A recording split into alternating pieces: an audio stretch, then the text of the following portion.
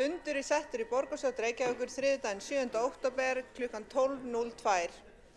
Forseti miðar við að umræða dagskrárliði fari fram að afgreiðslu fundargerða verði lokið eigi síður en 18:30 og mun þá bera upp frestunartillögu vegna þeirra dagskrárliða sem ekki hafa verið teknir fyrir. Einnig mun forseti nýta heimild að umræða sé ekki lengri en 2 tímar með vísan í 25. grein samþykktar stjórn Reykjavíkurborgar og fundarsköp borgarstjórnar. Eins hefur borist beiðni að fresta máli 2 á dagskrá og telst það samþykkt ef enginn hreyfir mótmælum. Forseti hefur jafnframt ákveðið að sameina umræðu mál nr. 3 og 7 á útsendu dagskrá sem eru umræðu áfangaskil stýrihóps umbætur í náms- og starfsumhverfi leikskóla að beiðni samstarfsflokkanna og umræðu tillögur að umbótum í náms- og starfsumhverfi leikskóla að beiðni borgarfulltrúa Framsóknarflokksins. Og telst það samþykkt ef enginn hreyfir mótmælum. Forseti gerir þessar breytingar á dagskrá með vísan til heimilda sinna í 18. grein og samþykktar stjórn Reykjavíkurborgar og fundarsköp borgarstjórnar. Þá gengið til fyrsta liðar á dagskrá sem tillaga borgarfulltrúa Samfylkingarinnar, Pírata, Sósíaldemókrata Íslands, Flokks fólksins og Vinstri grænna íbúðakjarna í uppbyggingaráætlun 2026. Fyrst til að taka til máls borgarfulltrúan Sanna Magdalena Mörtudóttir.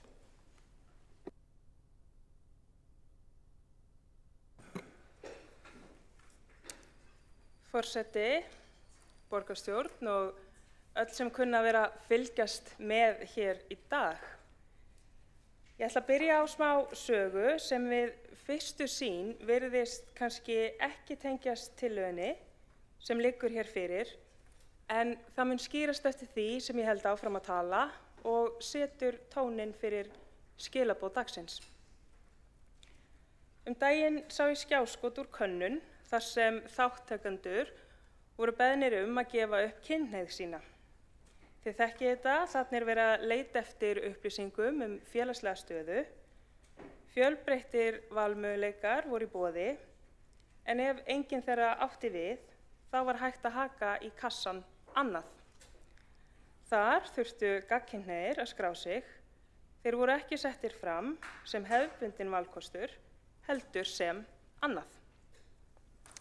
Þetta ólíkt því sem við þekkjum úr könnunum, en með þessu var sennilega leitast við að snúa ráðandi normi við. Til að sýna fram á hvað það skrítið þegar það ekki gert ráð fyrir ákveðnum hópi, hversu útilokandi það getur verið þegar hann ekki sjálfkrafa útgangspunktur í viðmiðum. Ég nefni þetta sem dæmi til að sýna þessi staða á víða við.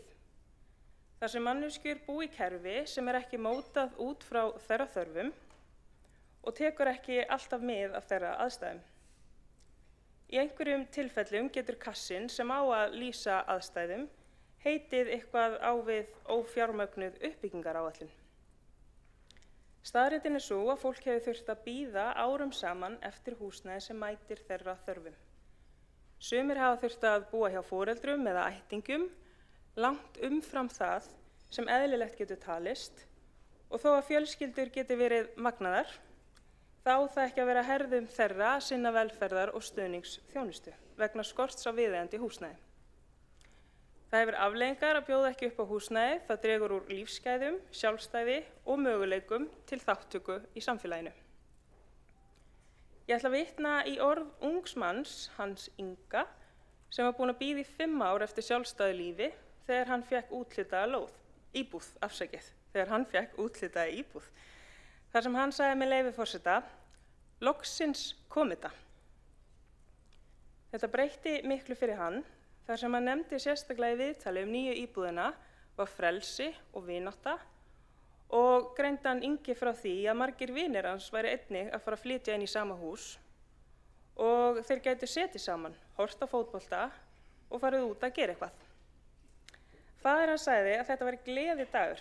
Þetta þýddi að hann gæti búið einn og þyrfti ekki að vera inni á foreldrum. Viðeigandi húsnæði grundvöllur mannsemandi lífs, ekki bara fyrir einstaklingin sjálfan, heldur allt fólkið í kringum hann. Þegar húsnæðisstaða óviðeigandi, þá hefur það áhrif víða á fjölskyldur, þjónustukerfi og að samfélagið allt. Þess vegna afar ánægjulegt að mæla fyrir þessari tillögu hér í dag að setja fjármuni í mikilvæga uppbyggingu húsnæðis fyrir fatlað fólk. Líkt og kemur fram í yfirlýsingu okkar samstarfsflokka, þá þarf að tryggja mannréttindi allra hópa í samfélaginu og jafnt aðgengi þeirra að borginni og þjónustu hennar. Við þurfum að tryggja viðeigandi stuðning við fatlað fólk, meðal annars með uppbyggingu húsnæðis sem mætir þeirra þörfum. Í dag tökum við mikilvægt skref. Við leggjum til að verja fjármunum þannig að 2 íbúðakjarnar fyrir fatlað fólk verði teknir í notkun árið 2026 samkvæmt uppbyggingaráætlun Reykjavíkurborgar. Rekstrarkostnaður þeirra nemur allt að 765 milljónum króna á ársgrundvelli. Lagt til að borgarstjórn samþykki að gera ráð fyrir þessum fjármunum í fjárhagsáætlun ársins 2026. Þetta annars vegar íbúðakjarni að Nauthólsvegi og hins vegar íbúðakjarni í endurbættu Jöklaseli, samtals 14 íbúðir. Staðan þannig að miðað við að íbúðarnir í Jöklaseli muni flytja í Brekknaás á þessu ári og Jöklaselið verði gert upp og nýr kjarni settur þar á laggirnar. Þannig að ný starfsemi endurbættu húsnæði. Ég ætla aðeins að fara yfir sögu síðustu ára á þróun. Sveitarfélögin tóku við málaflokki fatlaðs fólks frá ríkinu árið 2011. Á þeim tíma byggu 219 einstaklingar í sértæku húsnæði fyrir fatlað fólk í Reykjavík og í lok árs 2016 þá voru 310 íbúðar í slíku húsnæði, en það ári áður en uppbyggingaráætlun var samþykkt. Í lok árs 2021 voru 489 íbúðar í húsnæði fyrir fatlað fólk í Reykjavík, þar af 133 íbúðar í húsnæði með stuðningi. Eftir að uppbyggingaráætlun húsnæðis fyrir fatlað fólk var samþykkt árið 2017, þá fengu 170 einstaklingar úthlutað húsnæði á tímabilinu 2017 til 2021. Síðan þá hefur íbúðum verið úthlutað í kjörnum og uppbyggingaráætlun verið endurskoðuð. Það síðasta sem var tekið í notkun var íbúðakjarni á Hádegisvegi árið 2024 og sama ár varð íbúðakjarnin að Laugavegi 105 einnig að veruleika. En hann hluti af uppbyggingu í tengslum við boð aðra búsetukosti, en í lögum þjónustu við fatlað fólk með langvarandi stuðningsþarfir nr. 38/2018, sem tóku gildi 1. október 2018, segir í bráðabirgðaákvæði nr. 2 með leyfi forseta: fötluðu fólki sem býr nú á stofnunum eða herbergjasambýlum skulu bjóðast aðrir búsetukostir samkvæmt lögum þessum og reglum settum samkvæmt þeim í samræmi við 9. grein. Tilvitnun lýkur. Reykjavíkurborg hefur samning Sameinuðu þjóðanna réttindi fatlaðs fólks að leiðarljósi í þjónustu við fatlað fólk og í honum felst viðurkenning á fjölbreytileika mannlífsins og því að fatlað fólk njóti mannréttinda til jafns við aðra.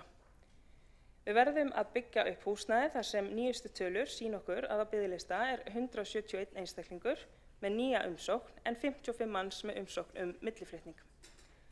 Það að segja sem hafa óskað eftir öðru húsnæði en þau eru í núna og margþættar aðstæður geta legið þar að baki. Fjölbreytt húsnæði þarf að vera til í öllum hverfum borgarinnar og við borgarþróun þá eigum við að taka mið af margbreytileika í íbúðasamsetningu. Að eiga aðgang á húsnæði, eiga sér heimili og öruggan samastað réttur hvers einstaklings. Í þessum tilfellum fjármagna félagsbústaðir steypuna og borgin veitir stuðninginn. Í borginni og starfsfólks leikskóla og draga sem mest úr því sem hefur kannski verið erfiðast fyrir foreldra að mæta undanfarin ár sem eru fyrirvaralausar lokanir deilda vegna mönnunarvanda og fáliðunar aðgerða. Með tillögunum notum við þá aðferðafræði að nýta fjárhagslega hvata til þess að stuðla að breytingum frekar heldur en boð og bönn eða róttækar breytingar sem að kollvarpi daglegu lífi fjölskyldna. Það engin almenn stytting sem á sér stað á opnunartíma leikskólana, en við hvetjum vissulega þá foreldra sem hafa svigrúm til að reyna að stytta vistunartíma barna sína og þar með taka þátt í því með okkur að minnka álag á starfsemina, auka fyrirsjáanleikann og í leiðinni fjölga samverustundum barna og forráðamanna þeirra. En ég legg áherslu á það, við áttum okkur fyllilega á því og sýnum því skilning að aðstæður fólks eru mismunandi og það ekki allir sem hafa aðstöðu til þess að gera verulega breytingar á sínum högum. Þess vegna sveigjanleiki innbyggður í tillögurnar og skilningur á mismunandi aðstæðum fólks.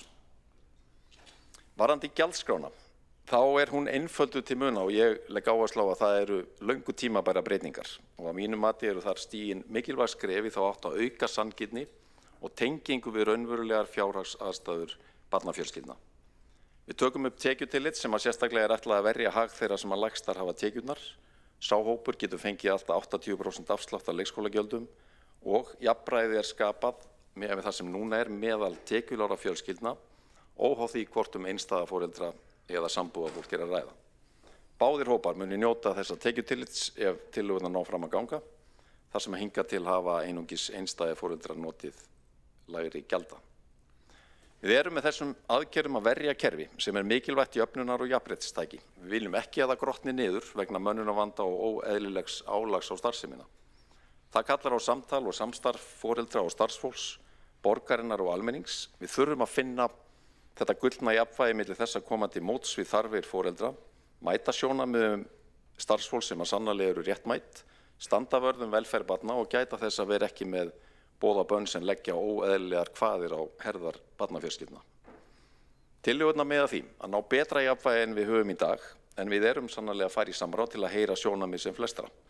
Og ég legg áherslu á það að þetta alvöru samráð, við ætlum að hlusta á allt sem að fram kemur, en leitum sérstaklega eftir sjónarmiðum sem eru lausnamiður sem velta upp öðrum útfærslum eða lausnum sem að þjóna þeim markmiðum sem ég nefndi í upphafi fyrirsjáanleika, stöðuleika í starfi og betri mönnunastöðu. Ég fagna því að tillögurnar hafa fengið mikla umræðu nú þegar og það bara gott. Ég vil þó segja eftir að hafa hlustað á oddvita Sjálfstæðisflokksins Hildi Björnsdóttur á Bylgjunni helgina að það mikill misskilningur á lausnin á málefnum leikskólana felist í einkavæðingu borgarrekinna leikskóla. Sjálfstætt reknir leikskólar lenda í rekstravanda, mönnunar, starfsmannavanda og húsnæðisvanda rétti eins og borgarreknir og þau eru ýmis dæmin frá allra síðustu misserum sjálfstætt rekna leikskóla sem að lent hafa í tvísýnni stöðu og á stundum hafa þeir þurft að leita á sér borgarina til að koma í veg fyrir að illa færi.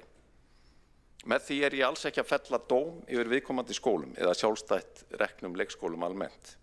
Hreint ekki, þeir gegna mjög mikilvægu hlutverki okkar kerfi og samstarfið við þá gengur alla jafna vel. En ég legg bara áherslu á það að blind trú á einkavæðingu mun engu skila í þessu efni, frekar en í aðdraganda bankahrunsins á sínum tíma. Forseti, borgarstjórn, að lokum þetta, óbreytt ástand ekki í boði, það ekki í boði að gera ekki neitt, það ekki í boði heldur að taka einhver hænuskref sem hafa lítil sem engin áhrif til góðs fyrir leikskólastarfsemina. Ég hef mikla trú á þessum tillögum, ég sannfærir og við að þær feli í sér gott tækifæri til brýnna umbóta fyrir leikskólana í borginni og við viljum stuðla breytingum sem að bæta starfsaðstæðurnar í leikskólanum okkar, bæði barnafjölskyldum og starfsfólki til hagsbóta. Við munum standa með leikskólanum okkar, við viljum tryggja að þeir verði áfram öflugar menntastofnanir fyrir börnin í borginni og ég vil sérstaklega í lokin þakka félögum mínum í stýrihópnum fyrir afburða gott samstarf, starfsfólki í skóla- og frístundasviðs fyrir vandaða og góða vinnu og hlakka til áframhaldsins. Við eigum ennþá mikilvægt verk að vinna. Þá hefur borgarfulltrúinn Skúli Helgason lokið máli sínu og næst á mælendaskrá borgarfulltrúinn Hildur Björnsdóttir.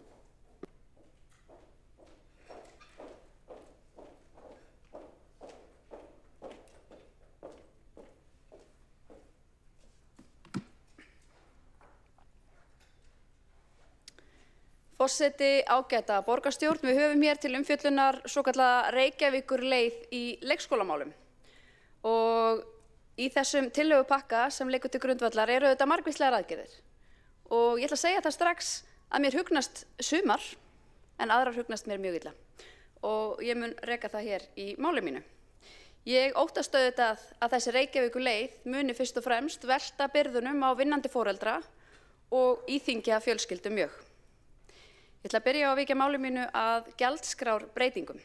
En leikskólagjöldin verða nú þau hæstu á höfuðborgarsvæðinu fyrir þau sem þurfa að nýta fulla vistun og njóta engra afsláttarkjara. Þetta breyting sem mun lenda auðvitað verst og þyngst á millistéttinni. Fólki sem að stofna hér fjölskyldu, að vinna baki brotnu að safna sér fyrir heimili og reyna að lifa sinn dag, það tekur á móti byrðunum sem þessi leið skapar. Breiðu bökin í þessum gjaldskrárbreytingum vegna þess að þær innihalda sannarlega afslætti og hér hafa fulltrúar meirihlutans hver á fætur öðrum lýst því að afsláttakerfið í tillögunum gerir ráð fyrir því að fólk verði gripið sem mest þurfi á aðstoð að halda. Og jú, ég get alveg verið sammála því að þeir sem verst standa, þeir fá afslætti og þeir eru varðir. En við skulum taka 2 dæmi breiðu bökin sem þessi meirihluti lítur á, fólkið í samfélaginu sem það lítur svo á að geti greitt hærri gjöld. Við getum annars vegar talað hjón eða sambúðarmaka sem hvort sig með 500.000 krónur í mánaðarlaun. Þetta fólk nýtur engra afsláttarkjara. Ég held við hljótum öll að vita að þetta eru ekki hátekjuhópur eða fólk sem getur mjög auðveldlega eða glatt tekið á sig 70% gjaldskrárhækkun fyrir fulla vistun. Ég get líka tekið dæmi einstætt foreldri sem með 800.000 krónur í mánaðarlaun. Það sá skurðpunktur. Það er í rauninni svo fjárhæð sem að þú vinnur þér inn að lágmarki til þess að missa út alla afslætti. Og ég veit ekki með ykkur en ég hef verið einstætt foreldri.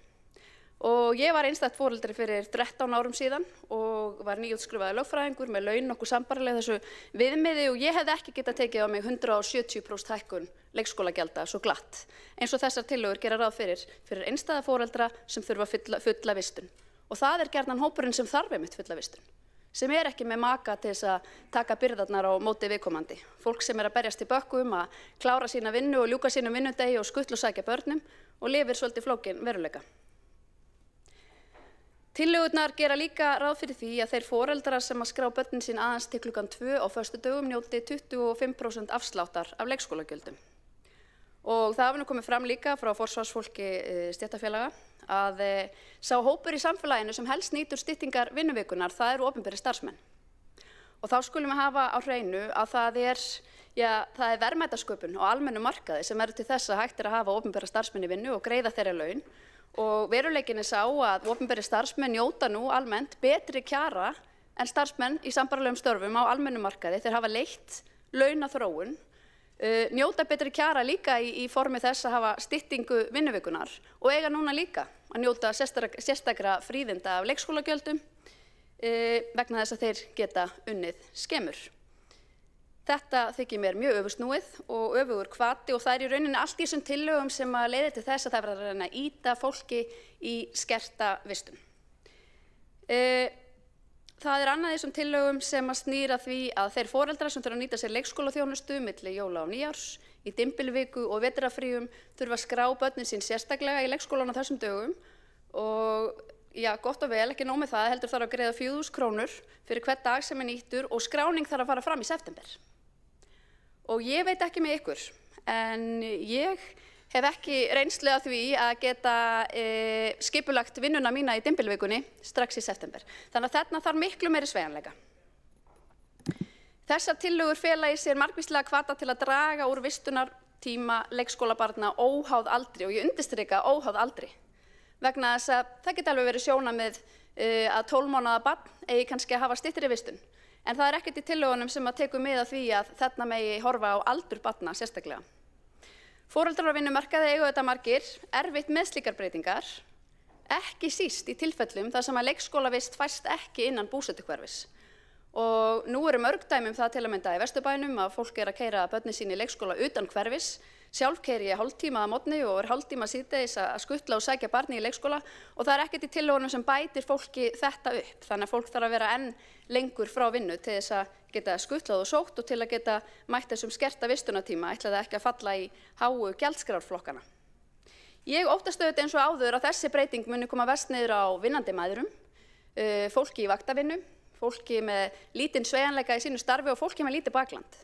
Og það getur verið fólk af erlendum uppruna sem ekki á stórfjölskyldu hér á landi eða fólk utan að landi jafnvel sem ekki með fjölskylduna hérna í borginni eða á höfuðborgarsvæðinu. Það skýtur endar svolítið skökku við og rýma kannski svolítið við þessar tillögur að meirihluti sem leiddur á 5 konum skuli bera á borð tillögur sem að koma sennilega verst niður á konum og þá má rifja upp að á 50 ára afmæli kvennafrídagsins 24. október næstkomandi, hvað hefur verið skipulagt? Jú, upphaf vetrarleyfa grunnskólana. Þannig að konur sem ættu að taka sér kvennafrí frá störfum á kvennafrídaginn, þær munu sennilega sitja fastar heima að sinna hefðbundnum kvennastörfum í upphafi vetrarleyfa grunnskólana, hugað sínum börnum. Þetta auðvitað ákveðin öfugmæli. Nú, hérlendis dvalartími barna á leikskólum svo hæsti á Norðurlöndum. Þetta kemur oft fram þegar í umræðunni. En það sjaldan nefnt að í þessu samhengi að hérlendis atvinnuþátttaka kvenna eins og mesta í heiminum. Jafnrétti mælist hvergi meira en hér á landi og dettur engum í huga að hér sé beint samhengi. Að staða jafnréttismála hér á landi sé með þessum hætti vegna þess að við höfum þennan ríka aðgang að leikskólavist sem okkur þó finnst auðvitað ekki nægur með að við biðlistavandann. Nú, Skúli Helgason gerði lítið úr gagnrýni okkar sjálfstæðismanna í ræðu sinni hér áðan og vísaði þá til umræðu styttingu leikskóladagsins á síðasta kjörtímabili og varnaðarorða okkar það að styttingin myndi koma verst niður á vinnandi mæðrum og þessum hópum sem ég nefndi áðan. Nú, hann lýsir svolítið frati í þau varnaðarorð og talar eins og þau hafi ekki raungerst vegna þess að fólk hafi ekki nýtt sér þennan eina skóla í hverju hverfi sem var opinn lengur. Og þá vil ég bara nefna, fyrst við erum nú alltaf að tala hér hagsmuni barna, að það mikið rót og rask og í rauninni áfall fyrir barn að skipta leikskóla og foreldrar gera það ekki að gamni sínu. Þannig að það að fólk hafi ekki gert þetta í stórum stíl ekki til marks það að konur hafi ekki borið byrðarnar af þessari breytingu og það væri áhugavert að fá það reyndar mælt. Nú, ég vil að lokum nefna að ég alveg sammála því að við þurfum auðvitað að bæta starfsaðstæður á leikskólum og leikskólavandinn í grunninn mönnunarvandi. Það kemur fram í tillögunum að það þurfi að endurskipuleggja leikskóladaginn, faglegt starf fari fram 5–6 tíma yfir daginn og það rímar við það sem við höfum talað fyrir að leikskólastarfi sé skipulagt í samræmis við grunnskólan. Ég held að sé mikilvæg aðgerð og ég styð hana. Ég hefði viljað sjá hana útfærða betur og ég vona að það gerist núna í framhaldinu. En sömuleiðis verður auðvitað mjög mikilvægt að tryggja heilnæmt skólahúsnæði. Það 10% veikindahlutfall á leikskólum borgarinnar og þar vafalaust spilar inn í ástand á skólahúsnæði sem hefur leitt til veikinda hjá bæði börnum og starfsfólki. En við verðum líka að bæta aðstæður barnafólks í Reykjavík. Fæðingartíðni hefur aldrei verið lægri, fólk að fresta barneignum og fleiri kjósa hreinlega eignast ekki börn. Og það mjög áhugavert að frá árinu 1998 þrátt fyrir fólksfjölgun í Reykjavík næstum 30%, þá hefur börnum 6 ára og yngri fækkað 10%. Börnum á sama aldri hefur fjölgað 44% í nágrannasveitarfélögum. Hvað segir þetta okkur? Nágrannasveitarfélög hafa staðið sig bæði betur í leikskóla- og daggæslumálum en líka í húsnæðismálum og þetta eru málin sem skipta ungar fjölskyldur máli. Fólk að kjósa með fótunum. Þannig að við þurfum að tryggja miklu barnvænni borg og höfuðborg þar sem fólk velur að búa á meðan það stofna til fjölskyldu og velur að búa áfram til lengri framtíðar í gegnum öll æviskeiðin. Og auðvitað engin ein töfralausn við leikskólavandanum. Það höfum við aldrei sagt. Ég hef farið yfir þær 2 aðgerðir sem okkur finnst skipta langmestu máli til að laga starfsumhverfið. Hér enginn að tala að einkavæða leikskólana og vinstri menn rugla oft saman einkarekstri og einkavæðingu, það 2 ólíkir hlutir. Við hins vegar erum til í að fjölga sjálfstætt starfandi leikskólum í borginni og teljum það geta verið hluta af lausninni. Við viljum að hér verði opnaðar daggæslur, mögulega á vinnustöðum, á stórum vinnustöðum sem hafa áhuga á því eins og Arion banki hefur gert. Við erum opin fyrir samtali við stór fyrirtæki á borð við Alvotech sem vilja opna hér leikskóla. Við erum opin fyrir því að skólafólk hafi áhuga á því að opna sína eigin sjálfstætt starfandi leikskóla. Við þurfum miklu fjölbreyttari lausnir, við erum líka opin fyrir heimgreiðslum að þeir foreldrar sem geta hugsað sér að dvelja nokkra mánuði lengur heima með börnum sínum í kjölfar orlofs geti valið að gera það. Við horfumst í augu það að fjölskyldur eru ólíkar og þær eru fjölbreyttar og það ekki ein lausn sem hentar þeim öllum. Þannig að lausnin mun felast í fjölbreyttum leiðum, ekki einni töfralausn, heldur úrvali valkosta fyrir fjölskyldur í borginni sem eru jafn ólíkar og þær eru margar. Hildur Björnsdóttir, borgarfulltrúi, hefur lokið máli sínu við röðin á mælendaskrá. Þá ljáðist að gera ráð fyrir því að borgarfulltrúin Einar Þorsteinsson einn frummælanda, beðist þér velvirðingar á því og tekur hann þá til máls. Borgarfulltrúin Einar Þorsteinsson.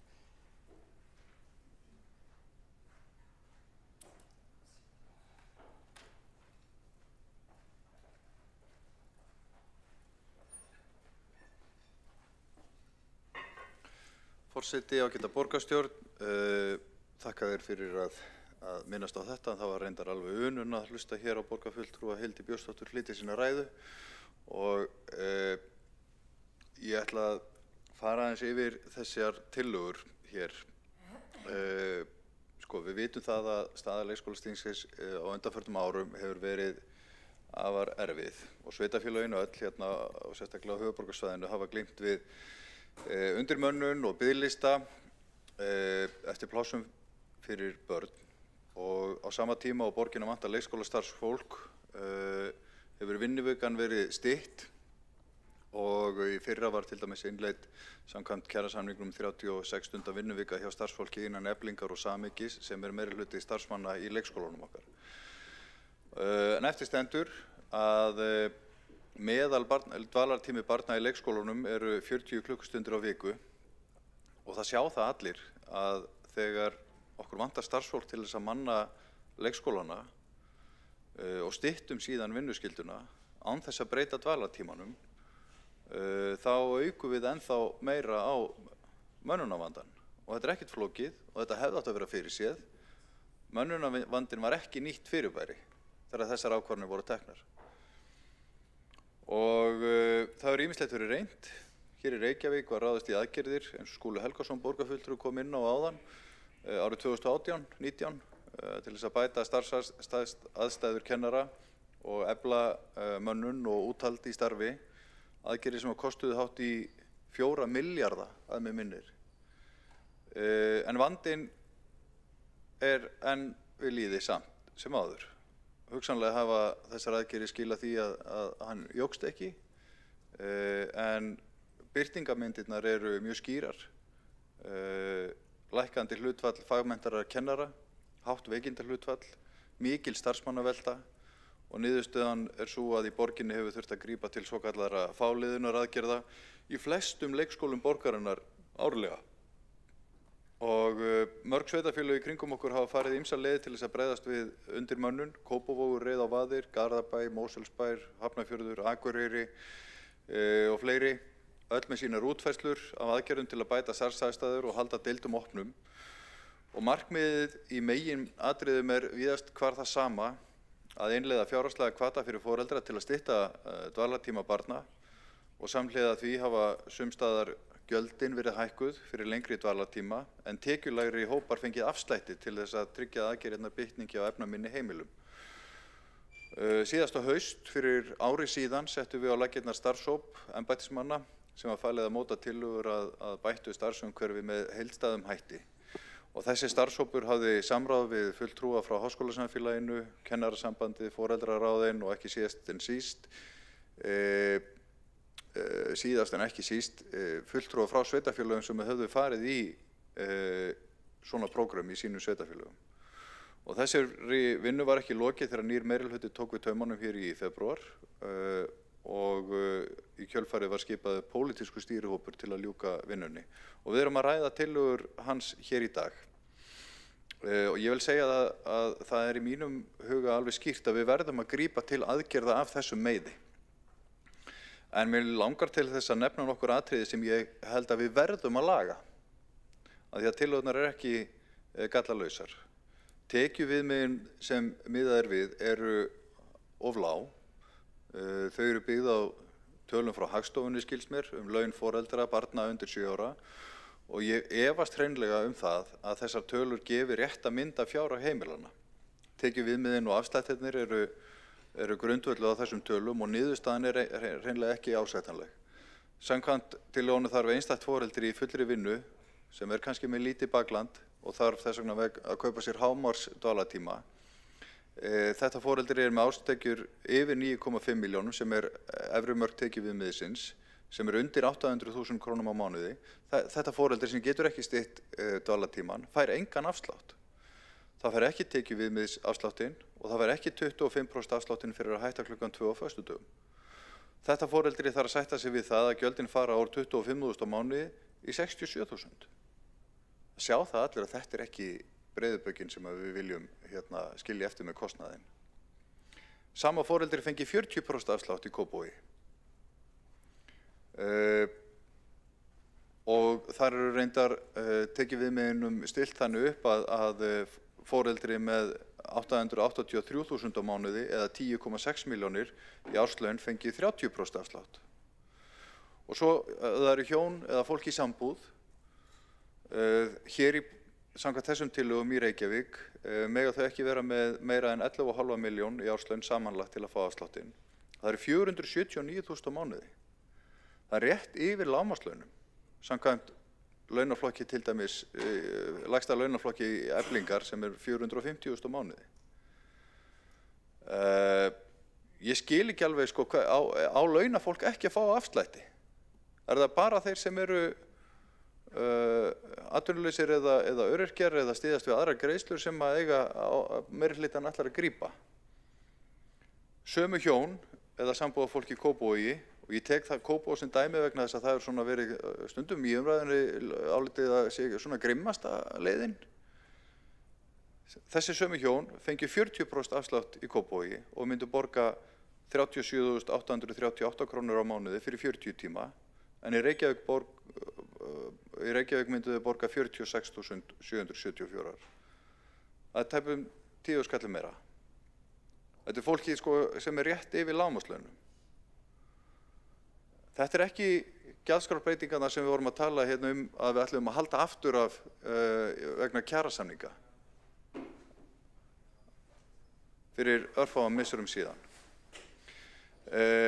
Reyndar með að þessi hjón í Kópavogi vera með 570 skall á mánuði þar til að þau detta í 30% afslátt og greiða þá 42.000 krónur, en eru ennþá með ódýrara gjald, þrátt fyrir að vera með 90.000 krónum hærri tekjur á mánuði en hjónin í Reykjavík. Og það ekki fyrir en að tekjurnar eru komnar upp í tæp 600.000 á mánuði eða 14.225.000 á ári samanlagt, að gjaldi nær sömu upphæð og foreldrarnir í Reykjavík með 11,5 milljónuna þurfa að greiða, 46.500. Það munar 2,7 milljónum í árslaun. Þannig að við sjáum það bara, þegar við förum aðeins ofan í tekjuviðmiðin og hvernig afslættirnir reiknast inn, að hér verið að ganga allt og hart framgagvart fjölskyldunum í borginni. Og það alveg hægt að laga þetta. Ég nefni þetta vegna þess að ég tel að við þurfum að ráðast í aðgerðir með því sama markmið og önnur sveitarfélög til þess að draga á ráðlaginu inn á leikskólanum. Og ég heyri að það ákall innan úr þessari starfsstétt og ég held að við eigum að hlusta á þau. En útfærslan á tekjuviðmiðunum og afsláttunum ekkert útfært af leikskólakennurum. Þeir hafa engar skoðunar á því. Þetta okkar verk hér í borgarstjórn, hvernig við útfærum það. Og annað sem ég vil nefna bara sveigjanleikinn í kerfinu eða í þessum tillögum, sko, hvernig hvatinn til styttingar innleiddur hér í borginni.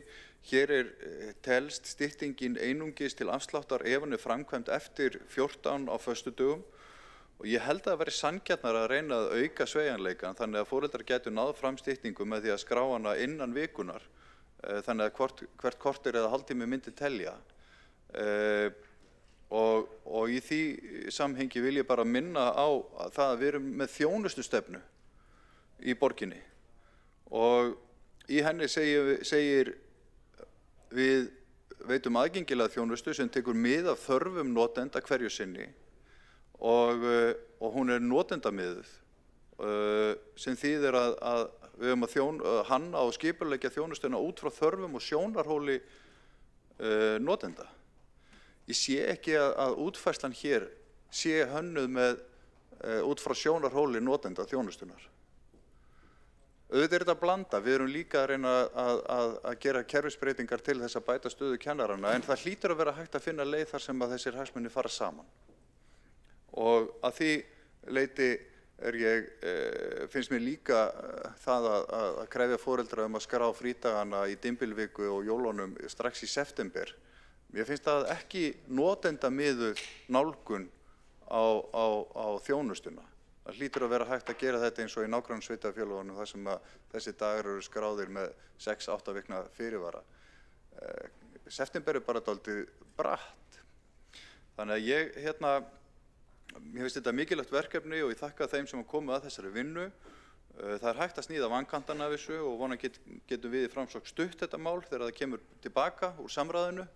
Og vonandi hefur málið þá tekið breytingum í takt við okkar athugasemdir og annarra hér í borginni. Takk fyrir.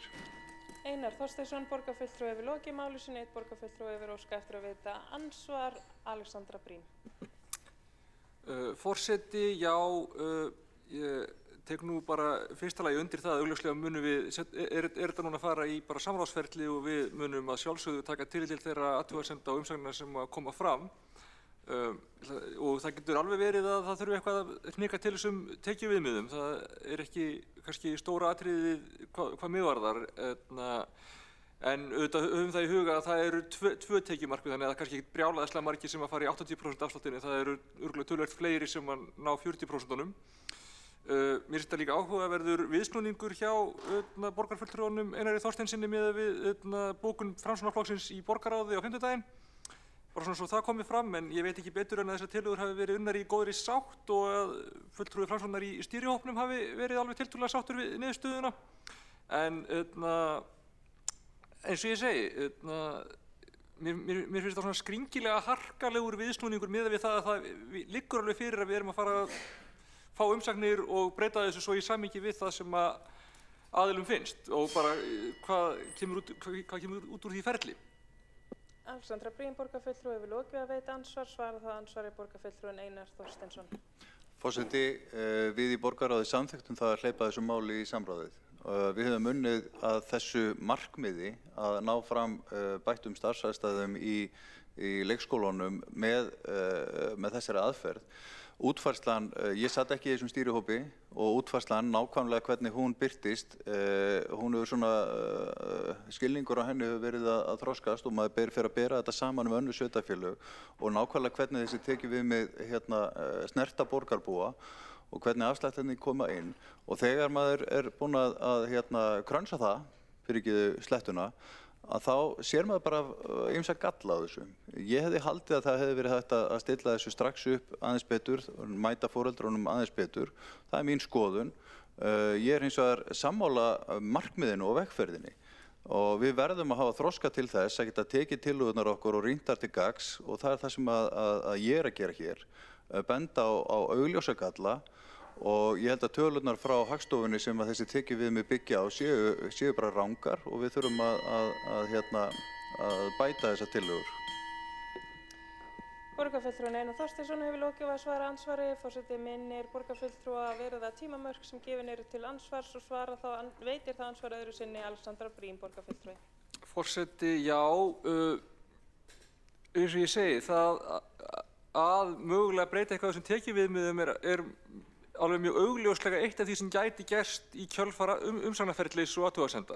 Þannig að, hvað segir maður, það að fara í mjög mikla neikvæðni gagnvart tillögunum í ljósi þessi, sérstaklega vitandi það að ég og borgarfulltrúin Einar Þorsteinsson skiljum bæði þessar áhyggjur af starfsumhverfinu, af mönnuninni, af því að búa til fyrirsjáanleika, af því að þurfi ekki að vera með einhverjar tiltölulega illa undirbúnar lokanir út af álagi og eitthvað svoleiðis. Við skiljum þetta öll og þetta er eftir mikla vinnu stýrihópsins ein af skýrustu leiðunum til þess að reyna að ná þessu markmiði án þess að þó skerða þjónustu sem fólk raunverulega þarf á að halda og að því að við viljum ekki fara sömu leið og Kópavogur þar sem að fólk eitthvað að rembast við að reyna að halda síðan 30 klukkustunda þá snýst þetta meira að umbuna það sem að fólk getur gert í að draga á skráningu og ég tel að við séum að koma til móts við það líka með tekjuviðmiðunum. Alexandra Briem, borgarfulltrúi, hefur lokið að veita ansvar öðru sinni, svara þá ansvari. Borgarfulltrúin Einar Þorsteinsson. Forseti, já, við héldum bara strax til haga í borgarráði í bókun að við hefðum áhyggjur af því að þessar aðgerðir, þessar tillögur gengu of hart fram gagnvart foreldrunum í borginni. Þannig að það er engin viðsnúningur þar. Mér finnst það bara liggja í augum uppi að þegar við berum saman Reykjavíkurmódelið og svo hið harkalega Kópavogsmódel sem að stundum talað hér í þessum sal, og þá erum við að ganga lengra þegar kemur að gjaldtökunni. Það er þyngri vöndur á foreldra sem ekki stytta heldur en í Kópavogi. Og ég bara trúi því varla að þessi meirihluti hér sem hefur nú frekar verið gagnrýninn á þessar útfærslur vilji ganga lengra heldur en Kópavogsmódelið. Það kemur mér verulega óvart og ég er ekki þar. Ég held við þurfum að móta afslættina þannig að þeir grípi fleiri heimili. Einar Þorsteinsson, borgarfulltrúi, hefur lokið að veita ansvar öðru sinni, telst á ansvörum lokið undir þessari ræðu og næsta mælendaskrá er Helga Þórðardóttir, borgarfulltrúi.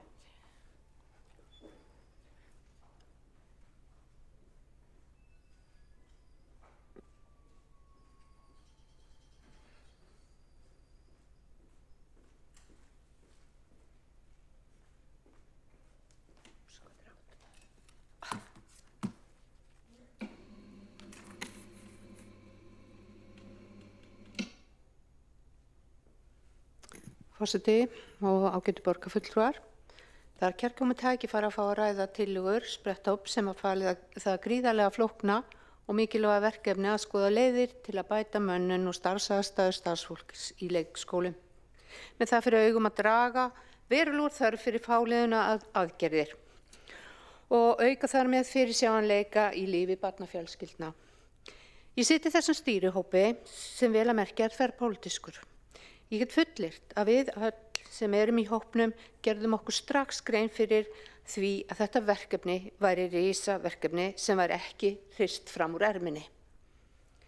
Við sem höfum setið í borgarstjórn þetta kjörtímabil vitum að mannekla er einn helsta áskorunin þegar kemur að uppbyggingu leikskólakerfisins. Foreldrar og leikskólastjórar hafa sent ítrekuð áköll til borgarfulltrúa vegna manneklu og að það þurfa að loka deildum með litlum fyrirvara sem veldur mikilli streitu fyrir foreldra og starfsfólks. Við í stýrihópnum áttum góð samtöl við leikskólastjóra og ákallið frá þeim að bæta starfsumhverfið var knýjandi.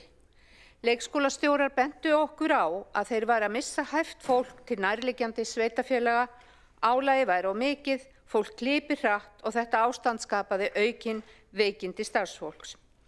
Strax í upphafi þá sáum við að það hafði verið unnar fjöldi skýrsla og margir hópar starfað með allskyns tillögur að úrbótum. Við rýndum þessa skýrslur og við komum okkur saman að nú væri komin tími til aðgerða. Við vorum staðráðin í því að okkar vinna færi ekki í enn eina skýrsluna, heldur nú væri runnin upp tími, efnda og framkvæmda. Við ákváðum að forgangsraða verkefnum. Brýnasta verkefnið var að bæta mönnun og starfsaðstæður til að tryggja börnum öruggt og uppbyggilegt námsumhverfi og skapa gott vinnuumhverfi fyrir starfsfólk. Starfsaðstæður í leikskólum hefur ekki verið gott og starfsmannaveltan of mikil og það hefur verið erfitt að laða að hæft starfsfólk eins og vinnuumhverfið er í dag. Hvernig getum við gert starfsumhverfi betra? Jú, með því að minnka álag á starfsfólk og mögulega fækka þeim stundum sem börn velja í leikskóla. Við lögðum af stað í gríðarlega hugmyndavinnu hvernig við getum gert þetta. Við horfðumst í augu við þá staðreynd að vistunartími barna í leikskóla er sá lengsti í Evrópu. Það er því enn mikilvægara að búa börnum okkar örugt náms- og starfsumhverfi. Við rýndum hvernig önnur sveitarfélög höguðu sínum leikskólamálum. Í umræðinu undanfarið hefur hugmyndum okkar verið spyrnt við Kópavogsleiðina sem er mjög furðulegt, því við vorum allan tíma staðfest í því að fara ekki þá leið. Við ætlum að fara okkar leið sem byggðist fyrst og fremst á hvötum til að fækka stundum barna á leikskólum. Við viðurkennum á sama tíma að það get ekki allir stytt völ barna sinna og þess vegna bjóðum við áfram upp á langa vistunardaga, það er 42,5 stund. Að foreldrar hefðu val vistunartíman fannst okkur líka mikilvægt. Líka að verja barnmargar fjölskyldur en við sem við höldum áfram með. Og þá vil ég nefna að þetta með barnmargar fjölskyldur, við erum held í eina sveitarfélagi sem veit 100% afslátt og talandi Kópavog þá eru þau með 30%. Þetta fannst okkur gríðarlega mikilvægt og líka voru við sammála að standa vörðin þá sem stæðu höllumstum fæti í þjóðfélaginu. Mig langar nú að benda ykkur á þessa heimasíðu.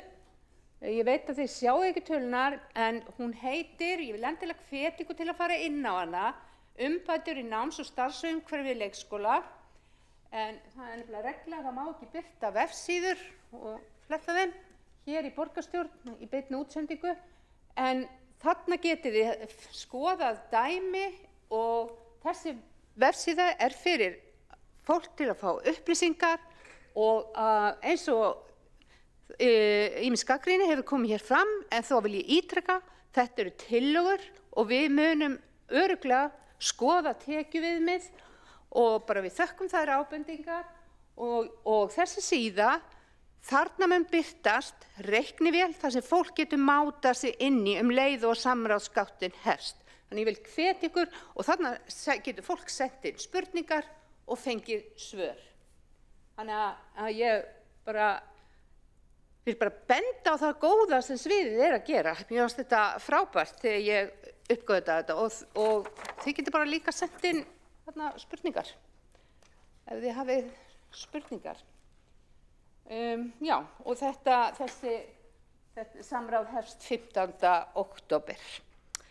En ég ætla ekki mig langar að ljúka þessu með því að fá að vitna í Facebook-færslu aðstoðar leikskólastjóra, þar sem hún segir frá erfiðum aðstæðum starfsfólk leikskólan og hverju síðastliðið haust, þar sem starfsfólk hljóp mjög hratt og þar endaði á því að hlaupa á vegg.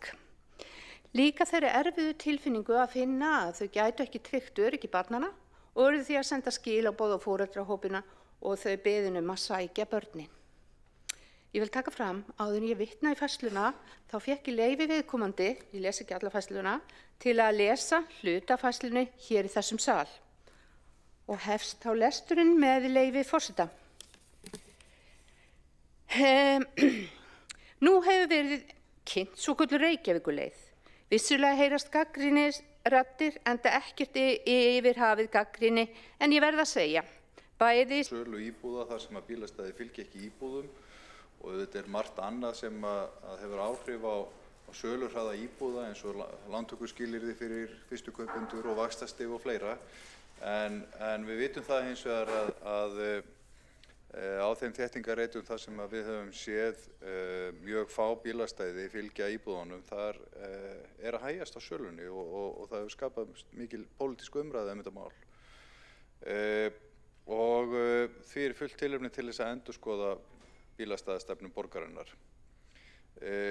Og svo eru vísbendingar það að íbúðir án bílastæða séu í auknum mæli seldar til fjárfestingafélaga sem að nýta þær í skammtímaleigu og það þróun sem við höfum oft rætt hér í borgarstjórnarsalnum að við viljum sporna gegn og þessi þróun dregur úr framboði á íbúðarhúsnæði fyrir fólk sem vil búa í borginni og í rauninni hefur þetta áhrif á samfélagsgerð hverfanna og grefur undan markmiðum borgarinnar að tryggja aðgengi að stöðu og öruggu húsnæði fyrir almenning. Og við erum hérna í borginni að móta framtíð íbúa og skylda okkar að huga að ólíkum þörfum. Fjölskyldubíllinn ennþá algengasti ferðamáti almennings, sérstaklega hjá fjölskyldufólki, eldri borgurum og svo þetta fólki með fötlun og þrátt fyrir að það sé mjög brýnt að efla almenningssamgöngur og hjólreiðar og innviði fyrir fjölbreytta og virka faramáta, þá held ég að við séum búin að ganga eins og langt á undanförnum árum. Þegar kemur að skipulagningu íbúðarhúsnæðis og of stíf bílastæðastefna dregur á endanum úr jafnræði og aðgengi fólks til þess að velja sér búsetu í hverfum Reykjavíkur. Þannig að við leggjum þetta til og þá kannski kann einhver að spyrja hvaða skipulagslegu aðstæður eru þið að tala hvaða fyrirvari við þessa tillögu. Og það vegna þess að við áttum okkur alveg á því að í borginni þá mikilvægt að draga úr notkun bifreiða, sérstaklega ef annar fararmáti í boði og það hefur verið að byggja upp mikilvægt almenningssamgöngukerfi, borgarlínu og hjólreiðastíga sem að tengjast þessu neti öllu. Og það geta alveg verið aðstæður þar sem að það mættu vera færri bílastæði nálægt borgarlínu en líka bara ef við viljum halda í grænsvæði eða gera ný grænsvæði, ef uppbyggingaraðilar vilja ekki gera fleiri bílastæði. Þannig að við erum ekki með einhverja fortakslausa kröfu það að það sé eitt bílastæði yfir hverja einustu íbúð. Við erum að segja að það sé heimild til þess að stilla upp slíkri ósk gagnvart borginni en síðan sé það samtal og samkomulag við borgina að semja fjölda bílastæða með tilliti til skipulagslegra aðstæðna. Og við náttúrulega höfum hérna inn í framtíðinni mikilvægt skipulag í Keldnalandinu og þar til dæmis erum við búin að leggja fram borgin tillögur mjög fá bílastæði per íbúa og eðlumál samkvæmt held ég að það verði nú einhvern veginn slegið af þeim stífu kröfum þar. Ég bara trúi ekki öðru með við viðbrögðum sem að það skipulag hefur fengið eða lýsingin á því.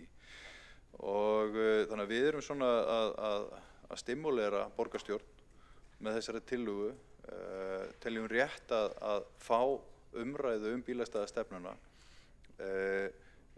Í henni til dæmis eins og reglurnar eru núna, þar erum við með ennþá að skipuleggja námsmannaíbúðir í úthverfum, bara upp í Grafarholti og upp í Breiðholti núna minnir mig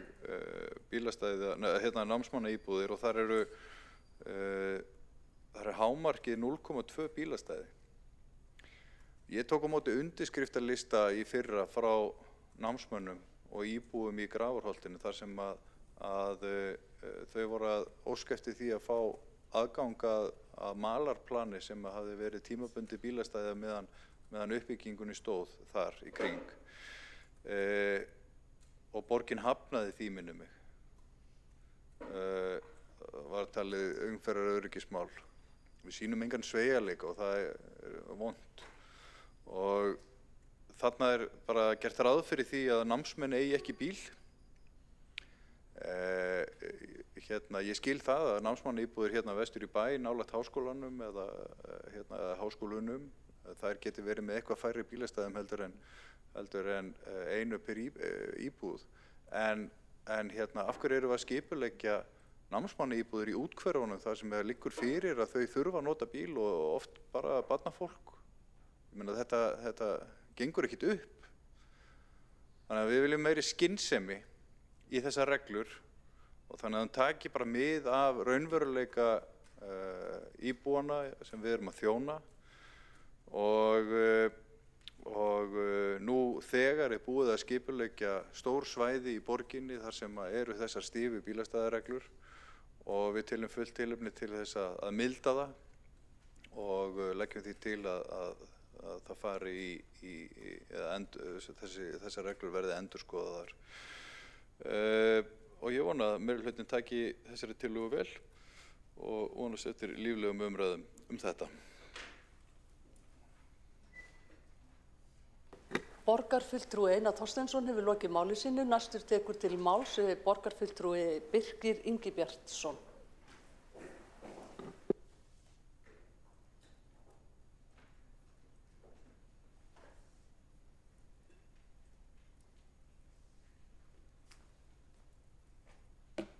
Borgarstjórn, ágætu borgarfulltrúar.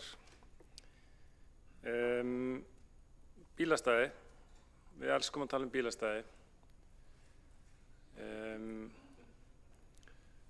Það rosalega mikið talað bílastæði, bara alls staðar og ég hef ekki kannski mikið gaman að það margir en þessi umræða bílastæðamálin í borginni, mér finnst hún stundum dálítið skrítin og mér finnst einhvern veginn oft eins og bílastæðin komi á undan því sem við viljum skapa í borginni. Við viljum auðvitað þurfum við bílastæði til þess að búa til gott borgarumhverfi og þannig að við vitum það auðvitað stór hluti allra samgangna fer fram á bílum. Það ég meina, ætli sé ekki 70–80% í stórum hluta borgarinnar og svona stærstu markmið gera ráð fyrir að hlutdeild bílasamgangna fari niður í 50%. Það þó niður í 50%. Þannig auðvitað þurfum við að gera ráð fyrir bílastæðum í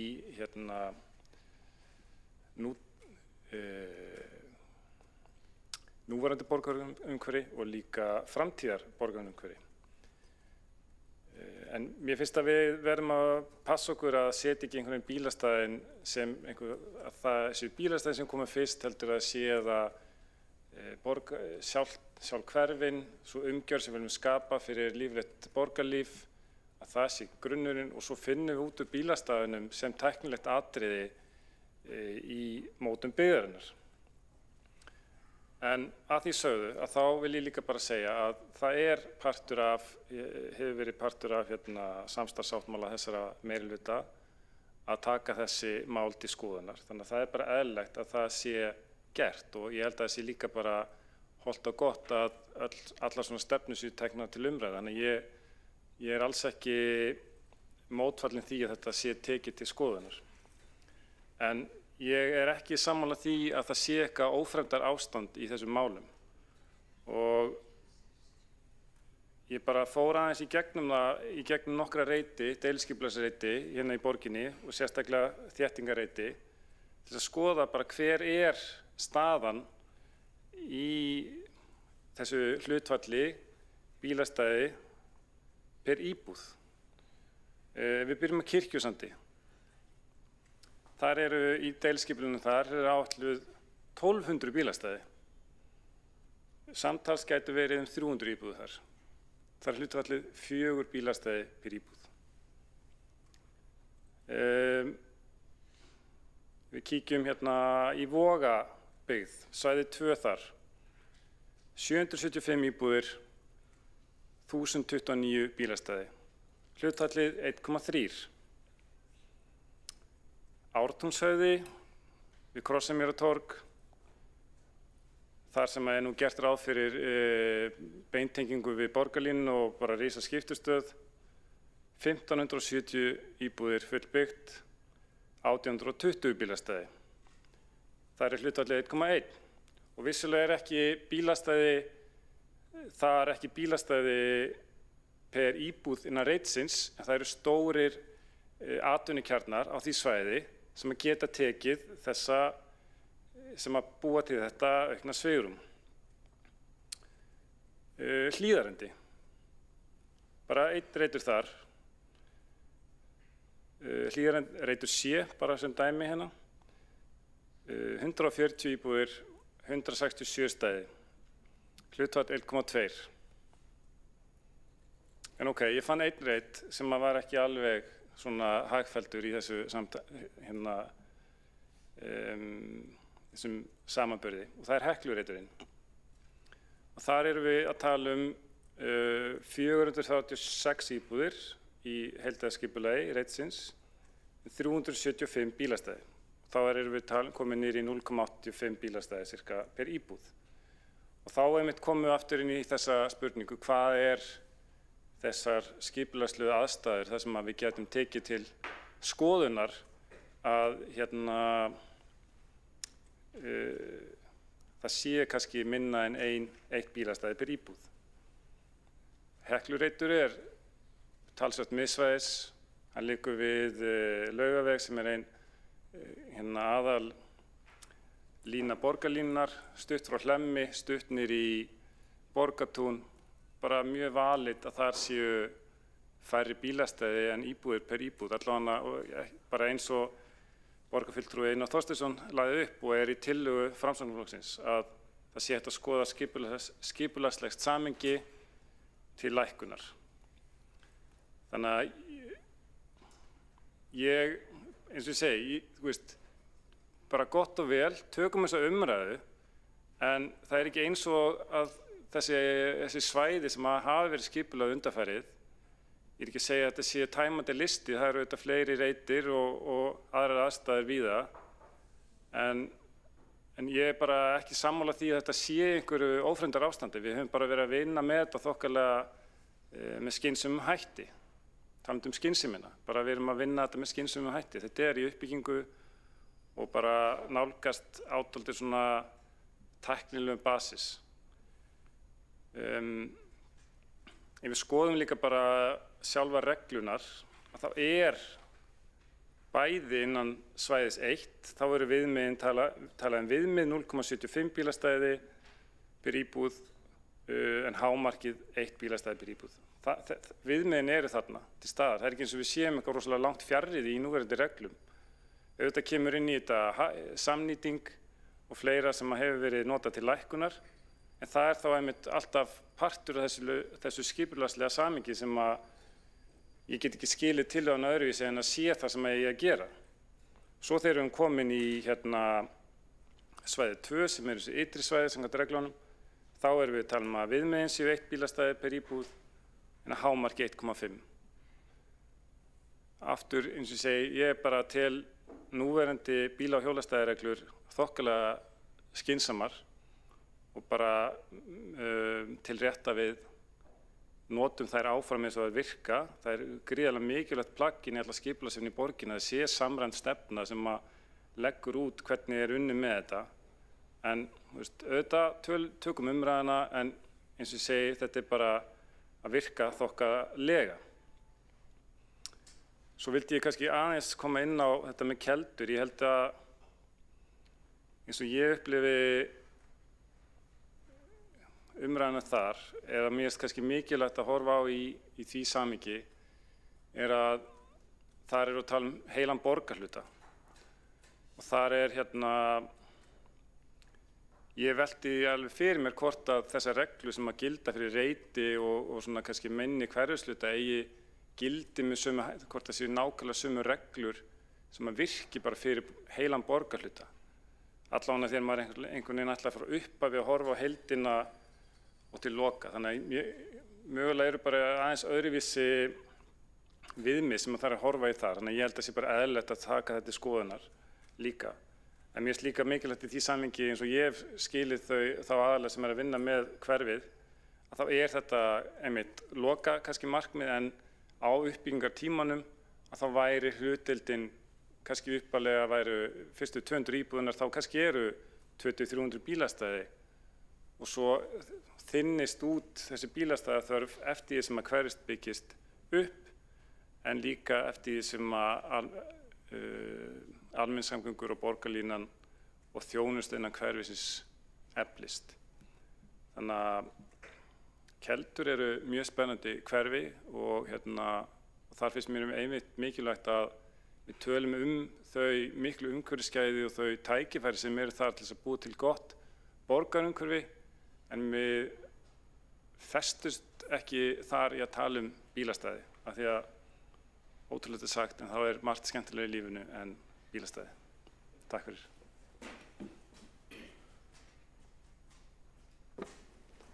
Borgarfulltrúi Birkir Ingibjartsson hefur lokið máli sínu. Einn borgarfulltrúi hefur óskað eftir að koma upp í andsvari. Það Magnea Gná Jóhannsdóttir. Já, forseti, ég þakka borgarfulltrúinu fyrir sína ræðu. Ég samla því að við eigum auðvitað ekki að festast í því að tala bílastæði. Það margt annað sem væri skemmtilega að tala En mér langaði að spyrja borgarfulltrúin hvað hann eigi við þegar við eigum að byggja og finna oss út úr bílastæðum sem tæknilegum atriðum. Og svo hvort að það sé eðlilegt að taka að tala sama tíma stæði fyrir atvinnustarfsemi og svo fyrir íbúðarhúsnæði þegar við erum að tala íbúðarhúsnæði og hvort þetta sé ekki ákveðin afleiðing á umræðinni því að þessi stæði nýtast ekkert alltaf íbúum og ýmsar kvaðir geta verið þær og svo þarf atvinnulífið líka stæði og margar verslanir og þjónusta virka ekki ef það ekki stæði í kringum þjónustuna. Og svo langaði mig líka að spyrja því að borgarfulltrúin segir hér að hann sé sáttur við viðmiðin. Það almenn sátt það að það sé 0,2 stæði í námsmannaíbúðum í stæði 2 og 2 herbergja íbúði í stæði 1 sem hámark 0,75 stæði að hámarki. Þetta góða reglur eða þurfi kannski aðeins að endurskoða þetta? Borgarfulltrúi Magnea Gná Jóhannsdóttir hefur lokið við að veita andsvar og svarar þá andsvari Birkir Ingibjartsson borgarfulltrúi. Já, ég þakka fyrir spurningarnar frá borgarfulltrúi Magneu Gná. Í fyrsta lagi kannski gagnvart atvinnuhúsnæði og íbúðarhúsnæði að þá eru viðmið regluna settar þannig upp að það verið að skoða hvernig samnýtingin getur verið milli atvinnu og íbúðarhúsnæðis. Ég held að það sé mjög eðlilegt að það sé gert af því að þar ertu með notkun á bílastæðasvæðum sem eru algjörlega svart og hvítt í rauninni. Þú ert með notkun að stórum hluta yfir nætur íbúðarhúsnæðum að meðan yfir daginn ertu með fyrir atvinnustarfsemina, þannig að þarna hefur bara sýnt sig að það góð samnýting á milli. Varðandi námsmannaíbúðir að þá, þú veist, ég held að það sé ekki stóra vandamálið í þessu samhengi og bara við getum bara að skoða það. Námsmannaíbúðir hafa flesta verið byggðar miðsvæðis. Borgarfulltrúi Birkir Ingi Björnsson hefur lokið við að svara andsvari. Þá veitir andsvar öðru sinni borgarfulltrúin Magnea Gná Jóhannsdóttir.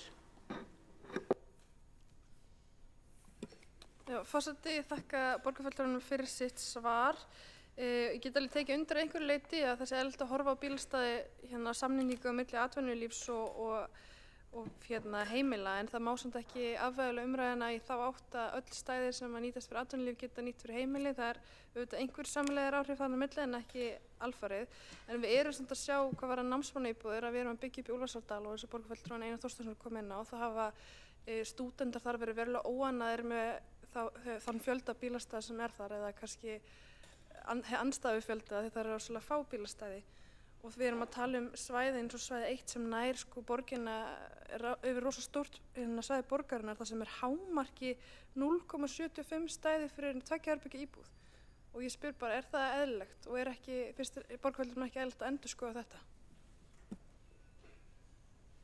Borgarfulltrúi Magnea Gná Jóhannsdóttir hefur lokið við að veita andsvar öðru sinni og þá svarar andsvari borgarfulltrúi Birkir Ingi Björnsson.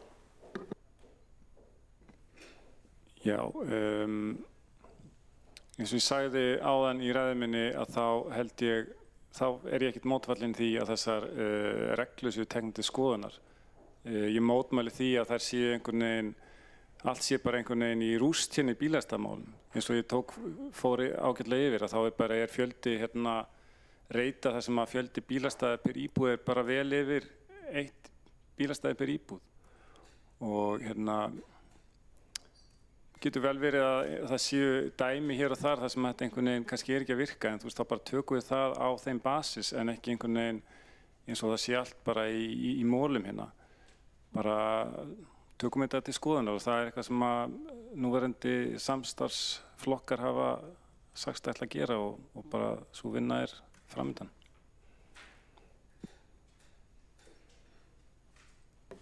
Borgarfulltrúi Birkir Ingi Björnsson hefur lokið við að svara andsvari og þá telst andsvörum lokið.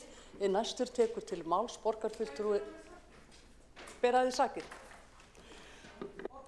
Borgarfulltrúin Magnea Gná Jóhannsdóttir óskar eftir að bera sér sakir. Gjörðu svo vel. Já, forseti, ég vildi bara koma til skila að ég hef aldrei sagt að það sé allt í rúst í bílastæðamálum í borginni eða allt í mólum, en við erum hérna hins vegar að ræða tillögu hvernig við getum lagfært ýmislegt í borginni, en það verður aldrei verið málflutningum að allt sé rúst eða móli í bílastæðamálum í borginni og ýmislegt með í laga. Borgarfulltrúi Magnea Gná Jóhannsdóttir hefur lokið við að bera sér sakir og þá tekur næstu til máls borgarfulltrúi Aðalsteinn Haukur Sverrisson.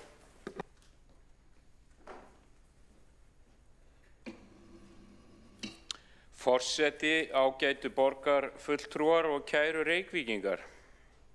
Undanfarið hafa birst áhugaverðar greinar í fjölmiðlum þar sem fullyrt að Reykjavík sé meðal dreifðustu höfuðborga Evrópu. Þá á víst að vera rök fyrir því að við eigum að þétta meira, byggja íbúðir án bílastæða og endurskilgreina borgina sem einhvers konar norrænu útgáfu af Amsterdam eða Kaupmannahöfn. Ég verð að viðurkenna að þetta hljómar fallega á pappír. Það er bara eitt vandamál. Við búum í Reykjavík á Íslandi. Í Kaupmannahöfn getur þú hjóla til vinnu nánast allan ársins hring nema kannski 2 daga þegar það rignir of mikið fyrir regnhlífina. Í Reykjavík kallar það bara á hjól með vetradekk, vindhlíf, snjóplóg og smá kraftaverk. Og við þurfum að horfast í augu við aðstæður okkar. Þétting og bíllaus lífstíl ekki ómöguleg hugtök, en þau verða byggjast á raunveruleika, ekki draumsýn. Já, Reykjavík dreifð, við búum á stórum bletti lands með fallegri náttúru, fjöllum, grænum svæðum og sjónum allt í kring. Það ekki vandamál, það hluti af því sem gerir borgin okkar einstaka. Það er ekkert gamaldags við það að fólk þurfi bíl til að komast á milli staða í borg sem spannar frá Úlfarsárdal til Skerjafjarðar og alla leið upp að Kjalarnesi. Það er einfaldlega eðlilegt í borg þar sem veturinn er dimmur og stormar fylgja hver öðrum. Þegar við lesum greinar sem hvetja til þess að fækka bílastæðum til að fólk læri að sleppa bílnum, þá gleymist eitt. Fólk á ekki bíla af því að það er gaman að finna stæði, það á bíla af því að það þarf á þeim að halda. Því jú, þetta snýst fólkið, ekki satt, ekki bíla. Fjölskyldur með ung börn þurfa að komast í leikskóla og skóla og íþróttir, eldri borgarar þurfa að geta farið til læknis eða í búð án þess að þurfa að ganga langar vegalengdir í hálku og kulda. Fatlaðir þurfa einfaldlega tryggt aðgengi að heimilum sínum og þjónustu. Fyrir þessa hópa er bílastæði ekki munaður, það er nauðsyn. Þess vegna er það ekki afturför að krefjast þess að hver ný íbúð hafi að minnstakosti eitt bílastæði. Þvert á móti er það ábyrg, mannleg og raunsæ ákvörðun.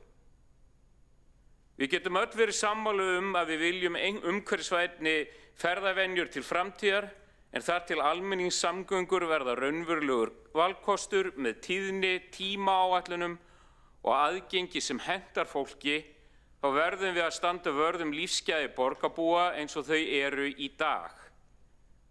Sumir vilja kalla þetta afturför, ég kalla þetta skynsemi.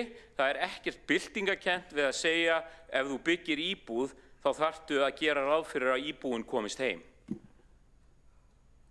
Við setjum kröfur glugga, loftræstingu og brunavarnir, bílastæði í sama flokki. Það er hluti af grunninnviðum sem gera borgina aðgengilega. Þetta snýst ekki að vera á móti almenningssamgöngum eða hjólröðum, alls ekki. Við höfum að fjárfesta í þeim og styrkja þær, en það má gera það án þess að refsa þeim sem þurfa á bíl í dag. Þess vegna leggjum við Framsókn fram tillögu þess efnis að Reykjavíkurborg skilyrði að hver ný íbúð sem byggð í borginni hafi að minnstakosti eitt bílastæði. Það er einföld, sanngjörn og mannleg krafa sem tekur mið af raunveruleikanum sem við lifum í dag. Reykjavík er ekki kaupmannahöfn, hún þarf heldur ekki að vera það. Við getum verið stolt af okkar eigin borg þar sem fólk kemst leiðar sinnar, hvort sem það hjólar, gengur, tekur strætó eða keyrir heim. Það heitir að byggja borg fyrir fólk, ekki hugmyndafræði. Ég ætla að fá að síðan að bregðast aðeins við bara út af því að hér var verið að vísa í tölur bílastæði og viðmið fjöldi bílastæða per íbúð. Þetta er náttúrulega bara afvegaleiðing að tala það að bílastæði og atvinnulóðum séu hluta einhverju hlutfalli bílastæði per íbúða. Þetta er bara akkurat, þetta er bara eitthvað svona að kasta ryk í augu fólks í samtalinu. Þetta er ekki eðlileg framsetning og bara að segja það í því talum, hvernig á þá að túlka það þegar að fólk er að ganga frá þessum atvinnubílastæðum eða á atvinnulóðum, labba heim í kulda, rigningu, hálku, hversu langt þarf það að labba? Þú veist, hvaða aðstöðu er fólk hvers konar ástandi er fólk til þess að geta gert það? Ef það er 50 ára, 60 ára, 70 ára, er það eðlilegt að telja þessa hluti inn í hlutfall íbúða? Bara alls ekki. Takk fyrir. Borgarfulltrúi Aðalsteinn Haukur Sverrisson hefur lokið máli sínu. Einn borgarfulltrúi hefur óskað eftir að veita andsvar. Birkir Ingi Björnsson.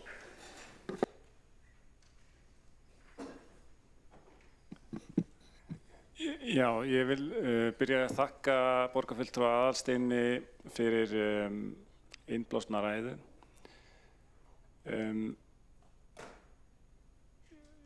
Í fyrsta lagi þá bara held ég að sé mjög eðlilegt að horfa til þess að það er ekki á reitum það sem eru samnýting á lóðum, bílastæðum, atvinnúsina íbúðir.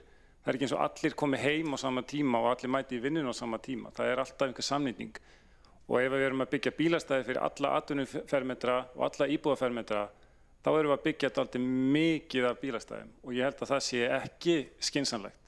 Þá þurfum við að byggja annarkvort færri íbúðir á hverjum reit eða minna atvinnuhúsnæði. Að lokum vildi ég kannski spyrja, tillagan gerir ráð fyrir 1 bílastæði per íbúð, en hvað er það í viðmiðunum núna sem að bannar það svo sé? Ég skil ekki alveg hvað þið vilja sérstaklega aukalega. Borgarfulltrúi Birkir Ingibjörnsson hefur lokið við að veita andsvar, þá svarar andsvari borgarfulltrúi Aðalsteinn Haukur Sverrisson. Ég þakka borgarfulltrúanum Birki Ingibjörnssyni fyrir spurninguna, forseti. Það stendur náttúrulega bara í greinargerðinni að það kemur fram tafla sem að borgin notar sem viðmið með við hvaða svæði, stærð íbúðar og fjölda íbúða, en svo líka bara er ágætt, fyrst þú opnar inn á þetta, að það hefur komið fram í fjölmiðlum, það hefur komið fram í samtölum sem ég hef átt við uppbyggingaraðila og fleiri, að bara íbúðir sem eru án bílastæða, þær eru bara ekkert að seljast, jafnvel. Og þá er spurningin, ef við ætlum að halda áfram þessari þróun, þú talar að þetta byrjar ekki í Keldnaholtinu nema kannski, eftir hún er búin að þróast, fyrstu 100-300 íbúðirnar verða kannski með bílastæði per hver eitt, en þegar hún er fullbyggð, þá eru gera áætlanir fyrir að það séu 4.000 íbúðar í Keldnaholtinu sem eru án bílastæði. Það eru hugmyndirnar sem eru í dag. Takk. Borgarfulltrúi Aðalsteinn Haukur Sverrisson hefur lokið við að svara andsvari og þá telst andsvörum lokið. Næstur tekur til máls borgarfulltrúi Björn Gíslason.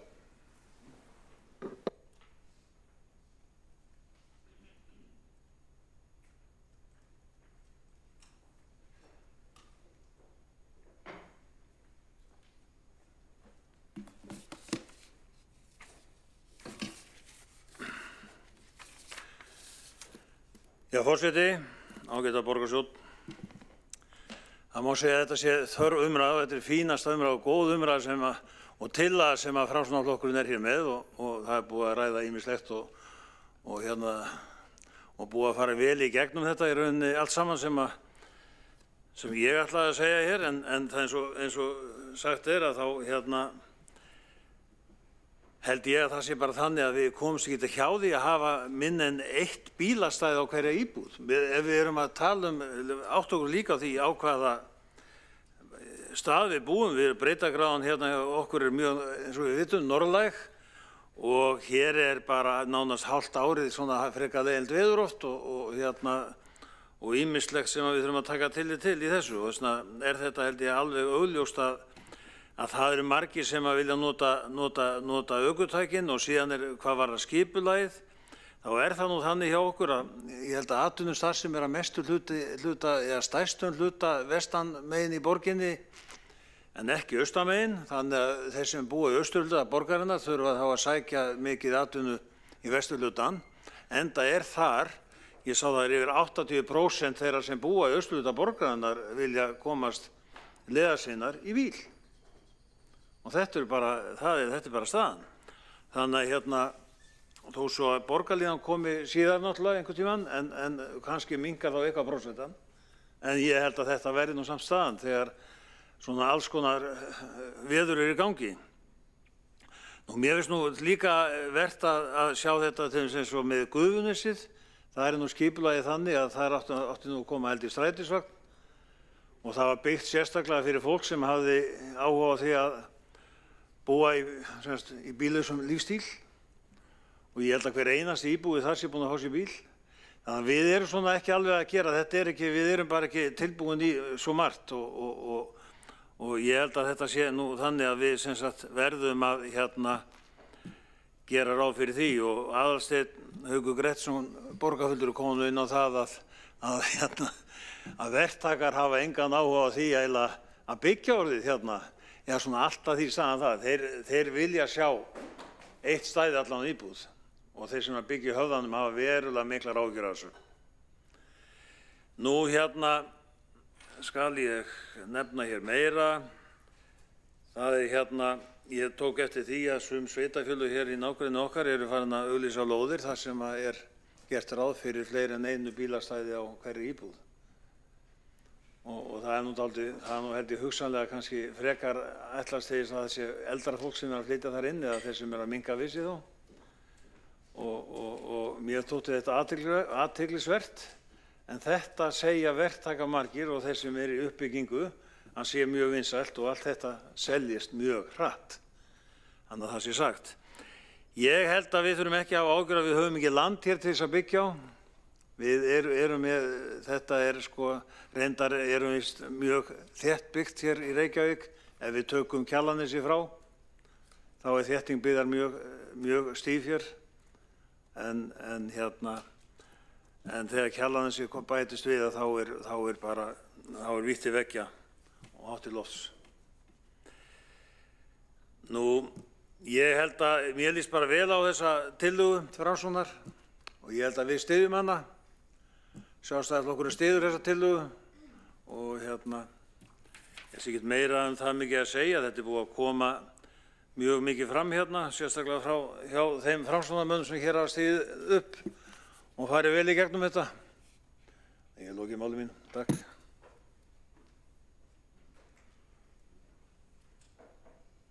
Borgarfulltrúi Björn Gíslason hefur lokið máli sínu. Næstur tekur til máls borgarfulltrúi Hjálmar Sveinsson.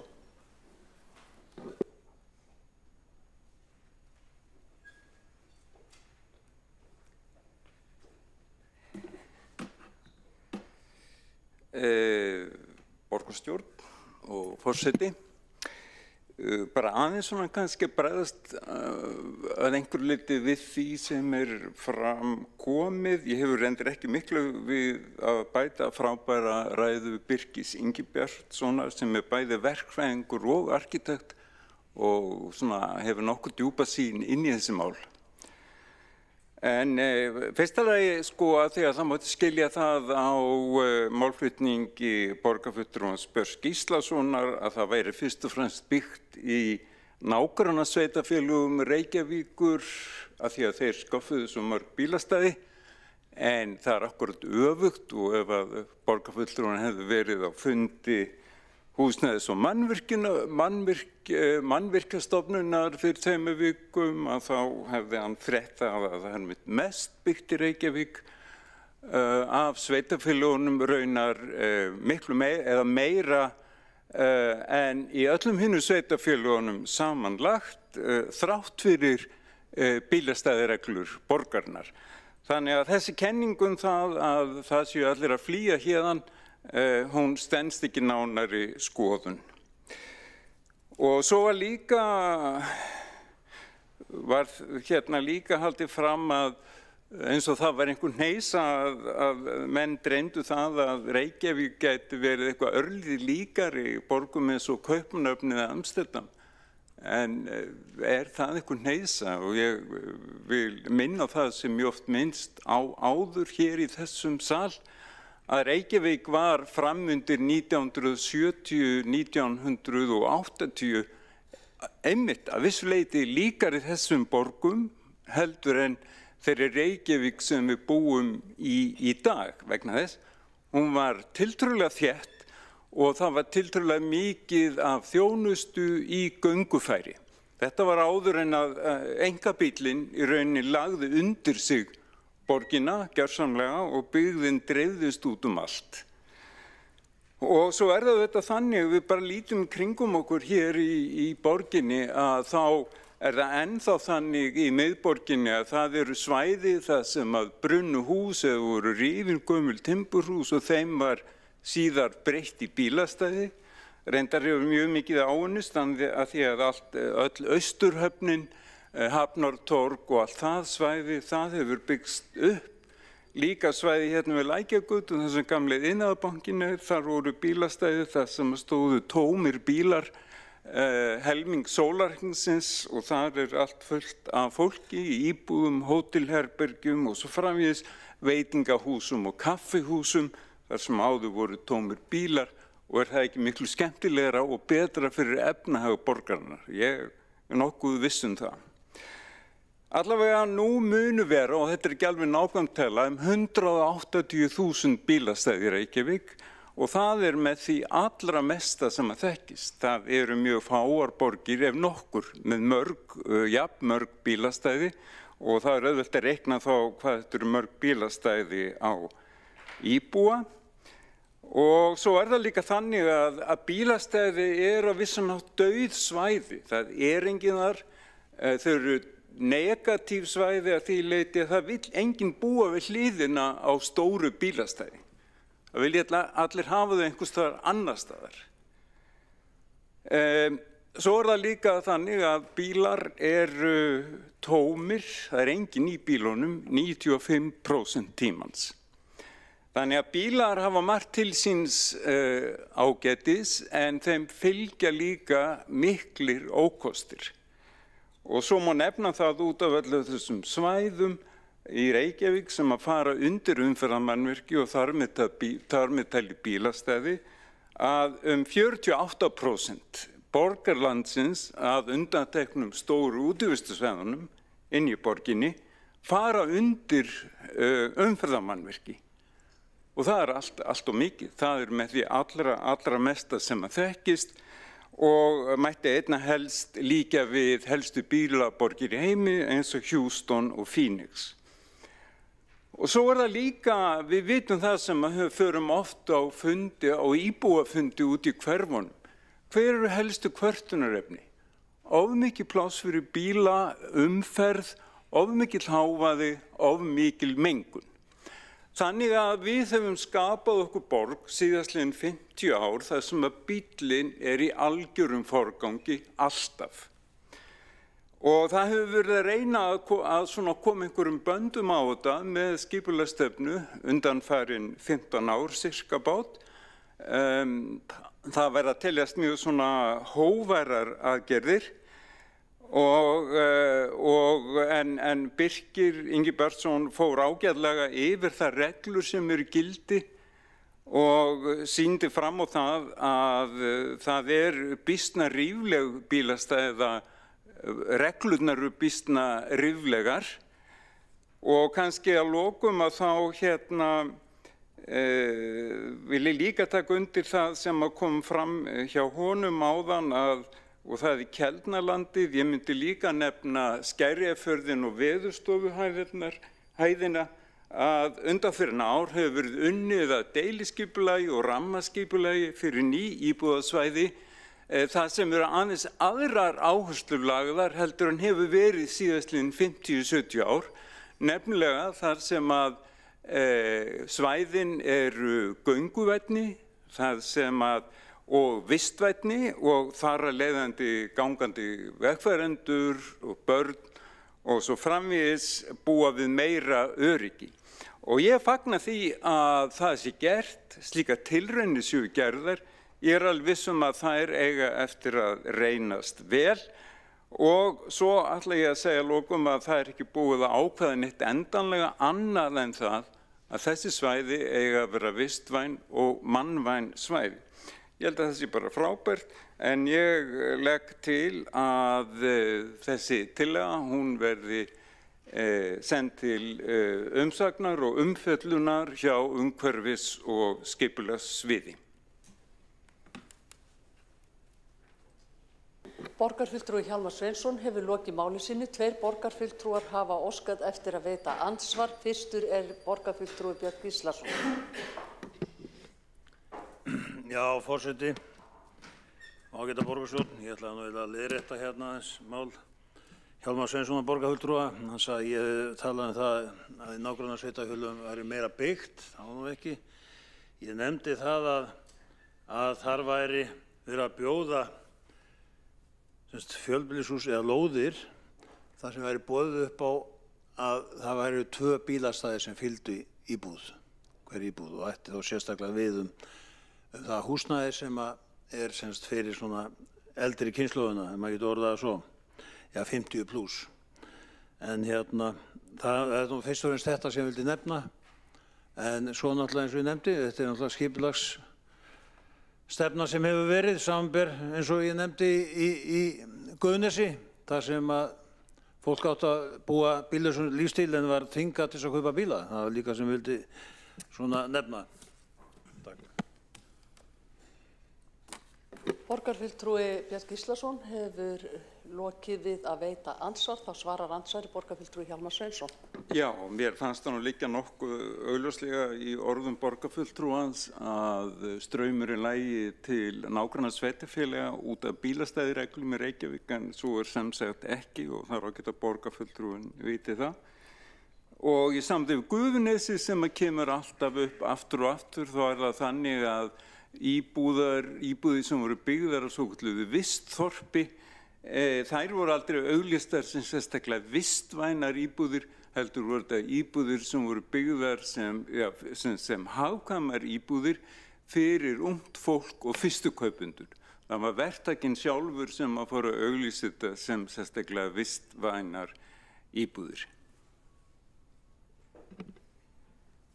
Borgarfulltrúi Hjálmar Sveinsson hefur lokið við að svara andsvari. Þá veitir andsvar öðru sinni borgarfulltrúi Björn Gíslason. Já, forseti, ég þakka Hjálmari Sveinssoni borgarfulltrúi fyrir. Sko, ég held að það geti nú kannski verið þannig. Ég held ég að nú sem ekki nefnt að vera einhver straumur til nágrannasveitarfélagana heldur, sko. En það held að sé alveg augljóst að það sko, eldri kynslóðin sem að minnka við sig eins og ég nefndi, vill gjarnan kannski komast og minnka við sig og fá þá 2 bílastæði í bílakjallara. Það er það sem að held ég að sé nú vinsælast hjá þessu fólki og það segja uppbyggingaraðilar. Þannig að ég held að það sé alveg ljóst að það er ekki að gera sig okkur og þannig að ég held að þetta fólk mun þá fara í nágrannasveitarfélögin þar sem verið boðið upp á þetta. Borgarfulltrúi Björn Gíslason hefur lokið við að veita andsvar öðru sinni og þá svarar andsvari borgarfulltrúi Hjálmar Sveinsson. Já, ég held bara að þetta sé alls ekki rétt hjá borgarfulltrúunum. Fólk getur keypt sér 2 stæði til dæmis í stórum bílakjallarum eða leigtu stæði, þannig að það er algjörlega inn í myndinni og sumir gera það, veit ég. Og já, það var þetta sem ég ætlaði að segja. Borgarfulltrúi Hjálmar Sveinsson hefur lokið við að svara andsvari og þá veitir andsvar borgarfulltrúi Aðalsteinn Haukur Sverrisson. Forseti, ég ætla að þakka Hjálmari Sveinssoni, borgarfulltrúanum Hjálmari Sveinssoni fyrir sína ræðu. Mér langar aðeins að spurja hver er svona ástæðan fyrir því að það hefur verið að þvæla þessum heildarbílastæðistölum í borgarlandinu eða innan borgarmarka sem upptalningu upp á 180.000 stæði. Tillögun hjá okkur er mjög einföld. Hún gengur út á það að tryggja að hver íbúð hafi aðgengi að stæði, væntanlega þá innan lóðar. Þetta er svona eins og ég tók fram áðan í lok ræðu minnar varðandi með flutning ræðu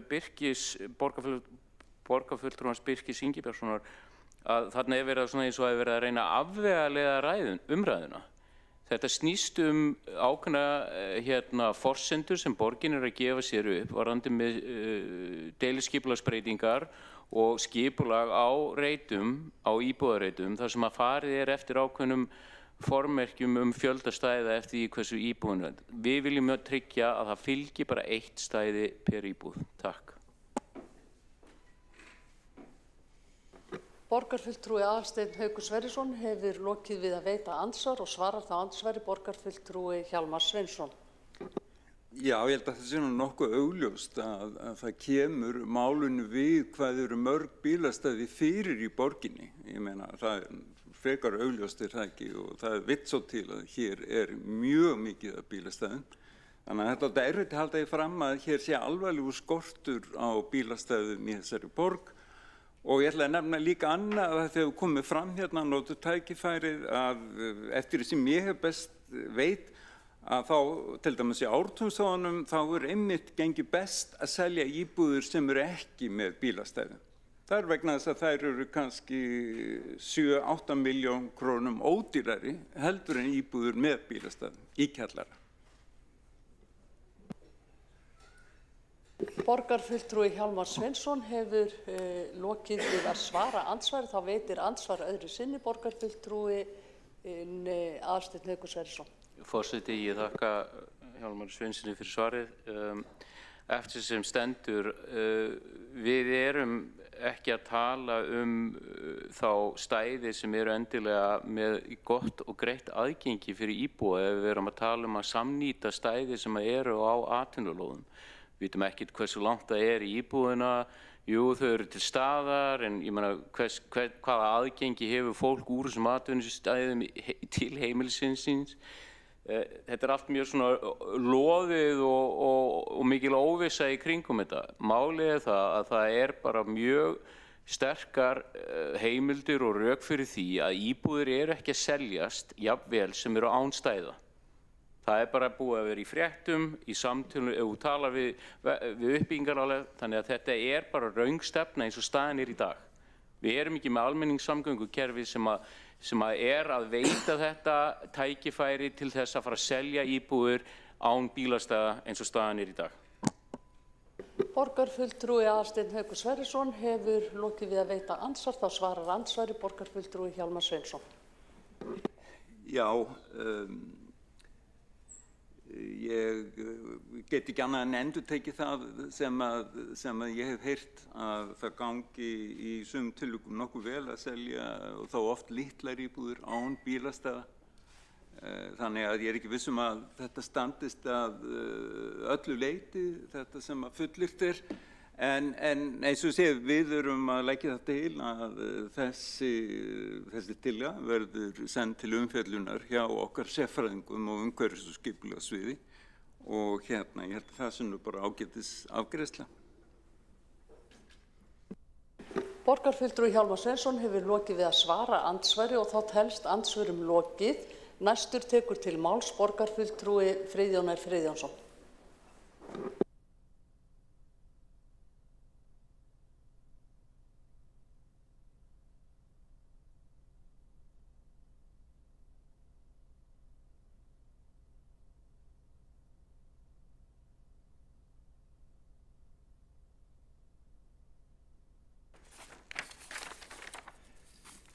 Forseti,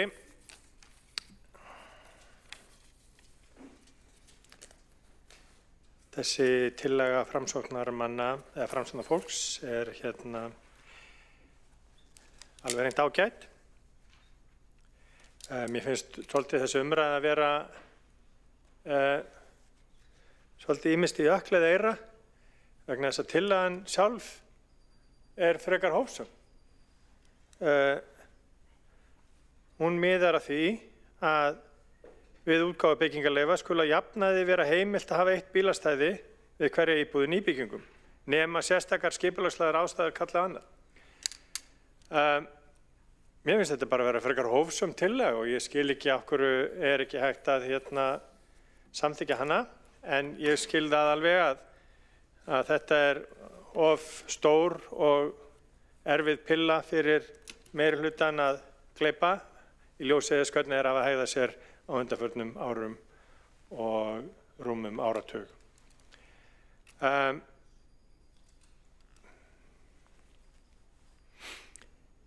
Þegar við lítum á reglur bíla og hjólastæði í Reykjavík, þá virðast þær ekkert vera að mörgu leyti virðast þær ekki vera mjög einstrengislegar. Það eru þarna þættir sem manni finnst eiginlega fráleitir. Það fráleitt að námsmannaíbúðir þar sem að námsmenn eru 3 herbergja námsmannaíbúðir miðað við 1 stæði á hverjar 5 slíkar íbúðir. Þegar að námsmenn eru komnir í 3 herbergja íbúðir eða stærra, að þá yfirleitt fjölskyldur að ræða. Og það eru námsmannaíbúðir víða borgina, ekki bara einhvern veginn á háskólasvæðinu.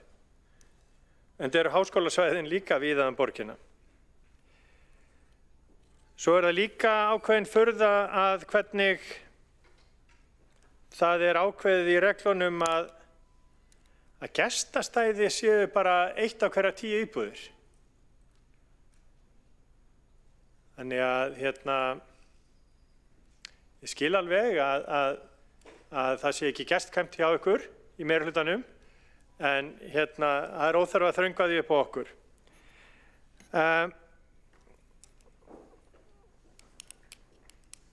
Það sem að ég hnýti líka í núgildandi reglur þetta almenna viðhorf að það beri að fækka bílastæðum í borginni. Og það viðhorfið í framkvæmdinni.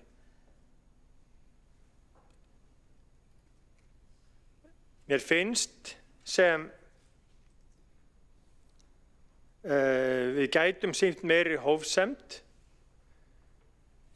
Ég skil alveg, ég heyri alveg þegar þeir teljið upp að það séu svona og svona mörg stæði víða í borginni. Það er alveg rétt, það eru flæmi víða. En flæmin sem eru kannski úti við það sem við að minni kynslóð segja Miklagarður, en kannski var ekkert og IKEA, hjálpa ekki neinum nema þar. Og það líka, þau flæmi eru eyland. Mér finnst blasa við af umræðinni. Mér finnst blasa við af því sem reynda bara það sem hinn ágæti borgarfulltrúi Birkir Ingibergsson sagði hérna. Hvers vegna erum við að tala um bílastæði? Það vegna þess að fólkið, það vegna þess að borgarbúar eru núna að sjá þessar byggingar rísa og þessi svæði rísa þar sem það skortir bílastæði fyrir íbúa og þau vilja ekki kaupa. Hvers vegna haldið þið að það gangi illa að selja hérna út á Hringbrautarmóts við Jóðallhúsið? Ég þekki það líka bara úr eigin ranni að það fólk sem hefur litið á valsvæðið eða Hlíðarendasvæðið og ákvað að fara ekki þangað vegna þess að það skorti bílastæði. Bæði með fyrirtæki og íbúðir, sem náttúrulega furðulegt því að Hlíðarenda fallegasta svæði í Reykjavík. En ég kannski í minnum hluta í þessari borgarstöð sem finnst það. Það sem það kannski rétt, fyrst að meirihlutin ætlar ekki að afgreiða þessa tillögu, nema bara með einhverju vísun, svæfan í einhverju nefnd og einhverju starfi, að það kannski fer ágætlega því að það verði farið í eitthvað slíka vinnu. En þá hljótum við þá að óska eftir því að sú vinna verði unnin hratt. Það eru 776 dagar síðan að við borgarfulltrúar Sjálfstæðisflokksins lögðum fram tillögu endurskoðun á reglum gjaldsvæði hérna í borginni, íbúakortum. Sú vinna stendur enn. Við höfum ítrekað fengið skilaboð það að vinnunni sé það bil að fara að ljúka. Þannig að ég vonast til þess og hvet borgarstjórn og þá sem að véla umhverfis- og skipulagsmál hérna í borginni að þetta sé unnið hraðar og við þurfum ekki að bíða í 776 daga eða lengur, og það verður lengur, eftir því að það komist einhver niðurstaða í þessi mál. Því að þessar reglur þarf að endurskoða. Við sjáum það bara á umræðinni. Við sjáum það á því hvernig fólk talar. Og það hollt og gott að endurskoða og líta á málin frá nýjum hliðum og jafnvel skiptum skoðun. Borgarfulltrúi Friðjón R. Friðjónsson hefur lokið máli sínu. Einn borgarfulltrúi hefur óskað eftir að veita andsvar. Hjálmar Sveinsson, gjörðu svo vel. Já, ég tek undir það. Það hollt og gott að endurskoða og til að leiðrétta sjálfa mig áðan þá átti ég við að við tillagan svo að við vísum tillögunni til umhverfis- og borgarráðs sjálfsögðu. Varðandi húsið gamla Steindórsreitnum við Hringtorgið mikla hérna nyrst eða vestast á Hringbraut, þá held ég kannski á ef það gengur illa að selja það, ég hef ekki hugmynd um það. Það getur verið að það sé vegna þess að síminn hringir. En hérna að það sé verið að leggja of mikla peninga, það sé að leggja allt of hátt verð á þessar íbúðir. Þær munu allir að seljast á endanum.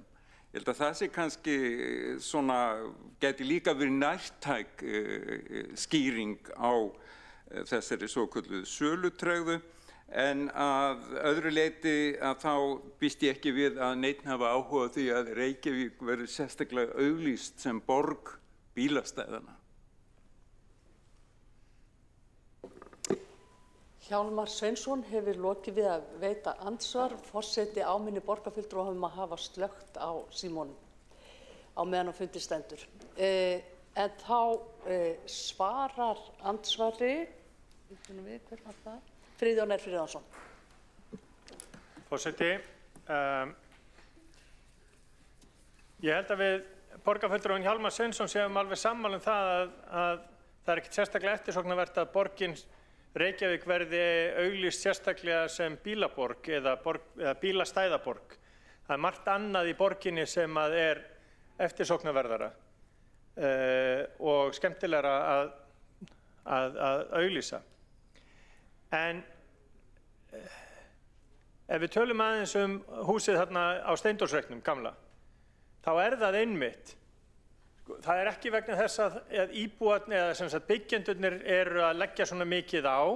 Íbúarnir eru kannski dýrar vegna þess að þeir þurft að borga innviðagjald og þeir hafa þurft að borga alls konar gjöld til þess að reisa þessa byggingu og fá síðan hún reist án þess að það sé nokkuð aðgengi að því rými sem á að vera verslunarrými og það stendur autt og er auglýst.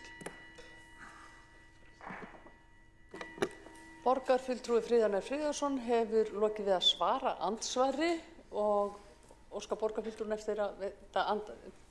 Hjálmar Sveinsson óskar eftir að fá að veita andsvar öðru sinni. Gjörsvel. Já, ég bara nýti tækifærið, þetta er svo skemmtilegar umræður. Ég bend á eitt til dæmis að eftirsóttustu hverfi borgarinnar hérna í gamla Vesturbænum, Skólavörðuholtir og nokkur önnur hverfi, þar eru fæst bílastæði. Þannig að það er ekki alveg beint orsakasamhengi á milli bílastæðafjölda og hvar fólk kýs helst að búa. Og varðandi Hringtorgið og Steindórsreitin að þá hef ég lengi og sínum tíma Vegagerðin líka haft áhuga á því að þeim gatnamótum verði breytt í T-gatnamót sem eru miklu betri fyrir gangandi vegfarendur og myndi skapa meira pláss fyrir utan þetta ágæta hús. En þeirri hugmynd hefur einhver hluta vegna ekki verið tekið sérstaklega vel undanfarin misseri. Borgarfulltrúi Hjálmar Sveinsson hefur lokið við að veita andsvar og þá svarar andsvari borgarfulltrúi Friðjón R. Friðjónsson. Forseti, ég held að það sé alveg rétt og það eru víða áhugaverðir reitið þar sem að þarf ekkert endilega að koma vera ákveðin bílastæði. Og ég nefni til dæmis þá breytingu sem að verða á Laugavegi 77. Þar eru bílastæðahús nálægt og þar eru fá hús með sér bílastæði. Við getum alveg séð fyrir okkur slíkar aðstæður og það rúmast inn í þessari tillögu. Það rúmast inn í því að þar eru sérstakar aðstæður. Þannig að ég vil bara hvetja borgarfulltrúan á að líta á málinu upp á nýtt og jafnvel skoða hug sinn og taka þátt í vinnu þessara tillögu og sjá ljósið það að það er hægt að gera hlutina öðruvísi heldur en að Samfylkingin og Píratar hafa gert undanfarin 15 ár. Borgarfulltrúi Friðjón R. Friðjónsson hefur lokið við að svara andsvari og þá telst andsvörum lokið. Næstur tekur til máls borgarfulltrúi Helgi Áss Grétarsson.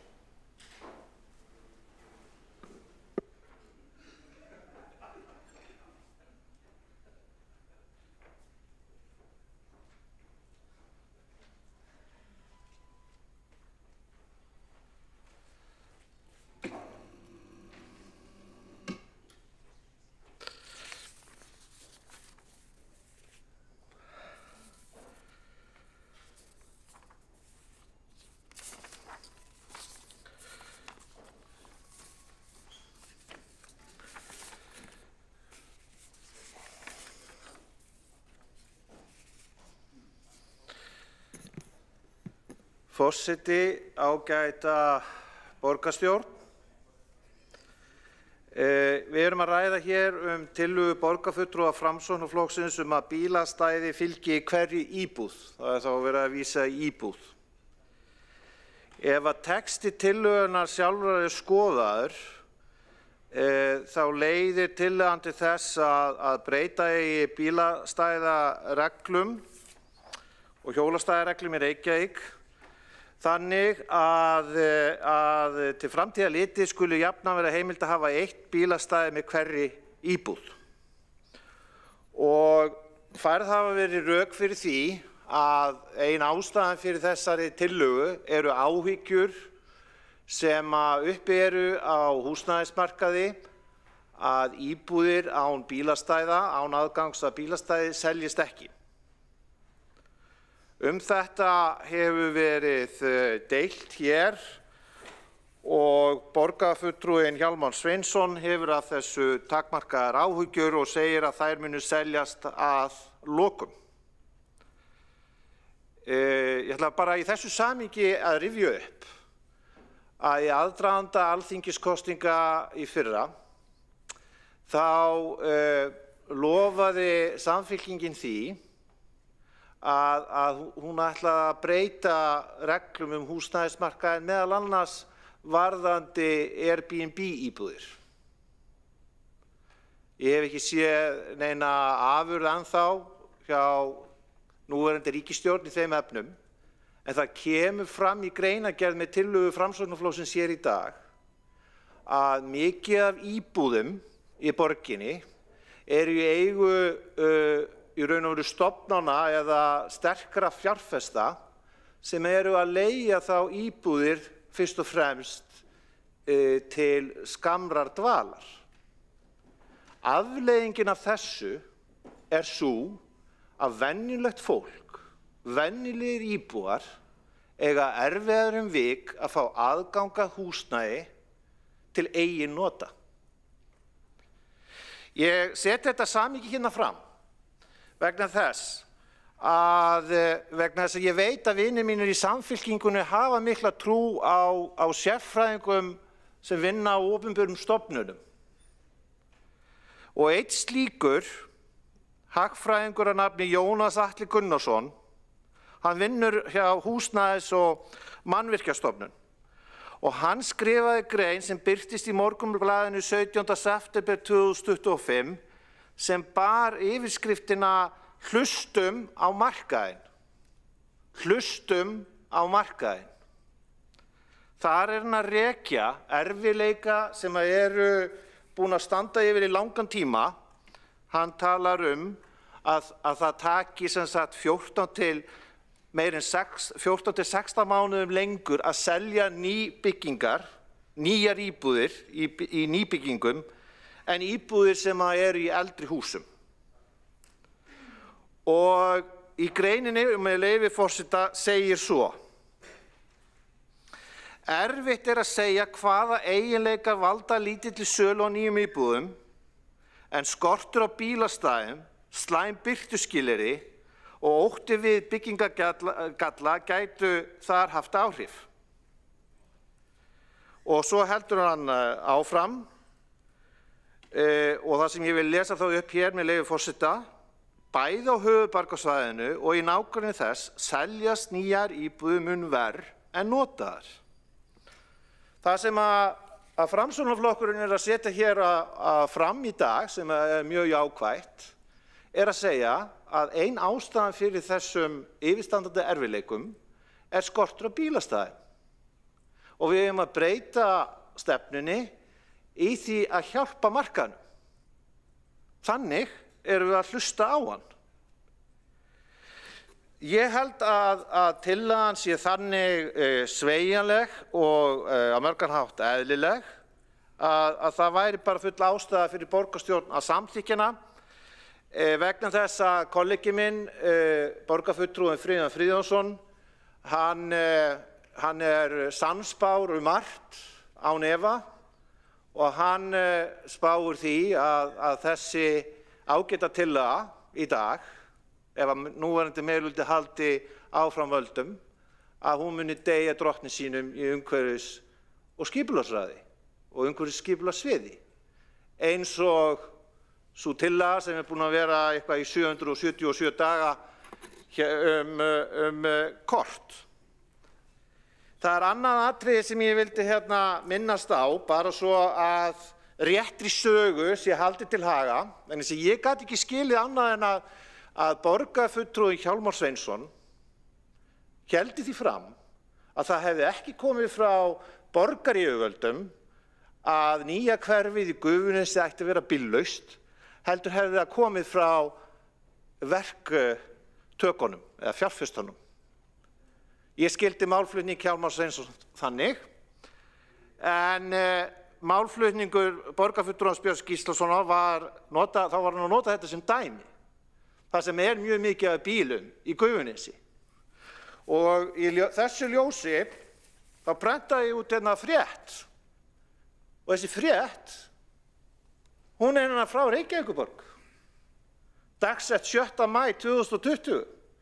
Og hver er hér með þáverandi borgarstjóri er með skóflustungu. Og ein millifyrirsögnin, hún er, og þetta kemur frá Reykjavíkurborg, er bíllaust hverfi, skjól, sól og grænmetisgarðar. Og ég bara hvet ykkur til að kynna ykkur efni þessarar fréttar, sem er aðgengileg á heimasíðu Reykjavíkurborgar, og annara til að sjá hver vandinn kannski felst í notkun. Það eru þarfir hér sem að borgarbúar hafa og við þurfum að mæta þessum þörfum. Við þurfum að hlusta á markaðinn eins og sérfræðingur Húsnæðis- og Mannvirkjastofnunar var að tala um. Tillaga borgarfulltrúa Framsóknarflokksins, og ég vil taka fram að ég hyggst ekki ganga í Framsóknarflokkinn þó ég sé að hæla þeim mjög mikið akkurat núna, að hún gengur bara út á að þessar reglur verði endurskoðaðar og að jafnaði vera heimilt, þannig að það sé sveigjanleiki, meiri sveigjanleiki. Ég ætla líka að lokum að benda á umfjöllun að því að það er eitthvað sem heitir veruleiki. Og hann sá að íbúar í fjölbýlishúsum, þeir vilja hafa aðgang að nægilega miklum fjölda bílastæða til þess að koma til og frá. Ef að þeir hafi ekki þann aðgang, þá leita þeir í nærliggjandi götur. Og þetta þekkja allir sem að hafa búið einhvers staðar í hverfum borgarinnar eins og til dæmis í Norðurmýrinni, í nálægð við Landspítalann eða á Snorrabraut og svo víða. Ég ætla bara að taka eitt dæmi að því það er skipulagstillaga sem er í gangi. Það er hægt að nefna meðal annars Birkimel 1 sem er hér á dagskrá, það sem er gert ráð fyrir held ég 3 almennum bílastæðum í ég veit ekki hvað margra íbúða blokk. En hér er síðan annað verkefni sem er í Skógarhlíð 16. Skógarhlíð 16, það sem er gert ráð fyrir alltaf því 5 hæða húsi og það eru 85 íbúðir en mun færri bílastæði að minnsta kosti. Og ein athugasemdin kemur frá mikilvægri stofnun hérna í borginni við þessa skipulagstillögu. Það er heilsugæsla höfuðborgarsvæðisins. Og hún rekur 3 starfsstöðvar á næstu lóð, Skógarhlíð 18. Og í athugasemd heilsugæslunnar, þá hefur hún áhyggjur af því að bílastæði sín verði notuð af íbúum ef að tillagan gangi eftir óbreytt. Það er þessi veruleiki sem verður að koma til móts við. Það er líka búið að fjalla opinberum vettvangi mikið fyrirliggjandi tillögur Keldnalandið og hvaða reglur búið að setja og bara að lokum, í blá lokin, ég hlustaði á erindi reyndra manna á húsnæðismarkaði síðastliðinn laugardag og allir tjáðu sig það að þetta væri mjög mikilvægt mál að fjölga aukinn sveigjanleika í að hafa fleiri bílastæði. Borgarfulltrúi Helgi Ás Gretarsson hefur lokið máli sínu. Einn borgarfulltrúi hefur óskað eftir að veita andsvar, Hjálmar Sveinsson. Já, ég verð að bregðast við þessu og þessi frétt kemur mjög óvart og mér finnst í rauninni ótrúlegt að borgin hafi auglýst með þessum orðum og mín kenning svo, en ég get ekki fullyrt það því ég finn ekki skjölin 1 og 3, mín kenning svo að þarna hafi verið notast við orðfæri frá uppbyggjenda á svæðinu, þeim sem að fekk þess ágætu lóð í sinn hlut eftir að hafa tekið þátt í mjög flottir og viðamikilli samkeppni einmitt uppbyggingu húsnæðis fyrir fyrstu kaupendur. En ég þarf að skoða það betur, en öðru leyti það auðvitað rétt. Sólin frábær og blómin líka og það líka gaman að hafa grænmetisgarð nálægt sér.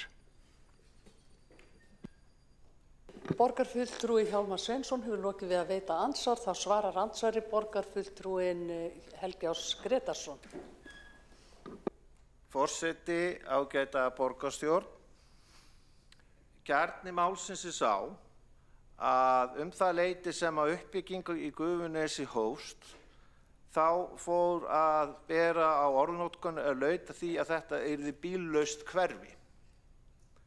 Reykjavíkurborg gaf út fréttatilkynningu, það aðgengilegt á heimasíðu borgarinnar, með fyrirsögninni fyrstu íbúðarhúsin í Gufunesi, og þar verður ekki annað ráðið að borgin lýsi húsnæðinu, hvort sem að það komi frá uppbyggingaraðila eða borginni sjálfri. Ein millifyrirsögnin bíllaust hverfi, skjól, sól og grænmetisgarðar.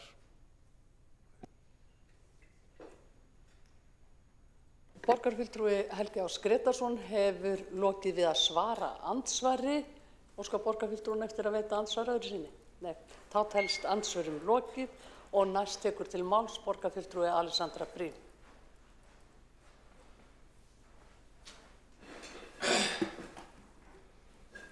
Forseti, borgarstjórn, góðir áheyrendur. Mér finnst mikilvægt að halda því til haga að almennt séð ekkert að því að fólk eigi bíl eða hafi bílastæði með sinni eign. Það til dæmis í núverandi reglum bíla- og hjólastæði að allar íbúðir á svæði 2 sem utan við miðsvæði og þéttingarsvæði mega hafa 1 bílastæði á hverja íbúð og svæði 1 sem eru þéttingarsvæði og miðsvæði það í boði fyrir íbúðir með 3 herbergi og fleiri. En bílastæði eru lúxus sem kostar. Það notkun á landi, það notkun á vegakerfi og innviðum og mér finnst það mikilvægt að við byggjum upp borg þar sem það ekki skylda að eiga bíl, þar sem það ekki innbyggt í verð allra íbúða að því fylgi bílastæði upp á einhverjar milljónir. Mér finnst það mjög eðlilegt að bjóða upp á þann kost að fólk sem vill ekkert endilega vera á bíl geti átt þess kost að forgangsraða sínum peningum öðruvísi, til dæmis með því að kaupa íbúð með fleiri herbergjum eða bara geta yfir höfuð komist inn á markaðinn. Ég veit að ég hefði ekki getað keypt íbúðina sem ég bý í núna, sem mín fyrsta íbúð, ef það hefði ekki verið neitt annað val en að kaupa líka bílastæði. Af hverju má ekki til dæmis skipuleggja blokk með segjum 50 íbúðum, þannig að 5 íbúðir hafi 2 bílastæði, 35 hafi 1 bílastæði og 10 hafi ekki bílastæði. Fólk getur svo bara valið og keypt það sem hentar þeirra aðstæðum og fjárhag. Það líka eðlilegt að hverfi séu mismunandi. Svæði mega höfða til mismunandi hópa með mismunandi þarfir. Það verður að taka það til greina að skipulag Keldnahverfis grundvallast á þeirri hugmynd að uppbyggingin ætti að haldast í hendur við uppbyggingu borgarlínu og vera stillt upp til þess að nýta þá uppbyggingu. Annars hefði bara verið mjög erfitt að rétta þetta á svona mikla húsnæðisuppbyggingu á þessu stað og þá umferðaraukningu sem hún myndi valda á Ártúnsbrekkunni. Og auðvitað má skoða þetta fyrirkomulag og mögulega verður því eitthvað aðeins breytt, en fólk verður samt svolítið átt að sjá þessari grundvallar forsendu verkefnisins. Það að nýta almenningssamgöngurnar sem verið að byggja upp, sem fylgja þessu, til þess að uppbyggingin sé einfaldlega möguleg og réttlætanleg í þessum borgarhluta. Ef þetta ætti að vera nákvæmlega eins hverfi og segjum restina af Grafarvoginum, þá gætum við ekki réttlætt að íbúðafjölda á þessum stað. Það myndi drepa umferðina á Ártúnsbrekkunni. Þið hljótið að skilja það. Og það er mikil misskilningur að við hötum einkabílinn. Að við séum bara af einhverju vonsku að reyna að skemma fyrir honum. Við finnst það svo skrítin hugmynd og það byggist á svo innilega miklu misskilningi á því hvernig við tókum okkar stefnu. Ég ítreka það, sem ég hef sagt hérna áður, að þegar við í Pírötum vorum að undirbúa framboð 2018, þá bara veltum við því raunverulega fyrir okkur hvort við ættum að vera með á móti borgarlínu. Það gæti verið bara sniðug leið til að aðgreina okkur frá öðrum flokkum sem eru annars á svipuðum stað og við ef við myndum taka upp á því að vera á móti. Svo við fengum kynningu frá samtökum sveitarfélaga á höfuðborgarsvæðinu, þar sem þau fóru yfir með okkur þá rannsóknarvinnu sem hafði verið farið í og þeim möguleikum sem voru í boði fyrir framtíðarskipulag borgarinnar. Og það var bara svart á hvítu. Eina leiðin til þess að takast á við fyrirséða fjölgun í borginni næstu áratugi án þess að umferðarteppur færu upp úr öllu valdi var að þétta byggð, efla almenningssamgöngur, gera þjónustu og verslanir aðgengilegi hjóla og göngufæri. Hin aðferðin, sem var líka metin, að dreifa byggð áfram, leggja breiðari vegi, fjölga mislægum gatnamótum, hefði verið eitthvað þrefalt dýrari og virkað verr til að draga úr umferðarþunga. Og svo voru einhverjar millileiðir sem voru mitt á milli dýrar og mitt á milli lélegar. Við erum ekkert á móti því að fólk eigi bíl, eða eigi bílastæði, eða búi í úthverfi. Við einfaldlega skoðum gögnin og komumst að þeirri niðurstöðu að þetta væri svart á hvítu það skynsamlegasta sem við getum gert til að bæta líf allra. Ekki að banna bíla eða bílastæði eða bílishús, bara að bæta möguleikana fyrir þau sem það vilja til að nýta almenningssamgöngur til að ganga og hjóla. Við erum að tala um að hnika hlutfallinu, breyta hlutfallinu í uppbyggingu líka þannig að þéttin sé meiri, ekki algjör, ekki þannig að öll Reykjavík sé eins og Manhattan, bara meiri, þannig að innviðir nýtist betur. En þetta er svolítið sálrænt og fólk á svolítið erfitt með að trúa þessu. Að þessi mikla áhersla á aðra ferðamóta sé líka góð fyrir bílinn þeirra. Og það getur verið erfitt fyrir pólitíkina að halda þessu til haga. Ég skil það. Ég veit hvað það er erfitt. Fólki langar oft svo rosalega að heyra það að það þurfi enga breyta eða að þetta sé bara vitleysa. Fólki langar að líða eins og það sé venjulegt innan gæsalappa. Eins og flest annað fólk sé eins og þau og velji það sama og þau völdu. Fólki langar að líða eins og það sé hluti af hópnum. Þess vegna fer það í taugarnar á fólki þegar við reynum að búa til skipulag fyrir aðra ferðamóta. Ekki vegna þess að við séum raunverulega að taka af þeim bílinn eða reyna að banna þeim það, þó svo að þetta sé líka besta leiðin til að draga úr umferðarþunga og gera það þægilegra að vera á bíl. Fólk kannski trúir því ekki, þeir líður ekki eins og það geti verið satt, en það er satt, þetta er dagsatt. En ég held nefnilega hitt sem ég nefndi sé veigameira. Þau sem eru mest á móti þessu eru kannski ekki beinlínis þau sem eru vantrúið að við viljum þeim vel. Fyrir einhverjum snýst þetta meira að vera bara ekki spennt fyrir samfélagsbreytingunni sem það táknar. Að minna hlutfall verði á bíl. Að það verði ekki lengur þannig að með því að vera á bíl þá sérstu að gera það sama sem allir eru sjálfkrafa að gera. Það finnst sumum erfitt, upplifaði jafnvel sem árás á sína samfélagsstöðu. Það tengist óttanum við að verða að minni hluta, óttanum við að vera jaðarsettur. Ef að það sem þú gerir er skyndilega ekki lengur eitthvað sem meirihluti fólks gerir. Þetta tengist í að vilja viðhalda bílnotkun sem samfélagslegu normi, ekki vegna þess að það sé hættu á að hverfa, heldur að því að fólk vil tryggja að það sé örugglega í fyrsta seti, það sé örugglega það sem að flestir eru að gera, að því að það sé einhverjir aðrir sem eru jaðarsettir ekki bílnotendurnir, það er það sem þau óttast. En þetta snýst ekki að jaðarsetja þau, það snýst að víkka sviðið. En það er erfitt að takast á við þessa tilfinningu. Sérstaklega þegar fólk upplifir, eða fattar ekki sjálft að tilfinningin þeirra að vera á móti þessu komið frá þessum ótta. Svo það er freistandi að segja þeim bara að þetta sé allt vitleysa. Það sé alveg hægt að vera áfram bílaborga, það sé bara vitleysar en að breyta þessu. Fullt af fólki langar að heyra það, því langar rosalega mikil að trúa því. Þetta er ekki aðför að einkabílnum. En þetta er viss aðför að þeirri menningu að allt snúist sjálfkrafa með einkabílinn. Að það að vera á bíl sé það sem allir er að gera. Og að það sé það sem fólk upplýsir sjálfsagðan hlut. Og ég veit ekki hvernig ég get verið skýrari, það má alveg vera á bíl, það er allt í lagi. En það er líka allt í lagi að gera að það sé ekki sjálfkrafa gert ráð fyrir því allstaðar. Einhver hluti íbúða ger ekki sérstaklega ráð fyrir því. Fullt af fólki vill ekki endilega eiga bíl eða þarf einhver hluta vegna ekki að eiga bíl einhver hluta ævinar og vill geta forgangsraðað öðruvísi. Þau geta valið það. En þau sem verða að eiga bíl eða vilja það geta áfram valið að kaupa íbúð þar sem það er gert ráð fyrir einu eða fleiri stæðum. Mér finnst það fáránlegt að það eigi að vera innbyggt í grunnverð allra íbúða. Það einfaldlega gerir allar íbúðir dýrari og markaðinn óaðgengilegri. Þetta snýst ekki að refsa þeim sem eiga bíl, bara þekkja það að það sé ekki algilt. Þetta snýst að refsa ekki þeim sem vilja kaupa íbúð án þess að þurfa að borga fyrir bílastæði. Augljóslega ætti fólk ekki að kaupa bílastæðislausa íbúð sem verður að eiga bíl. Ekkert frekar en að fólk sem á mörg börn ætti að kaupa stúdíóíbúð. Og kannski gerist það stundum. Fólk velur það sem það hefur efni á hverju sinni og stundum hefur fólk ekki efni á því sem það þarf og reddar sér með eitthvað minna og það er leiðinlegt. En það að binda bílastæði við hverja íbúð breytir því ekki. Það gerir bílastæðið ekki ódýrara. Það gerir bara íbúðir í grunninn dýrari. Fjölskyldan sem gat ekki keypt íbúð með bílastæði þegar það var í boði að sleppa því, getur það bara alls ekki keypt íbúð ef það er skylda að hafa það sluta verðinu. Þetta er ekki svona flókið. Að gera eitthvað pláss fyrir það að fólk geti átt annað val er ekki árás á það val að vera á bíl. Ég vildi óska að fólk geti meðtekið þennan einfalda grundvallarpunkt. Ég held að þar liggi átakapunkturinn í grunninn. Takk fyrir.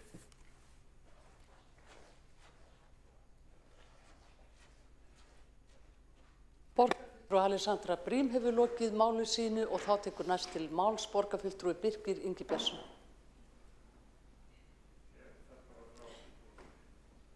Borgarfulltrúin hefur fallið frá orðinu og þá tekur næstur til máls Einar Þorsteinsson borgarfulltrúi. Hann er ekki í salnum. Já. Þá tekur til máls Einar Þorsteinsson borgarfulltrúi. Gjörðu svo vel. Og lýkur þar með umræðunni, væntanlega. Forseti, ég er örlítið móður, ég var hérna frammi.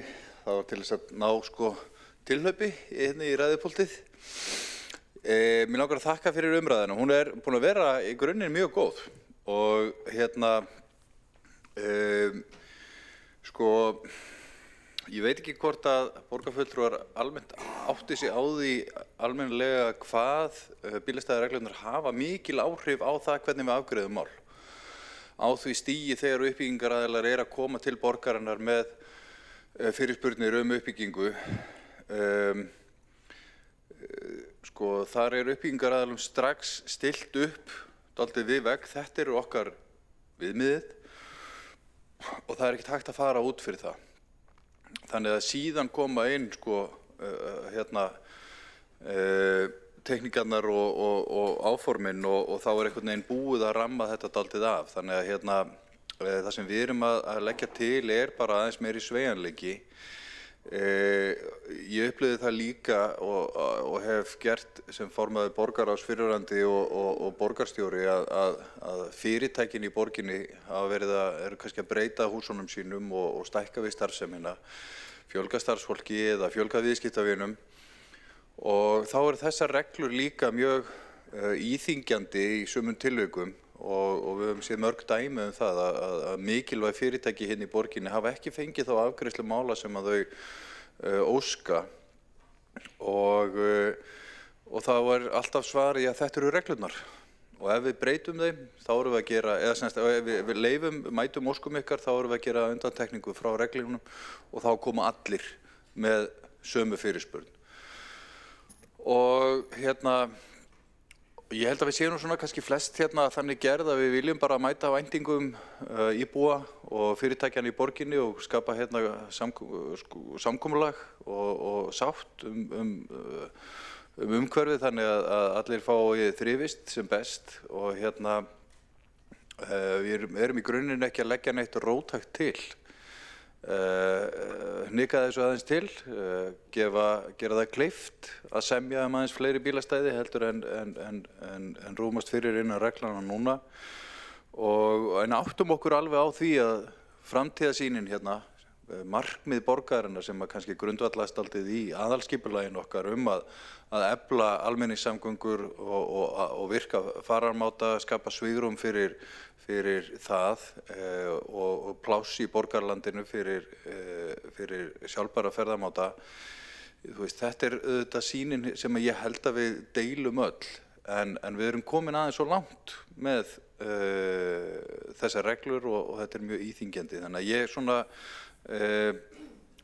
verð að viðurkenna það, þessi afgreiðsla sem að hér lögð til málsmeðferðartillagan að vísa þessu til umhverfis- og skipulagsráðs, ef ég skildi Hjálmar Sveinsson borgarfulltrúa rétt, það náttúrulega svona dæmigerð leið til þess að svæfa málið.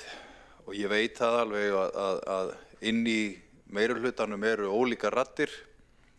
Flokkur fólksins hefur komið hér upp, farið á vefmiðlana og með greinaskrif að segja að við verðum að endurskoða reglurnar. Við höfum ekki séð neitt það, þrátt fyrir hressan borgarstjórnarflokk þar. Píratar og Samfylking hafa ekkert viljað hreyfa við þessum reglum. Við heyrum það bara á ræðum þeirra hér að þau eru ekkert sérstaklega hlynd í. Þannig að ég í svona stórum meirihluta þar sem eru svona margir flokkar og ólíkar skoðanir þá vænti ég þess að það verði nú ekki mikið með afgreiðslu þessa máls. Umhverfis- og skipulagsráð mun bara setja þetta inn til embættismannanna og við vitum alveg hvaða skoðanir þau hafa. Þau eru ekki hlynt þessum breytingum og þau hafa alveg margt fyrir sér. Ég meina við erum að reyna og stefnan hefur verið svo að reyna að breyta ferðamátum og draga úr fjölgun bíla. En við erum kjörnir fulltrúar og þurfum að senda sterk og skýr skilaboð til embættismanna og tillagan okkar held ég feli það í sér. Þannig að ég bara þakka fyrir umræðuna, vona að það verði eitthvað úr verkinu og vona að Flokkur fólksins fái einhverju framgengt í þessum meirihluta. Þau hafa barist fyrir því endurskoðun bílastæðareglana og þannig að ég óska þeim bara góðs gengis með það. Borgarfulltrúi Einar Þorsteinsson hefur lokið máli sínu. Borgarstjóri hefur óskað eftir að koma upp í andsvar. Líf Magnúsdóttir Gjörsvel. Forseti, já, hvers vegna erum við að tala bílastæði? Af hverju erum við ekki bara að tala þær kröfur að hver og ein íbúð í Reykjavík geti séð 3 tré út gluggann sinn? Eða að við getum gengið í leikskóla með börnin okkar? Eða að það eru bara 10 mínútur í hverja sundlaug? Allt í lagi. Ég held að lykilspurningin hér í dag sé, viljum við auka umferð einkabílsins eða draga úr henni? Þetta algjör lykilspurning. Og viljum við ná niður húsnæðisverði? Viljum við auka vægi fjölbreyttra ferðamáta? Viljum við búa við færri mengunardaga? Viljum við meira öryggi í umferðinni? Og höfum við hugrekki og metnað til þess að búa til borg sem örugg og það sem ég nefndi hér með þeim leiðum sem hafa virkað. Og fjölgun bílastæða ekki ein af þeim aðgerðum. Og borgir allt í kringum okkur á Norðurlöndunum, meira segja borgir sem eru norðarlega og búa við sama veðurfar og við í Reykjavík, þeim hefur tekist þetta. Þær eru að gera þetta og fordæmin eru þar. En koma fram í rauninni mjög stjórnlynd og forræðishyggju öfl í formi, ég í andsvörum, þú getur ekki komið upp við mig, öfl sem heita Framsóknarflokkurinn og Sjálfstæðisflokkurinn og að boða algjöra afturför í þessum málum. Algjöra. Og þetta eiginlega bara vandræðalegt. Ég hefði viljað fella þessa tillögu en nú skulum við fá álit frá umhverfis- og skipulagsráði. Borgarstjóri Líf Magnúsdóttir hefur lokið við að veita andsvar. Þá svarar andsvari borgarfulltrúi Einar Þorsteinsson. Forseti, ég vil þakka borgarstjóra fyrir að staðfesta það sem ég sagði í ræðu minni áðan. Það fullkomlega tilgangslaust að vera að vísa þessari tillögu eitthvað áfram. Meirihlutin ætlar ekki að gera neitt með tillögu okkar. Það sorglegt. Ég skil ekki af hverju þau kom ekki bara hreint fram og fella tillöguna strax. Ég bara skora á þau að gera það. Það miklu hreinlegra, það lýðræðislegra, heldur frekar en að vísa henni til svæfingar í umhverfis- og skipulagsráði. Ég það bara staðfest þá af borgarstjóra hér að þau munu ekki gera neitt með þessa tillögu og það bara fínt að kjósendur viti það og hvetur til þess að staðfesta þann skilning með atkvæðagreiðslu og fella tillöguna þá.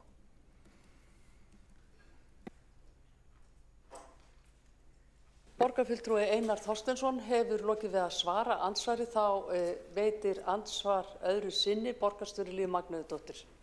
Forseti, já, ég held að sé bara ágætt að fagráð Reykjavíkurborgar taki þetta enn og aftur til umræðu að því að þær bílastæðareglur sem að við sannarlega höfum samþykkt, þær eru bara býsna góðar og þær eru skynsamar.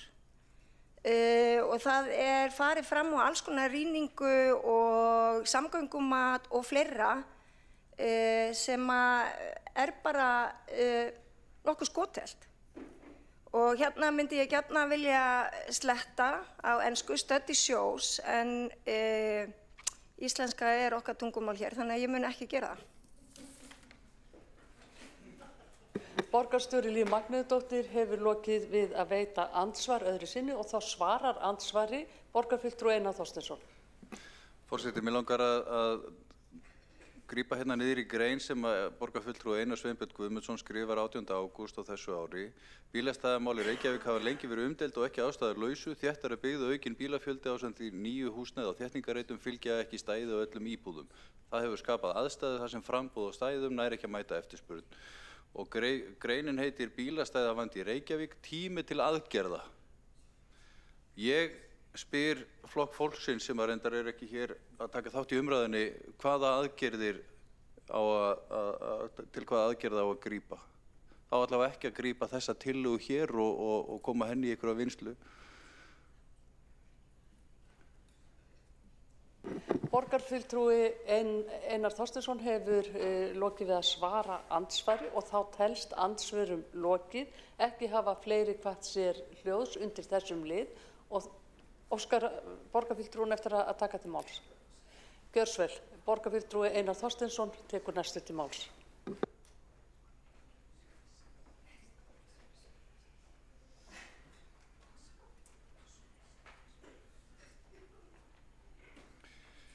Forseti, ég hélt reyndar að ég væri að ljúka umræðinu hérna áðan en borgarstjóri skaut sér inn í hana. Ég hvet ykkur til þess að fella þessa tillögu ef þið ætli ekki að gera neitt með hana. Og ég hef ekki heyrt flokk fólksins taka til máls hérna en þar hefur borgarfulltrúin Einar Sveinbjörn verið að birta greinar það að það eigi að grípa til aðgerða og breyta stefnunni en það greinilega ekki ætlur meiri hlutans að gera það. Og hér setur flokkur fólksins og þeir. Borgarstjóri bara mjög skýr með það að það kemur ekki til greina að breyta reglunum. Þær eru frábærar eins og þær eru. Og ég spyr bara hvað snýst þetta meirihlutinn þegar það kemur að þessu máli. Ætlar hann að gera eitthvað eða ætlar hann ekki að gera eitthvað?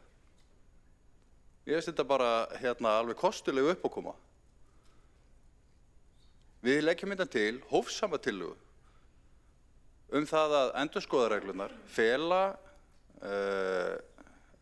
borginni að endurskoða reglunar þannig að það sé heimilt að hafa eitt stæði. Við skiljum alveg hvað þetta snýst. Við viljum efla almenningssamgöngur, við viljum hafa svigrúm, við viljum bara auka möguleikana á því að vera með fleiri bílastæði þar sem þarf. Og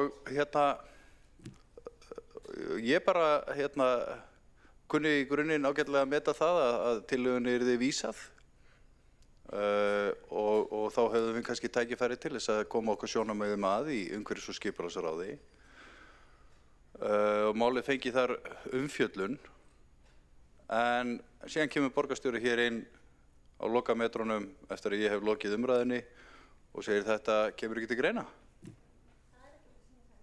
Ég skildi það ekki öðruvísi. Ég skildi ekki öðruvísi en að þessi ræða sem borgarfulltrúinn hélt, borgarstjóri afsakaðu, staðfesti það að það kæmi ekki til greina að breyta þessum reglum. Það væri engin þörf á því og þetta væri afturhald og afturhvarf til fortíðar og borgarstjóri sem talar með þessum hætti, ég meina hlýtur að hafa áhrif á það hvað verður þessa tillögu. Þannig að ég bara hvet meirihlutann til þess að koma hreint fram gagnvart borgarbúum sem bíða í ofvæni eftir því hvernig þessari atkvæðagreiðslu lýkur og sýnir bara sitt rétta andlit. Annað bara leikaraskapur. Þannig að ég spyr bara, hvað ætlið þið að gera?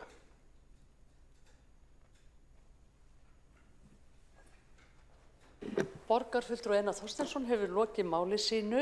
3 borgarfulltrúar hafa óskað eftir að veita andsvar. Fyrst það borgarfulltrúi Sanna Magdalena Mörtudóttir. Sanna Magdalena Mörtudóttir fellur frá andsvari. Þá það Alessandra Brím, borgarfulltrúi, sem veitir andsvar næst. Forseti, já, ég vil kannski bara segja að ég sakna þess að borgarfulltrúin Einar Þorsteinsson hafi verið í salnum þegar ég fór yfir ræðuna mína þar sem ég fór yfir á hverju afstæða mín flokks að minnsta kosti grundvallaðist. Þetta snýst ekki að vera á móti bílum eða vera á móti því að fólk eigi bílastæði, heldur bara það þurfi ekki að vera innbyggt í grunnverð allra íbúða. Það geti verið að fólk vilji forgangsraða sínum kaupum öðruvísi.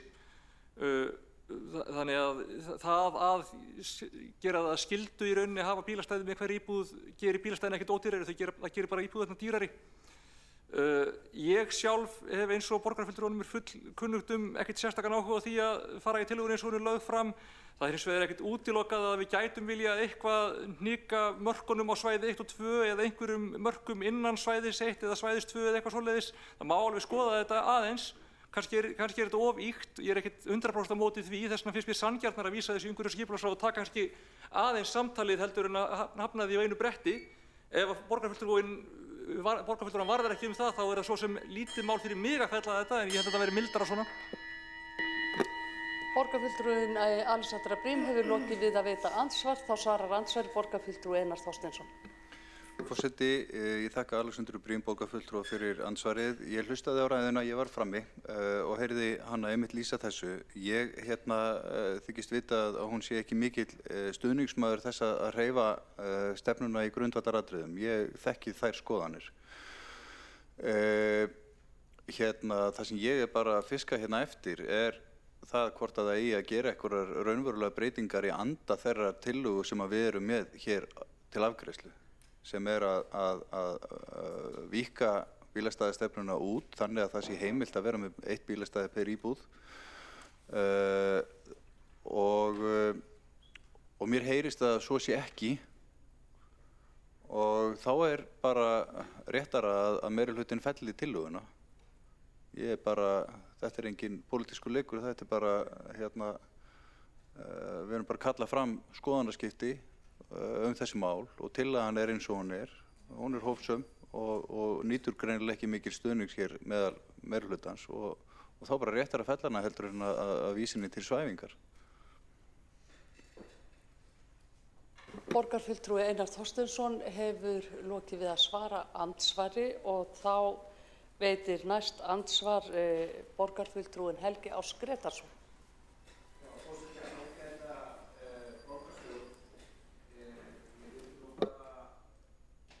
Já, fyrirgefðu. Forseti, ágæta borgarstjórn. Ég ætlaði bara að bera undir frummælandann borgarfulltrúan Einar Þorsteinsson.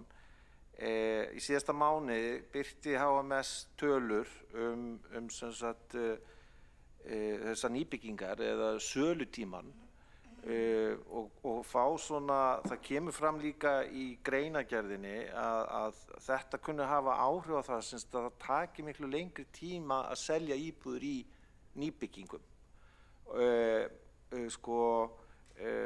Hvernig væri hægt að sjá fyrir sér væri þetta þá lausn í því að mati frummælandans og líka þá eftir atvikum til lengri tíma? Borgarfulltrúi Helgi Ás Grétarsson hefur lokið við að veita andsvar og þá svarar andsvari borgarfulltrúi Einar Þorsteinsson. Forseti, já, ég þakka fyrir fyrirspurnina. Þetta bara akkurat í anda þeirra tillögu sem við erum með. Við bara heyrum það frá uppbyggingaraðilum, frá almenningi náttúrulega og fasteignasölum, þeim sem að starfa á þessu markaði að fjöldi bílastæða hefur áhrif á það hversu vel gengur að selja íbúðir. Og ég nú reyndar með greinina hjá Einari Sveinbirni borgarfulltrúa hér sem að segir, og ég vitna bara orðrétt, uppfæra þarf bílastæðastefnu Reykjavíkurborgar og tryggja að lágmarka 1 bílastæði fylgi hverri nýrri íbúð. Reynslan hefur sýnt að það er nauðsynlegt. Þetta skrifar borgarfulltrúi meirihlutan sem er hér í salnum annars lagið. Borgarfulltrúi Einar Þorsteinsson hefur lokið við að svara andsvari og þá veitir næst andsvar borgarstjóri Líf Magnúsdóttir.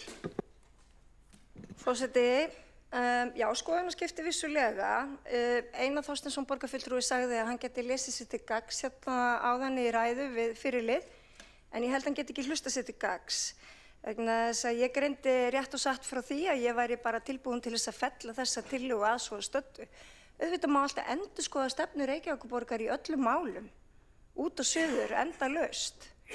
En það snýst þetta ekki, það snýst það að fjölga bílastæðum í borginni og 1 stæði fylgi hverri íbúð. Og það er svo gagnlegt að við erum núna með borgarsjá eða borgarvefsjá sem við getum farið inn á og þar er hægt að ná fram íbúðafjölda í hverju einasta hverfi. Og ímyndið ykkur ef það myndi fylgja 1 bílastæði í hverju einasta hverfi við þennan íbúðafjölda. Það væri ekkert nema bílastæði hérna. Þannig að ég held þetta sé grunnhyggið, mér finnst þetta vera forsjárhyggja og stjórnlyndi og ég myndi ekki samþykkja það. En hérna höfum við náði lendingu og við vísum þessu inn til umhverfis- og skipulagsráðs sem fjallar þetta á sinn faglega hátt. Borgarstjóri Líf Magnúsdóttir hefur lokið við að veita andsvar og þá svarar andsvari borgarfulltrúinn Einar Þorsteinsson. Forseti, ég þakka borgarstjóra fyrir hlýorði minn garð.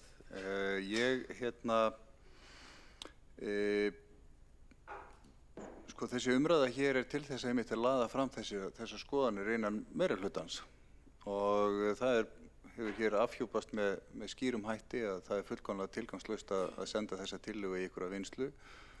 Vinstri græn munu ekki samþykkja neinar breytingar miðað við orð borgarstjóra. Eindregin afstaða gegn málinu.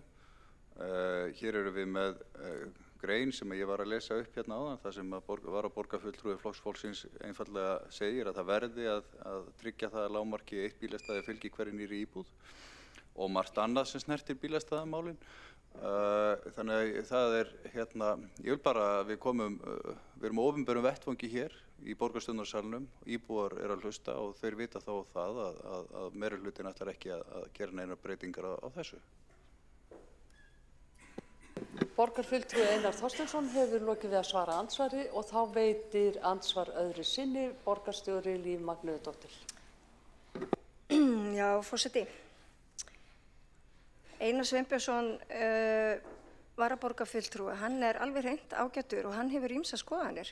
En það er ekki hans skoðanir sem að stýra skoðanum okkar hinna. Við höfum bara ýmsar skoðanir og við ræðum þær hér í þessum sal og á fundum og víða og okkur í milli.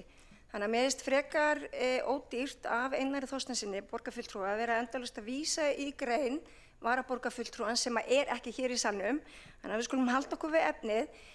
Mér langar líka að benda borgarfulltrúanum á að þessar bílastæðareglur, þær voru einmitt samþykktar 2024 í tíð borgarfulltrúans þegar hann var borgarstjóri.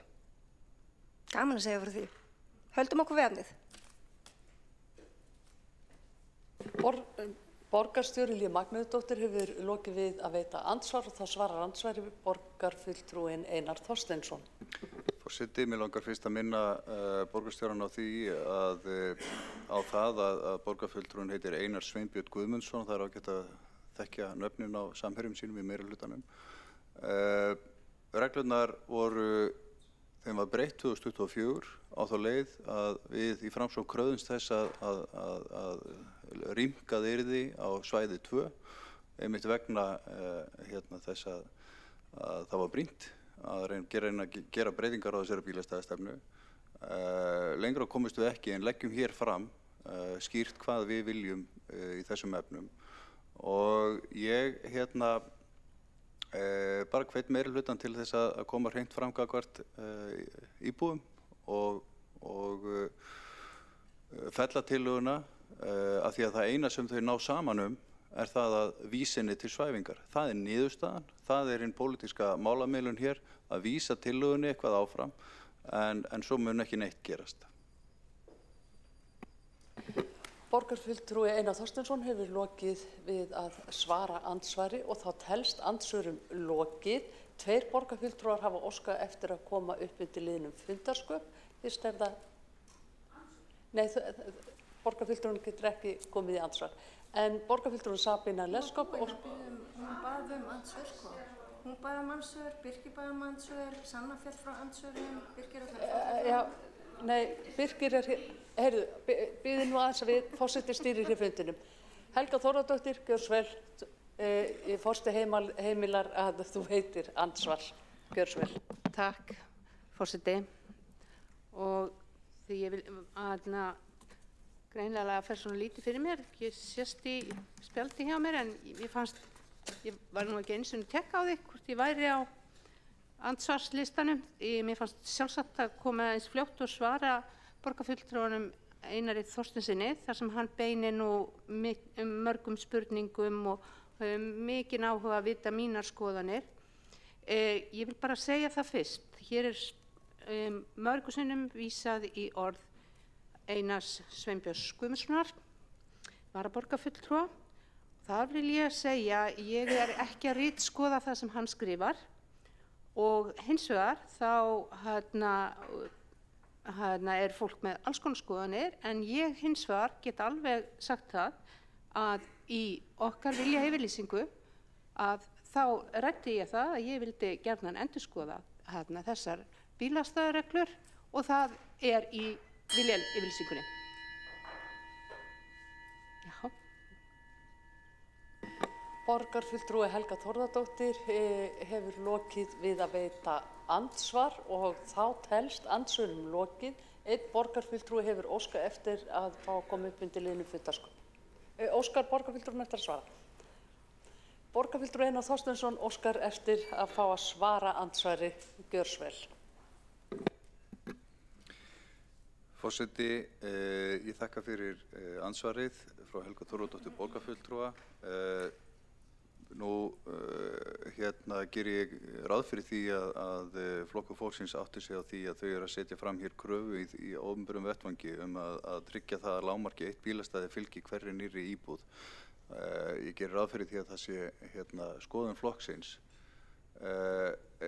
Hyggst borgarfulltrúinn beita sér fyrir því að það verði reyndin að tillaga okkar í Framsókn nái fram að ganga og reglurnar verði endurskoðaðar þannig að það sé markmiðið. Borgarfulltrúi Einar Þorsteinsson hefur lokið við að svara andsvari, þá veitir andsvar öðru sinni. Borgarfulltrúi Helga Þórðardóttir. Forseti og ágætu borgarfulltrúar. Ég sagði það aldrei, þetta er skoðun sem kemur fram í greinaskrifum. Hins vegar veit ég það að það hefur verið endurskoðað reglunar og rýmkaðar. Og þess vegna finnst mér full ástæða og skrítin fullinning að þetta sé sett í einhverju svæfingu, þannig inn í ráðinu. Þannig að það er vinna í gangi og bara fínt að til að fari inn í ráðið. Takk. Borgarfulltrúi Helga Þórðardóttir hefur lokið við að veita andsvar og þá svarar andsvari borgarfulltrúi Einar Þorsteinsson. Forseti, ég er að spyrja vegna þess að hér birtast mjög ólík sjónarmið og afstæða gagnvart þessum máli, gagnvart þessari tillögu. Og meirihlutinni skipaður 5 flokkum og það eru bara grundvallar munur á afstöðu flokkana. Gott og vel að þessari tillögu okkar sé vísað til umhverfis- og skipulagsráðs og þaðan í meðferð hjá embættismönnum. Síðan kemur eitthvað út úr því og það er bara rétt að vekja athygli í borgarbúa á því að þessir flokkar munu ekki ná saman neinar breytingar á stefnunni með það hvernig þeir tala hér í dag. Allavega ekki í anda tillögunar og ekki í anda þess sem varaborgarfulltrúi Flokks fólksins hefur lýst yfir í opinberum vettvangi. Þetta er nú bara það sem ég er að reyna að koma hér á framfæri. Borgarfulltrúi Einar Þorsteinsson hefur lokið við að svara andsvör og þá telst andsvörum lokið og næstur tekur til máls borgarfulltrúi Birkir Ingi Björnsson. Áður en ég hleypi Birki að þá hefur einn borgarfulltrúi óskað eftir að koma upp undir liðnum fundarsköp, Sabine Leskop, gjörðu svo vel. Já, forseti, þetta batnar nú eitthvað í lokin en ég vil samt árétta að við passum okkur aðeins betur að nota hvernig við notum titlana borgarfulltrúi, varaborgarfulltrúi og berum virðingu fyrir þessum stafsheiti. Þeir sem sitja hérna eru borgarfulltrúar, jafnvel ef þeir eru varaborgarfulltrúar að öðru leyti, svo lengi sem þeir sitja í salnum, þá eru þeir borgarfulltrúar, alveg sama í hvaða sæti þeir eru. Ef þeir eru hins vegar varaborgarfulltrúar, þá þurfum við að kalla það hérna varaborgarfulltrúar, ef þeir eru ekki hér í salnum. Borgarfulltrúi Sabine Leskop hefur lokið við að gera athugasemd við fundarsköp og við þökkum henni fyrir ábendinguna og brýnum borgarfulltrúa á að nota rétta titla í ræðu sinum. Borgarfulltrúi Einar Þorsteinsson hefur óskað eftir að gera athugasemd. Gjörðu svo vel. Forseti, ég hélt reyndar að þetta væri andsvar af því að borgarfulltrúin lyfti upp spjaldinu þegar ég var að halda ræðu.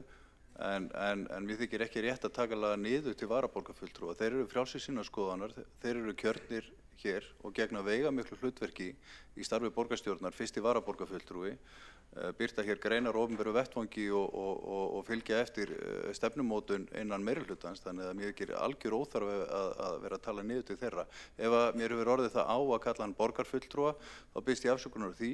En hann er sannarlega varaborgarfulltrúi en kemur hingað reglulega inn í borgarstjórnarsalinn og starfar þá hér sem fullgildur meðlimur. En mér þykir algjör óþarfi að gera lítið úr skoðunum hans þótt að hann sé varaborgarfulltrúi. Borgarfulltrúi Einar Þorsteinsson hefur lokið máli sínu og næst tekur til máls borgarfulltrúi Sabine Leskop sem vil væntanlega bera sig sakir. Já, það er fráleitt að ég hafi gert lítið úr skoðunum hérna varaborgarfulltrúans. Ég gerði það með engu orði. Ég bendi bara á notkun, hvernig við notum titlana borgarfulltrúa og varaborgarfulltrúa. Borgarfulltrúi Sabine Leskop hefur lokið máli sínu og þá tekur loks til máls borgarfulltrúin Birkir Ingi Björnsson. Og þar með lokar forseti mælendaskránni.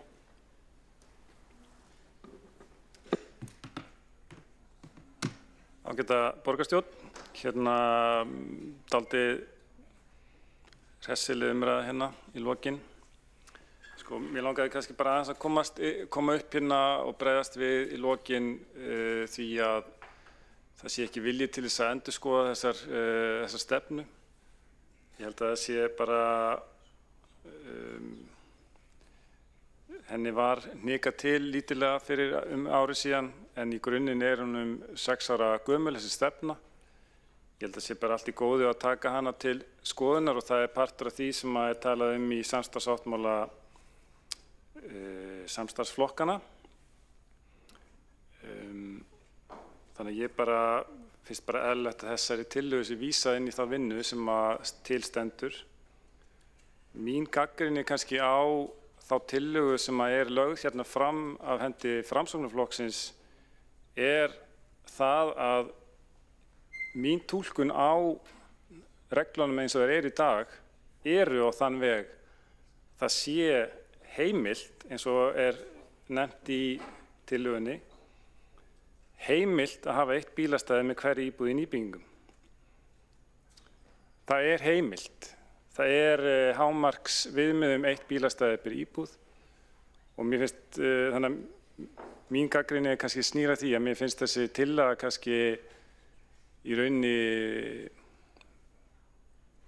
óskýr af því hverju hún á að breyta í rauninni. En hérna,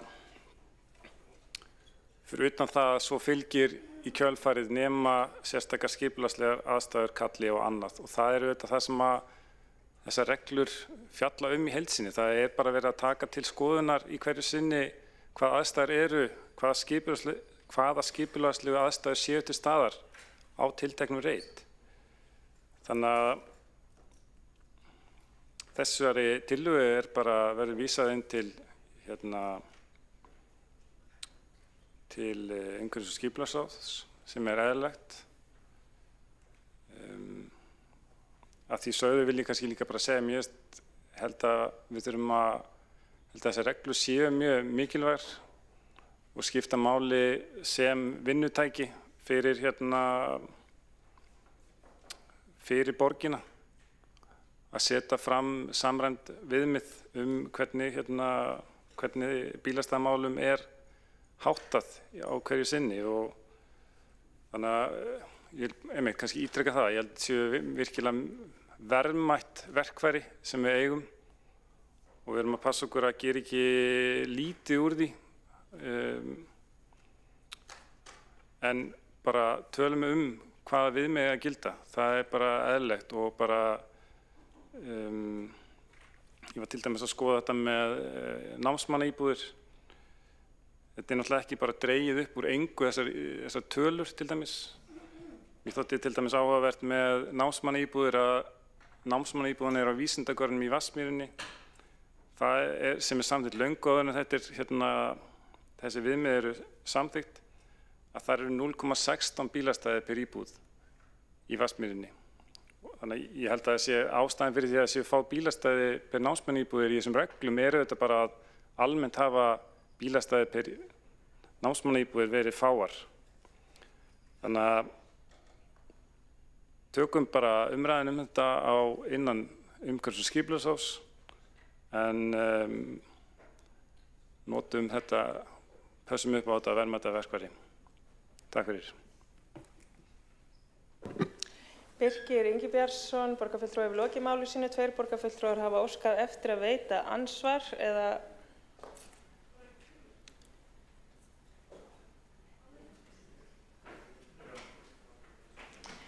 mér sýnist forseti óskar eftir því að sjá aftur skýrt hvaða borgarfulltrúar hefðu óskað eftir að veita andsvar. Það eru 3 borgarfulltrúar sem hafa óskað eftir að veita andsvar og fyrstur til þess að veita andsvar er borgarfulltrúinn Aðalsteinn Haukur Sverrisson.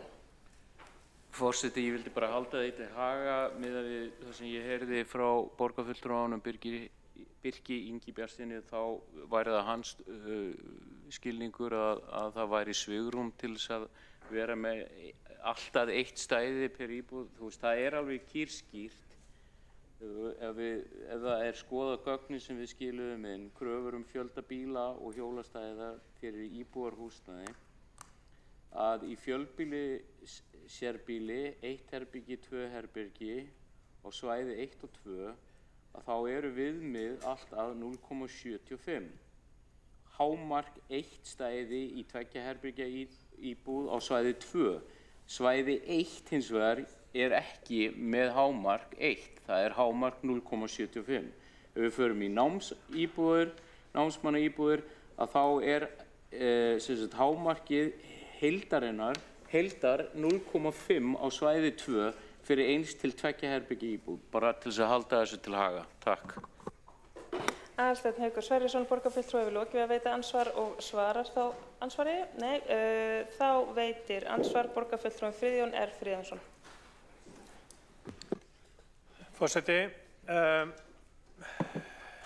það rétt að ég ætla að höggva í sama knérun og vinur minn hérna á aftasta bekk í órulögudeildinni og nefna þess varðandi námsmannaíbúðir. Við erum með námsmannaíbúðir út allan borg. Við sjáum bara hérna á vef borgarinnar. Það byggingafélag námsmanna að hefur byggt íbúðir við Kapellastíg, Klausturstíg, Stakkahlíð, ætlar að byggja í Gufunesi, Sóleyjarrima, Arnarbakka. Þetta allan borg og við hljótum að miða við það að námsmannaíbúðir þar sem eru utan þess svæði sem eru langt frá skólum en jafnvel inn á þessu kjarnasvæði sem svæði 1, þær ættu að lúta frekar bara lögmálum venjulegra íbúða. Það hluti af gagnrýninni og gott að menn séu tilbúin til þess að endurskoða og það mikilvægt að hérna eins og ég sagði áðan í minni ræðu, það bara veita vel en komið þá í þetta með opnum hug.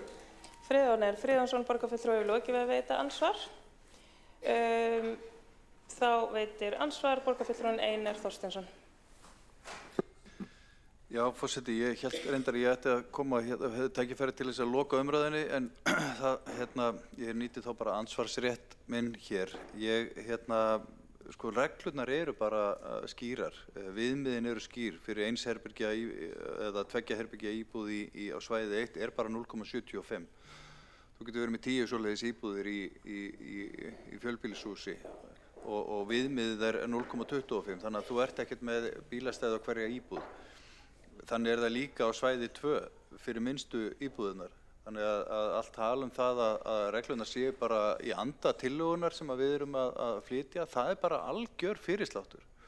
Og að nefna einhvern veginn heildarfjölda bílastæða hér í borgarlandinu og bera saman við fjölda íbúa, ég meina þetta er bara algjör fyrirsláttur. Og sýnir það að meirihlutanum er ekkit alvara með það að endurskoða þessar reglur og það er bara hreinlegast að koma beint fram og fella tillöguna eða stendur ekki til að taka vel í hana. Og ég er bara vorkenni flokki fólksins sem hefur barist fyrir þessu á opinberum vettvangi að breyta þessum reglum. Hann er algjörlega tekinn í nefið hér. Einar Þorsteinsson, borgarfulltrúi, hefur lokið við að veita andsvar og telst þá andsvörum lokið undir þessum lið sem og ræðum og gengir til atkvæðagreiðslu.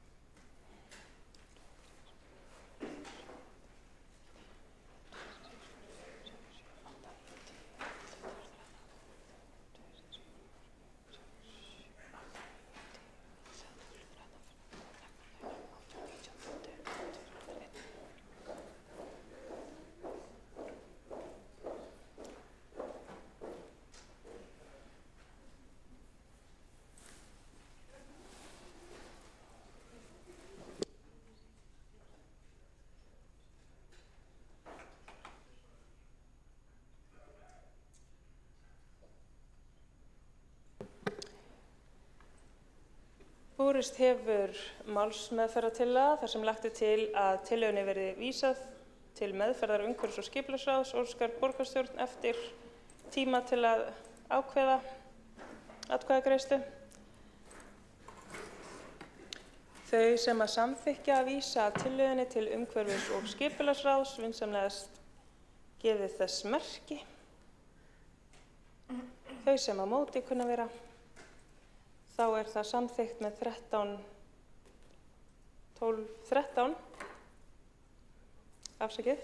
atkvæðum borgarfulltrúa samstarfsflokkana, aðrir borgarfulltrúar sitja hjá við afgreiðslu málsins.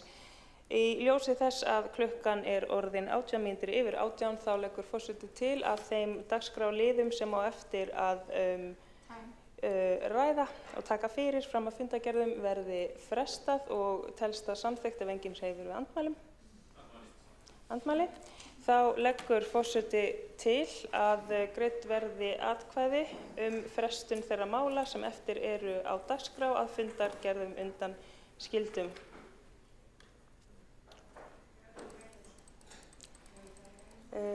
Þá er lagt til að fresta tillögu borgarfulltrúa Viðreisnar fjárfestingarátak í endurgerð og viðhaldi á gangstéttum í Breiðholti, Árbæ og Grafarvogi. Þeir sem að samþykkja vinsamlega gefa þess merki.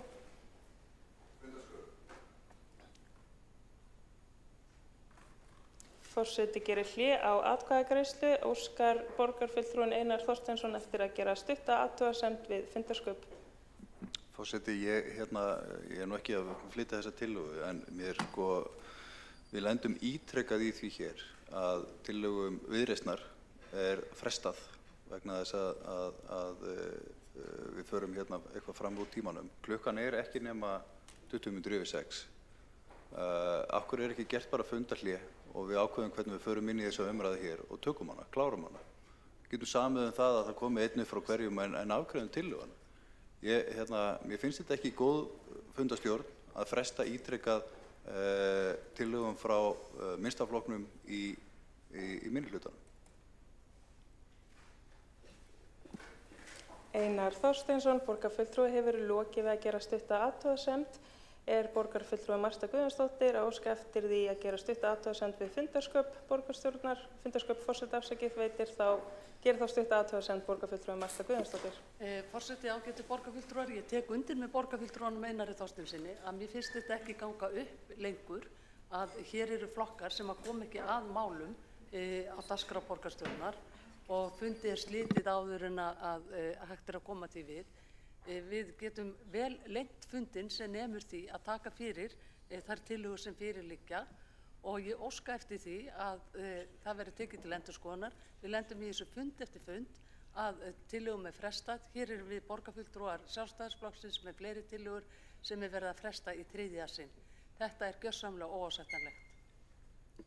Marta Guðjónsdóttir borgarfulltrúi hefur lokið við að gera stutta athugasemd líkt og kom fram í upplýsingatölvupósti til allra borgarfulltrúa í gær. Þá var greint frá því að forseti hygðist leggja fram frestunartillögu á mál sem ætti eftir að afgreiða, þannig að gert sé ráð fyrir að ljúka efnislegri umræðu mál og tillögur á dagskrá undanskildum fundargerðum 18:30. En þá er gengið til atkvæðagreiðslu. Lagt er til að fresta tillögu borgarfulltrúa Viðreisnar fjárfestingarátak í endurgerð og viðhalda gangstéttum í Breiðholti, Árbæ og Grafarvogi og þau sem að samþykkja það vinsamlega skilyrðismerki. Þau sem á móti kunna vera. Samþykkt er að fresta tillögunni með 13 greiddum atkvæðum samstarfsflokkanna. Allir aðrir borgarfulltrúar greiða atkvæði gegn. Þá er lagt til að fresta umræðan deiliskipulag Birkimels 1 að beiðni borgarfulltrúa Sjálfstæðisflokksins. Lagt er til að fresta þeim dagskrárlið, þau sem að samþykkja slíkt vinsamlega skilyrðismerki. Þau sem á móti kunna vera. Þá er samþykkt að fresta dagskrárlið 6 með 13 greiddum atkvæðum samstarfsflokkanna. Aðrir borgarfulltrúar greiða atkvæði gegn. Þá hefur borgarfulltrúinn Helgi Ás Grétarsson óskað eftir því að gera stutta athugasemd við fundarsköp. Gerir þá stutta athugasemd við fundarsköp borgarfulltrúinn augnablik. Forseti ætlar að gefa borgarfulltrúnum Helga Ás Grétarsyni orðið. Forseti, ágæta borgarstjórn. Ég er bara að minna forseta borgarstjórnar á að samstarfsflokkarnir hafa 12 fulltrúa, ekki 13. Því að í talningu hérna tvisvar hefur hún sagt að atkvæðin séu 13. Þau eru 12. Helgi Ás Grétarsson, borgarfulltrúi hefur lokið við að gera stutta athugasemd. Forseti þakkar fyrir þessa réttmætu ábendingu og leggur til að endurtekin verði atkvæðagreiðsla þá liði sem var búið að kjósa til þess að þetta sé alveg á hreinu og skýrt. Því þetta er rétt hjá borgarfulltrúanum Helga Ás Grétarsyni. Lagt er til að fresta tillögu borgarfulltrúa Viðreisnar fjárfestingarátak í endurgerð og viðhaldi á gangstéttum í Breiðholti, Árbæ og Grafarvogi og þau sem að samþykkja vinsamlega skilyrðismerki. Þau sem að móti kunna vera.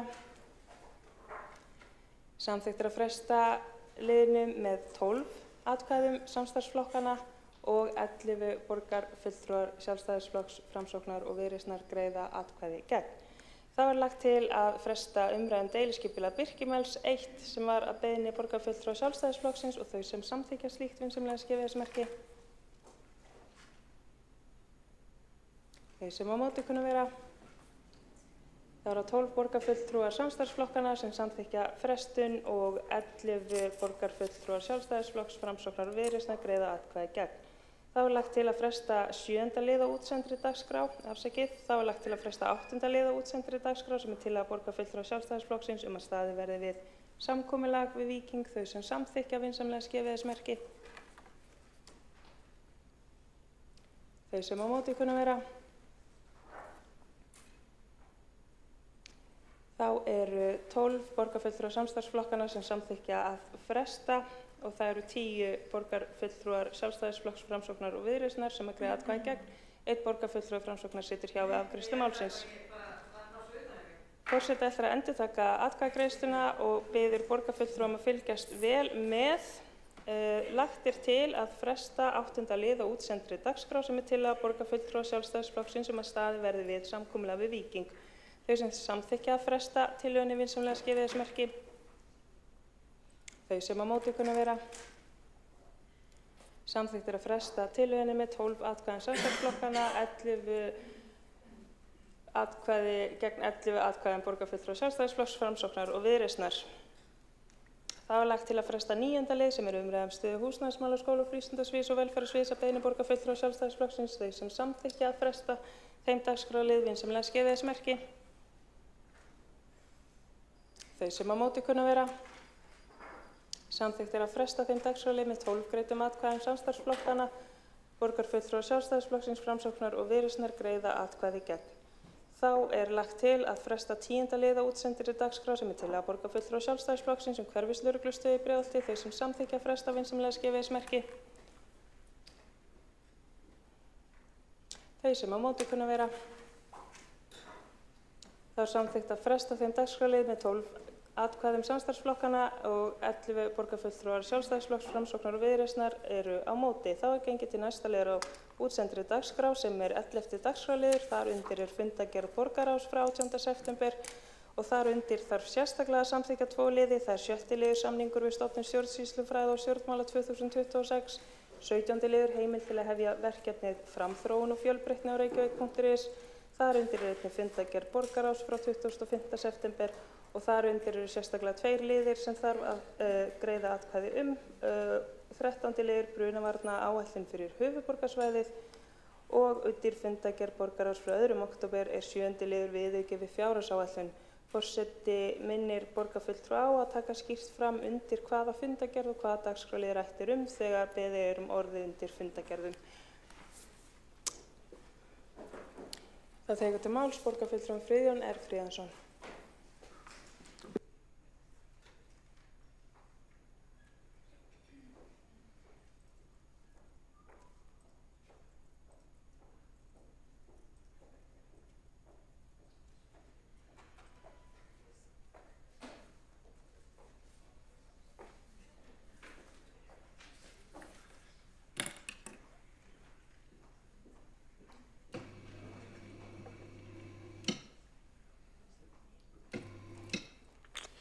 Forseti, ég hérna til þess að ræða aðeins fundargerð borgarráðs, lið varðar heimild til þess að hefja verkefnið Framþróun og fjölbreytni á Reykjavík.is.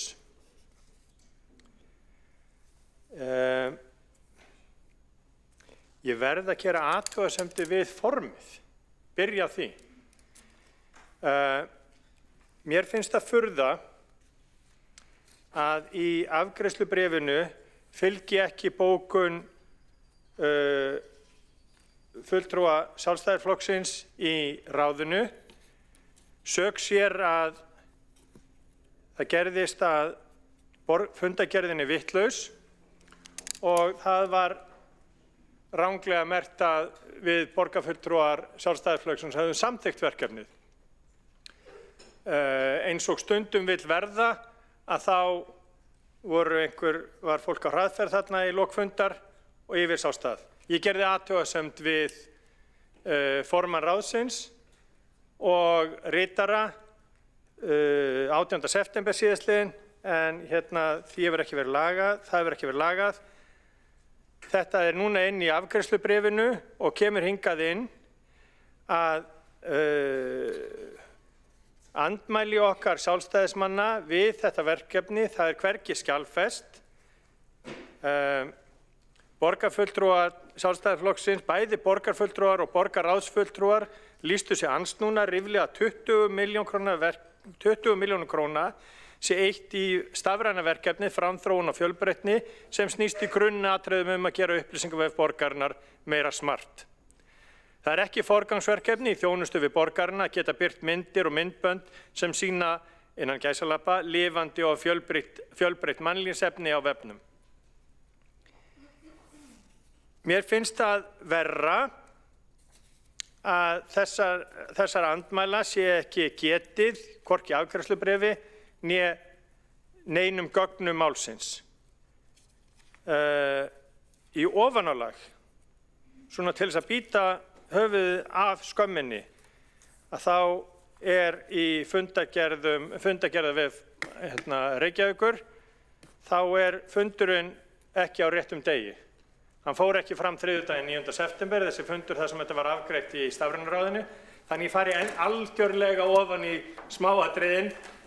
Borgarstjóra Líf Magnúsdóttir, þar hef ég sagt það, sem ég ætlaði aldrei að segja í lífinu, að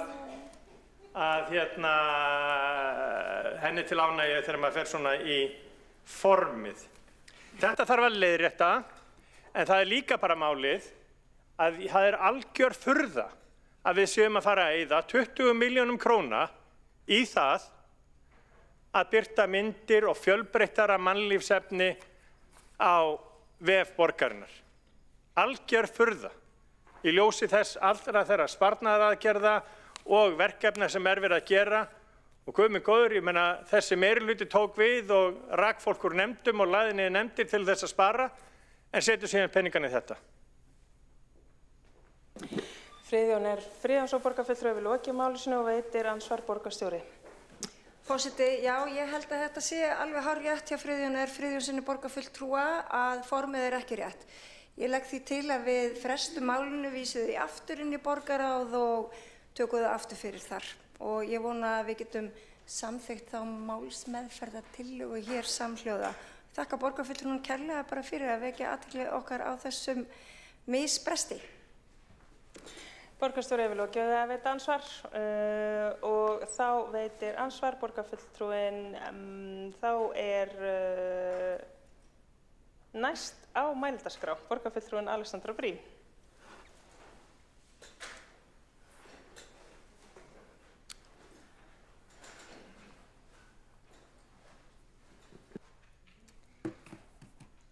Forseti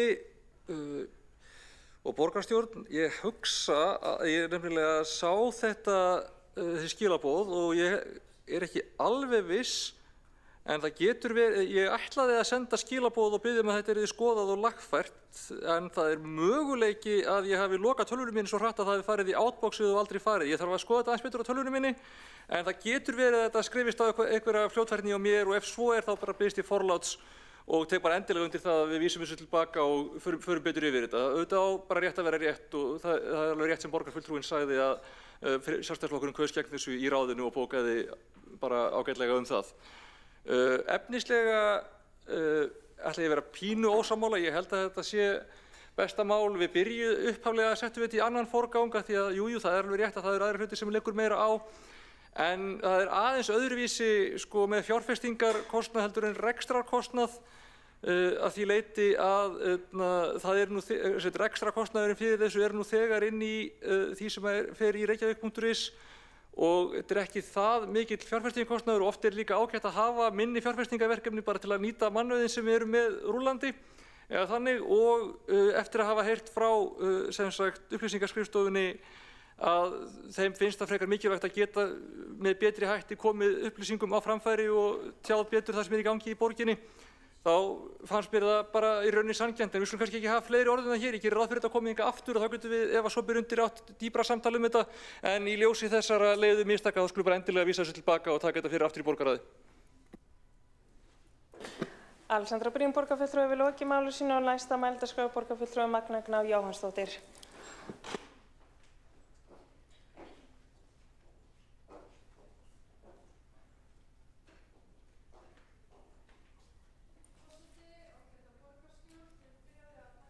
Borgarfulltrúnum Friðjóni Friðjónssyni í því máli sem hann talaði hérna á undan mér, en kem upp til þess að tala undir 8. lið í fundargerð borgarráðs frá 2. október sem fjallar leikskólatillögurnar vegna þess að ég náði ekki að klára ræðuna áðan og ætla að klára hana hér nú. Mér langaði fyrst að spyrja, því hér var haldið fram áðan að börn á Íslandi sé með lengsta vistunartíma og ég hef heyrt þetta hent fram í umræðina og mér langar að spyrja borgarfulltrúa hvaðan sú orðræða kemur, því það er ekki mín reynsla og ég tók mér það leyfi í gær að hringja í vinkonur sem eiga börn erlendis og spyrja hvernig þessum málum væri háttað þar. Í Frakklandi er barn oft kannski 10 tíma í vistun í leikskóla en það er reyndar kerfi öðruvísi, skólaskylda að byrja frá 3 ára aldri og þannig að kannski er þá verið að tala um skólavist en ekki leikskólavist. Það gæti verið og í leikskólum í Danmörku eru opnir frá 7 til 5 og vistunartíminn lengri, þannig að Það væri áhugavert að vita hvaðan þetta kemur, að þessi hefur flengt fram í umræðinni eins og íslensk börn séu bara miklu lengur en öll önnur börn í leikskólum, sem ég tel ekki verið rétt. En leiðrétta má mig ef það er ekki. En þá ætla ég að fara að þriðja og síðasta atriðinu sem ég ætlaði að koma inn áðan og það er skipulag skóladagsins. Þegar við ræðum leikskólamálin má ekki gleyma fólkinu sem heldur upp í kerfinu. Það eru kennarar og leikskólastarfsmenn sem eru burðarásar leikskólana. Við verðum að tryggja þeim betri aðstæður og undirbúningstíma fyrir kennslu. Ein hugmynd sem er hluti af menntastefnu Framsóknar frá árinu 2018 til að ná því markmiði er að ráðast í það að endurskipuleggja leikskóladaginn til samræmis við skipulag grunnskóladagsins, meðal annars til þess að auka nýliðun leikskólakennara og auðvelda faglegt samstarf á milli skólastiga.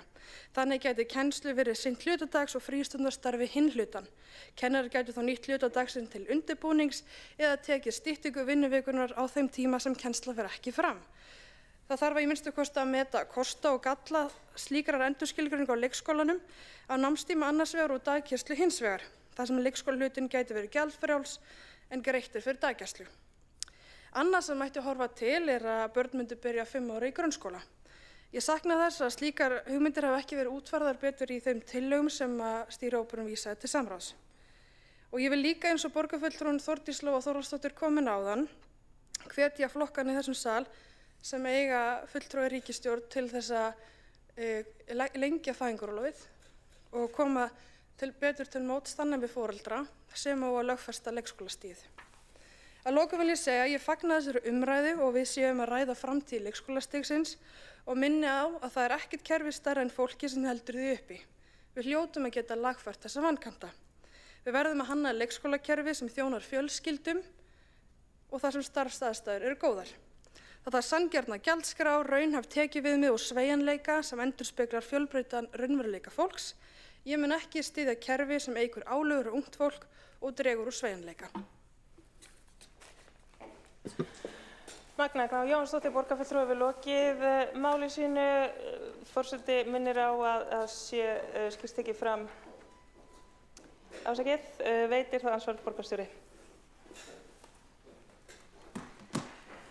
Já, forseti, það er alveg allrar umræðu vert að skoða.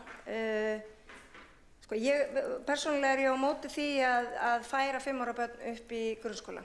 Mér finnst frekar, af hverju erum við ekki að ræða að börn getur verið 6 ára í leikskóla? Af hverju endilega að færa þau upp 5 ára? En þetta er náttúrulega líka pólitík, en við þurfum að átta okkur að því að Magna Gná Jóhannsdóttir borgarfulltrúi kom inn upp og viðraði þessar hugmyndir að börnunum fækkar ekkert. Við þurfum alltaf að fullmanna þessar stöður og staðreyndin er líka sú að 5 ára börn þau þurfa meiri aðstoð heldur en leið og börn verða 6 ára. Þetta er bara eðlisólíkt. Þannig að þó dagurinn sé skipulagður nákvæmlega eftir því hvernig grunnskólinn er, að þá þurfum við líka að átta okkur því að við þurfum að fullmanna leikskólan og grunnskólan með þá starfsfólki sem að getur þá sinnt þessu og það er viðfangsefnið, það er fáliðun. Þannig að ég vil líka bara vekja athygli á því að frístundaheimilin eru ekki einu sinni fullmannuð. Borgarstjóri, hefur lokið við að veita ansvarsvar. Það ansvari borgarfulltrúi Magna Gná Jóhannsdóttir. Já, forseti, ég þakka borgarstjóra fyrir sitt ansvar. Ég er, eins og ég kom fram í fyrri ræðu minni í dag, að ég er sammála markmiðunum að bæta starfsaðstöður í leikskólum og markmiðum það að hvetja til að börn minnki vistunartíma. En ég tel samt eðlilegt að við séum að velta við öllum steinum og einn af þessum steinum er að börn byrji fyrr í grunnskóla og það eru skólar í borginni sem gera það. Við sjáum líka að við erum ekki að ná tilstillum árangri í PISA og það er meðal annars vegna þess að börnin okkar eru eftir á í námi. Þannig að mögulega væri ein leið til þess að mæta því að við myndum byrja fyrr í faglegu bóknámi. En það er eitthvað sem þarf að ræða, af því að við erum ekki að ná þessum árangri eins og börn í nágrannalöndunum okkar þegar þau eru komið lengra í náminu. Þannig að kannski þurfum við að byrja fyrr að kenna þeim. Það er einn steinn sem að velta upp, en svo er hitt að endurskipuleggja þetta. En auðvitað þurfum við að fara í þessar aðgerðir til þess að bæta starfsaðstöður kennara og það er það sem erum að gera þetta, en við erum ekki sammála útfærslunar. Magna Gná Jónsdóttir, borgarfulltrúi, hefur lokið við að svara andsvari, veit þá andsvar öðru sinni borgarstjóri. Forseti, já, eins og ég sagði áðan og ætla að endurtaka að 5 ára börn hafa ekki sömu færni, þau eru auðvitað misjöfn, ég áttum að því, en þau hafa mörg hver ekki sömu færni á 6 ára grunnskólabörn. Þau þurfa meiri aðstoð, þau þurfa meiri umönnun, þau þurfa fólk með sér. Það sem, viðfangsefni okkar er þessi fáliðun og þó við færum börnin eitthvað til einhvern veginn í kerfinu, þá þurfum við alltaf fólk með þeim. Og yngri börn þurfa fleiri með sér heldur en vissulega eldri börn, en við þurfum sem sagt alltaf jafnmargar hendur af því að börnunum fækkar ekkert, þrátt fyrir að við einhvern veginn færum þau til í kerfinu. Og það er viðfangsefnið. Borgarstjóri hefur lokið að veita andsvar öðru sinni, svara þá andsvar öðru sinni borgarfulltrúi Magna Gná Jónsdóttir. Forseti, ég átta mig á því að við þurfum alltaf að manna þessar stöður og ég er ekki að reyna að snúa út úr því eða reyna að segja að þetta leysi leikskólavandann eitt og sér. Það er alls ekki þannig.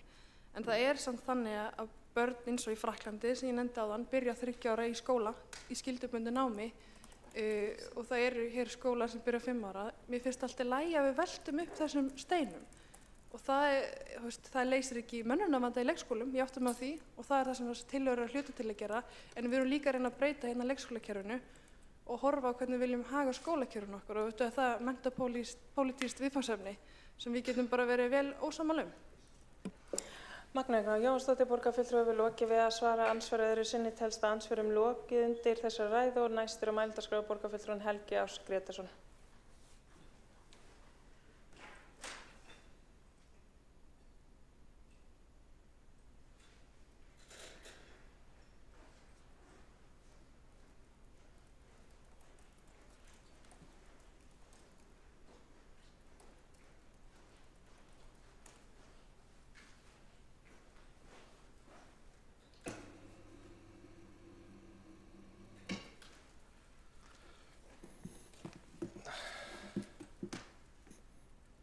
Forseti, ágæta borgarstjórn.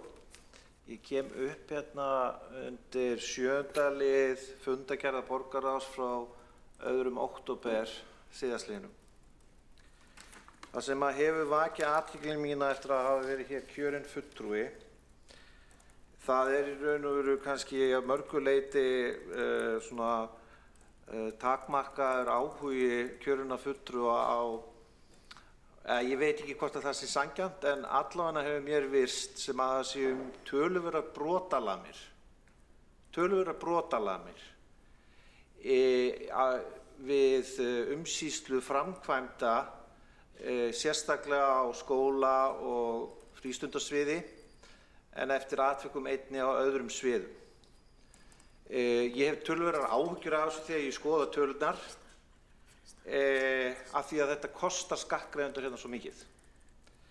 Og einn anginn af því er að ákvörðunartaka er svifasein, óskilvirk og eftirlit með framkvæmdum er ófullnægjandi.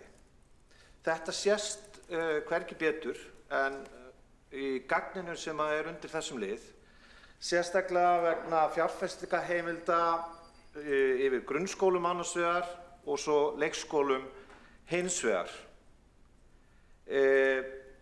Mörg harnara verkefna, vegna þess að þegar þessar tölur eru rýndar þá hefur stundum verið þannig að gögnin sem eru lögð fram með verkstöðu skýrslunni að það eru ekki nákvæmar tölur einstök verkefni, heldur þetta sett í eitt pott, en það er til bóta að í ár hefur þetta verið nákvæmara. Og bara sem dæmi áhyggjuefni í dag er staðan í Ölduselsskóla, en samkvæmt tillögunni er verið að hækka framlög þar 100 milljónir, en það er virkilega áhyggjuefni hvernig framkvæmdum mun framvinda þar. Það sem mér finnst vera mjög skrítið, þegar við fengum kynningu á stöðu húsnæðismála í skóla- og frístundaráði fyrir 2 vikum eða svo, að það er að hús sem að Reykjavíkurborg á það stendur tómt, ónótæft og engar framkvæmdir og engar ákvarðanir teknar hvernig eigi að halda áfram með málið. Þannig með mál með vexti, miðað við þær upplýsingar sem við fengum á fundi skóla- og frístundaráðs með leikskólann Árborg að Hlaðbæ, að í 2 ár þá var verið að fara með ákvarðanatöku þannig með málið að ekkert var gert. Það var einhver hugmyndur að stækka við og eitthvað svoleiðis og svo var farin á hönnunum og svo var hægt við og svo sitja menn uppi með byggingunum sem og einhver ákvörðun tekin og niðurstaðan svo að þetta mjög til baga fyrir starfsfólk, þá sem að sækja leikskólan og aðstandendur. Þetta algjörlega ófullnægjandi aðferðafræði.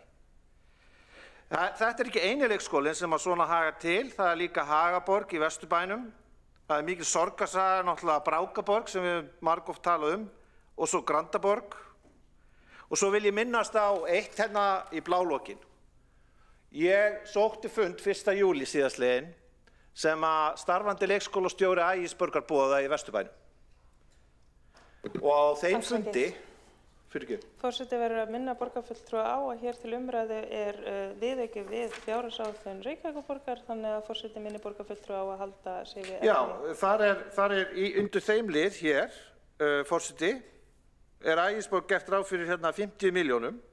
Þetta allt saman tölur, allar þessar stofnanir hérna sem ég minnst á, þetta allt saman tölur sem eru hér. Og varðandi Ægisborgina, þá bara hef ég verulegar áhyggjur af því hvað mikið misræmi á milli þeirra upplýsingar sem voru gefnar 1. júlí síðastliðinn og svo hver staða málsins í dag. Ég verð bara að segja það að það ábyrgðar hluti að vera kjörinn fulltrúi í sveitarfélagi eins og Reykjavík þegar það svona mygla út allt og það verður að veita embættismannakerfinu aðhald og að allar þessar áætlanir og breytingar á áætlunum þær verður að vera raunsæjar, þær verður að vera skilvirkar og að það verður að fylgja þessum málum eftir af einurð og að upplýsingar séu veittar með skýrum og afdráttarlausum hætti til notenda þessara bygginga. Og ég vil bara hvetja borgarfulltrúa að kynna sér vel þetta gagn sem var lagt fram í borgarráði 30. september síðastliðinn og með hvaða hætti höndlað hérna í húsnæðismálum sérstaklega á skóla- og frístundasviði. Helgi Ás Grétarsson borgarfulltrúi hefur lokið máli sínu og ekki að fleiri borgarfulltrúar hvað sé hljóðs undir þessum lið og göngum við þá til atkvæðagreiðslu.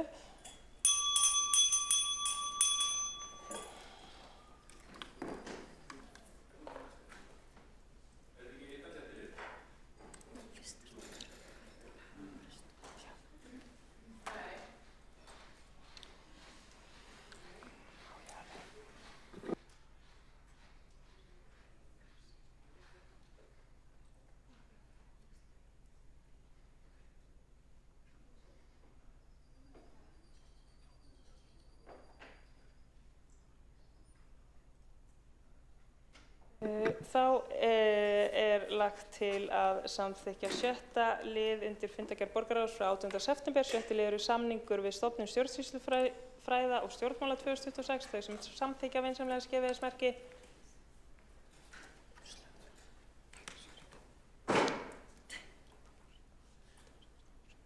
Þau sem á móti kunna vera, þá þetta samþykkt með 17 atkvæðum borgarfulltrúa samstarfsflokka, Framsóknar og Viðreisnar og borgarfulltrúa Sjálfstæðisflokksins greiða atkvæði gegn.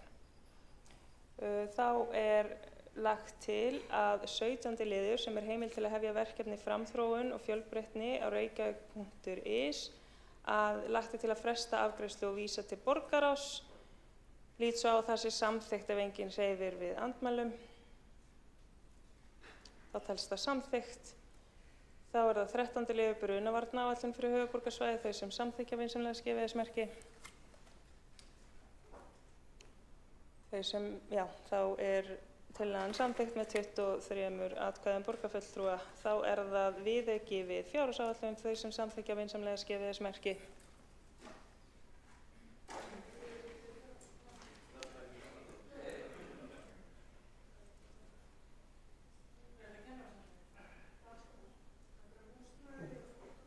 óskað skýrt eftir forseti tekur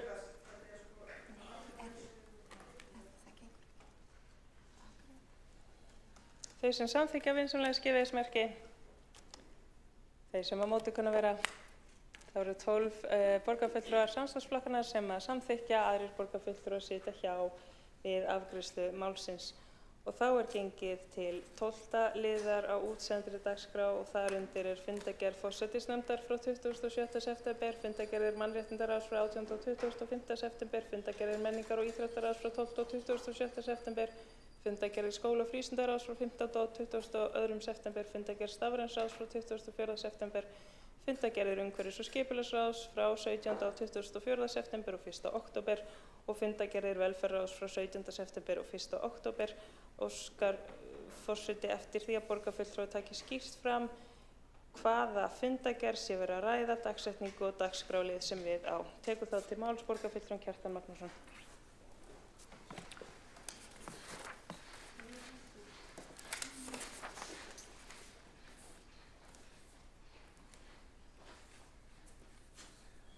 Forseti, góðir borgarfulltrúar, mig langar fyrst til að taka til máls undir 23. lið fundargerðar umhverfis- og skipulagsráðs frá 17. september og 15. lið undir 24. september.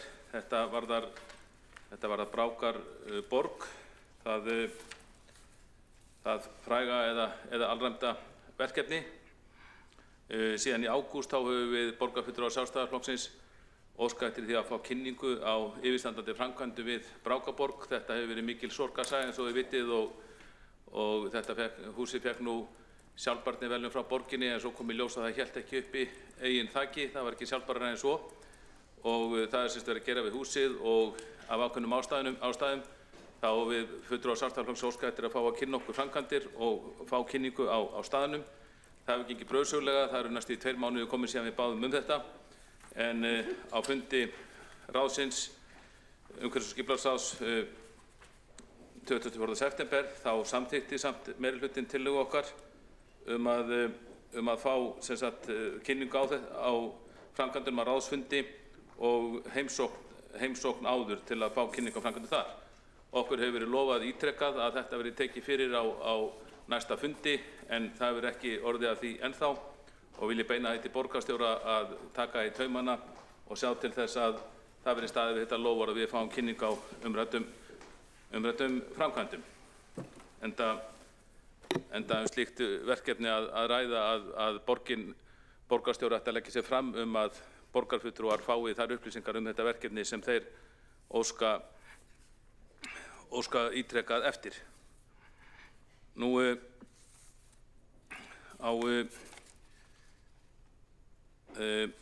ég vek einnig athygli á 22. lið undir fundargerð umhverfis- og skipulagsráðs frá 1. október. Þar óskuðu eftir skýringum á því af hverju skýrsla varðandi útfærslur á breytingum á Höfðabakka var ekki kynnt fulltrúum umhverfis- og skipulagsráði áður en ákvörðun var tekin þrengingu gatnamóta Höfðabakka og Bæjarháls. Þetta er auðvitað frægt mál líka og við getum farið yfir það í stjórnsýslulögum og víðar það kveðið á að það skuli upplýsa mál nægilega áður en ákvörðunin er tekin og veita aðgang á öllum gögnum sem skiptir máli. Þarna var skýrsla 3 mánaða gömul skýrsla sem skiptir miklu máli. Henni var beinlínis haldið leyndum fyrir umhverfis- og skipulagsráði að minnsta kosti fulltrúum minnihlutans þar og þarna ætti borgarstjóri auðvitað líka bara að gera frumkvæðisrannsókn á því af hverju þannig var staðið að málum. Við höfum sem spurt þetta og vonum við fáum einhver svör. Nú, mér langar einnig til að taka til máls undir 23. lið fundargerðar umhverfis- og skipulagsráðs frá 24.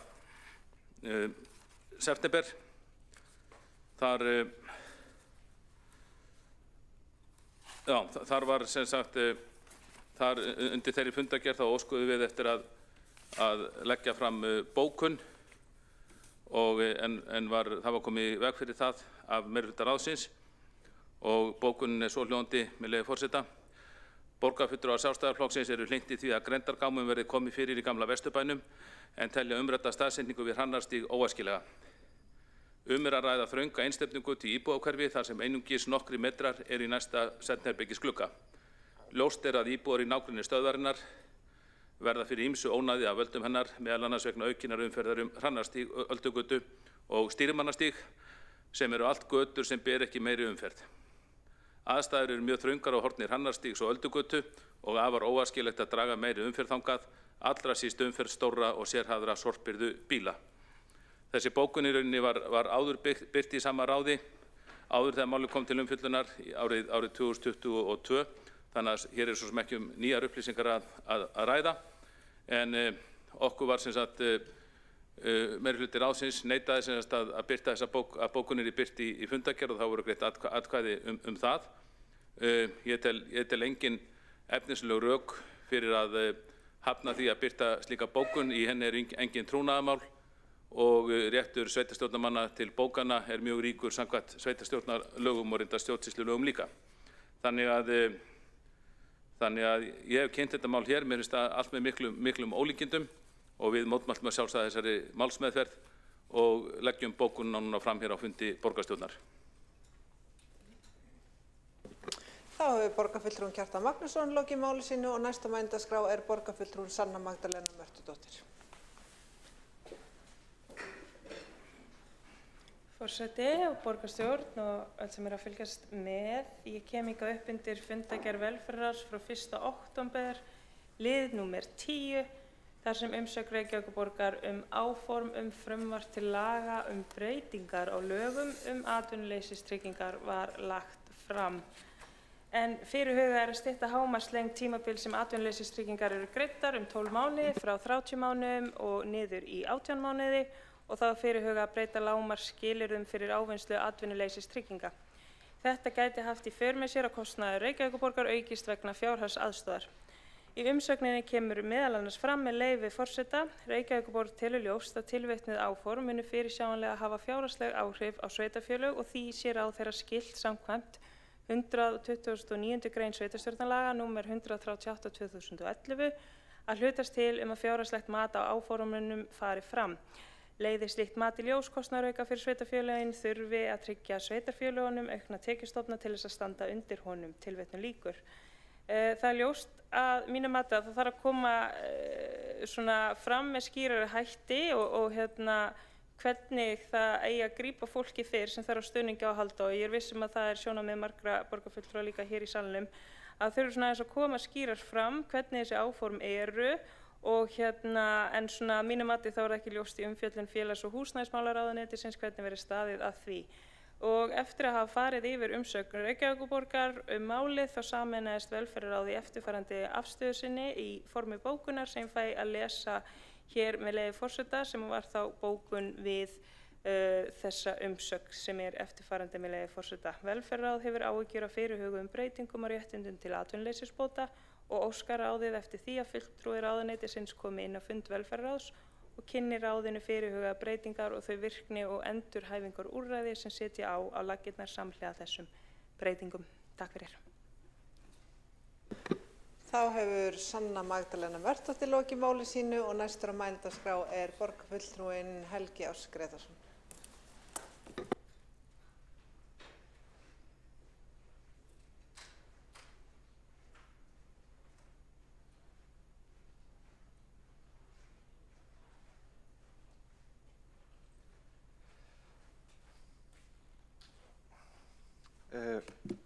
Forseti, ágæta borgarstjórn, ég kem hérna undir línum fundargerð velferðarráðs frá 17. september síðastliðnum og það varðar í raun og veru hérna flesta liði fundarins en mér langaði hérna bara hrósa í raun og veru formanni ráðsins og starfsfólki ráðsins fyrir að hafa skipulagt fundi með þeim hætti. Það var mjög upplýsandi og bara hvetja alla borgarfulltrúa til þess að kynna sér þau gögn sem voru lögð fram á þeim fundi vegna þess að það var mjög upplýsandi allan fyrir mig sem svona tiltölulega nýr í velferðarráði hver sé staðan hvað varðar málefni fatlaðs fólks.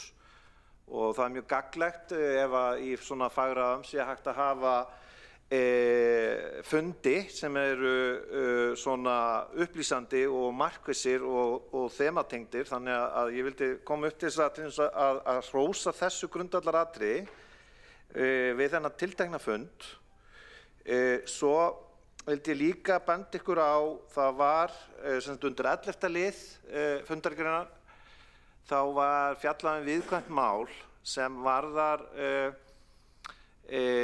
flutning, vinnu og virknimeðra stoðþjónustu fyrir fatlað fólk sem var farið í Skeifuna 8, mjög snúið mál vegna þess að það hafði verið virkniúrræði í Grafarvogi mjög lengi en starfsemin misti það húsnæði, samningar náðust ekki og bæði meirihluti og svo fulltrúar Sjálfstæðisflokksins lögðu fram bókun það mál vegna þess að við í Sjálfstæðisflokknum höfum áhyggjur af starfseminni í Skeifunni og þetta það sem var flutt úr Grafarvogi hét Smiðjan og fyrirhugað að flytja aðra starfsemi sem nefnd Opus að Völvufelli líka í Skeifuna og svo hafa frekari óhappa tilvik komið upp í Skeifunni sem að gera verkum að allan að tímabundið eru aðstæður óviðunandi í Skeifunni og við höfum dálitlar áhyggjur svona til lengri tíma. Það þurfti sem sagt að finna húsnæði með skömmum fyrirvara fyrir þessa starfsemi og þetta var talið heppilegasta húsnæði af hálfu sérfræðinga en bæði starfsmenn og aðstandendur hafa haft áhyggjur af þessari þróun. Þannig að sko við til dæmis í lok okkar bókunar sögðum að til lengri tíma þyrfti að huga að flutningi starfseminnar. Vegna þess að við teljum að það veri heppilegast fyrir þá sem eru að nota þetta rými að vera nær umhverfi þar sem auðveldara er að njóta kyrrðar og náttúrunnar. Ég vildi koma bara upp undir þessum liðum og segja að það áhyggjuefni almennt séð varðandi málaflokk fatlaðs fólks hvað hann vanfjármagnaður eða réttara sagt að hann kostar Reykjavíkurborg töluvert meira en sem nemur fjárframlögum frá ríkissjóði og þetta löng og mikil saga en ég vona virkilega að við náum að halda áfram að þróa öflugt starf og þjónustu. Það liggur fyrir svo sem að það mikill þungi, hlutfallslega miklu meiri þungi sem færður hingað að höfuðborgina varðandi þjónustu við fatlað fólk og það stafar af stærð Reykjavíkurborgar og að hún hafi meiri úrræði og mér finnst mikilvægt að í þessum viðkvæma málaflokki sé reynt að ná sem mestri pólitískri sátt við að þróa þjónustuna og gera hana eins skilvirka og góða og kostur samhliða því að sveitarstjórnarfólk allt land sameinist það að sveitarfélögin þurfa að gæta hagsmuna sinna í fjárhagslegum samskiptum við íslenska ríkið, ekki síst í þessum málaflokki. Þá hefur borgarfulltrúinn Helgi Áss Grétarsson lokið máli sínu og einn borgarfulltrúi óskar eftir að veita andsvar og það borgarfulltrúin Sanna Magdalena Mörtudóttir. Forseti og borgarstjórn, ég þakka borgarfulltrúi Helga Áss Grétarssyni og fulltrúi velferðarráðið fyrir hlýjar kveðjur í garð formanns hvað varðar skipulagningu funda og það unnið hörðum höndum að því að aðlaga húsnæðið í Skeifunni þannig að það henti fjölbreyttum þörfum.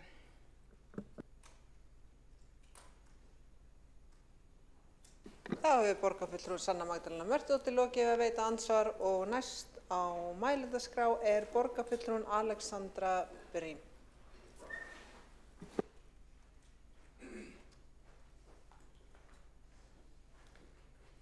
Forseti, ég kem hérna upp til þess að ræða fundargerð skóla- og frístundaráðs 22. september. þar ætlaði ég aðeins að fjalla lið númer 1 sem fjallar niðurstöður lesmáls sem er próf í lesskilningi sem lagt fyrir 2. bekk árlega. Og eins og við vitum þá ákveðin áskorun í borginni að ná upp lesskilningi sérstaklega bara, það er misjafnt eftir hverfum og sérstaklega í þeim hverfum þar sem mikið af börnum af erlendum uppruna og svona, þá hefur verið ákveðin áskorun að ná upp lesskilningi. Sérstaklega mælingin í öðrum bekk oft pínu erfiða því þá erum við oft ekki búin að hafa langan tíma til þess að kenna börnum. En mér langaði bara að gleðjast í rauninni vegna þess að bætingin milli ára töluverð. Það hlutfallið sem hefur aldurssamsvarandi færni sem sagt 3% hærra heldur en í fyrra og það bara mjög gott. Það líka erum að sjá þegar við fylgjum eftir einstaklingum að þó svo að það bætist auðvitað við börnin í kerfið sem þarf að ná upp lesskilningi hjá, þá gengur bara nokkuð vel hjá einstaklingum sem eru metin ár frá ári að koma þeim í góðan lesskilning. Þannig að það jákvætt, við erum að sjá þau merki frekar skýrt. Og svo vildi ég hrósa sérstaklega að því að milli ára þá erum við að sjá mjög góðan árangur til dæmis hjá Fellaskóla. Þar sem í fyrir ári síðan þá var mælingin svona ansi neikvæð en það átak sem hefur verið í gangi þar greinilega að skila sér af því að við erum að sjá að þó svo að það vanti ennþá kannski pínu upp á að eins margir og við myndum vilja séu komin upp í bestu einkunnagjöfina samkvæmt þessu prófi, þá mikil aukning í þeim hópi sem ekki í eins slæmri þörf, sem þurfa ekki lengur sérstakt inngrip, heldur þurfa bara auka kennslu að þannig.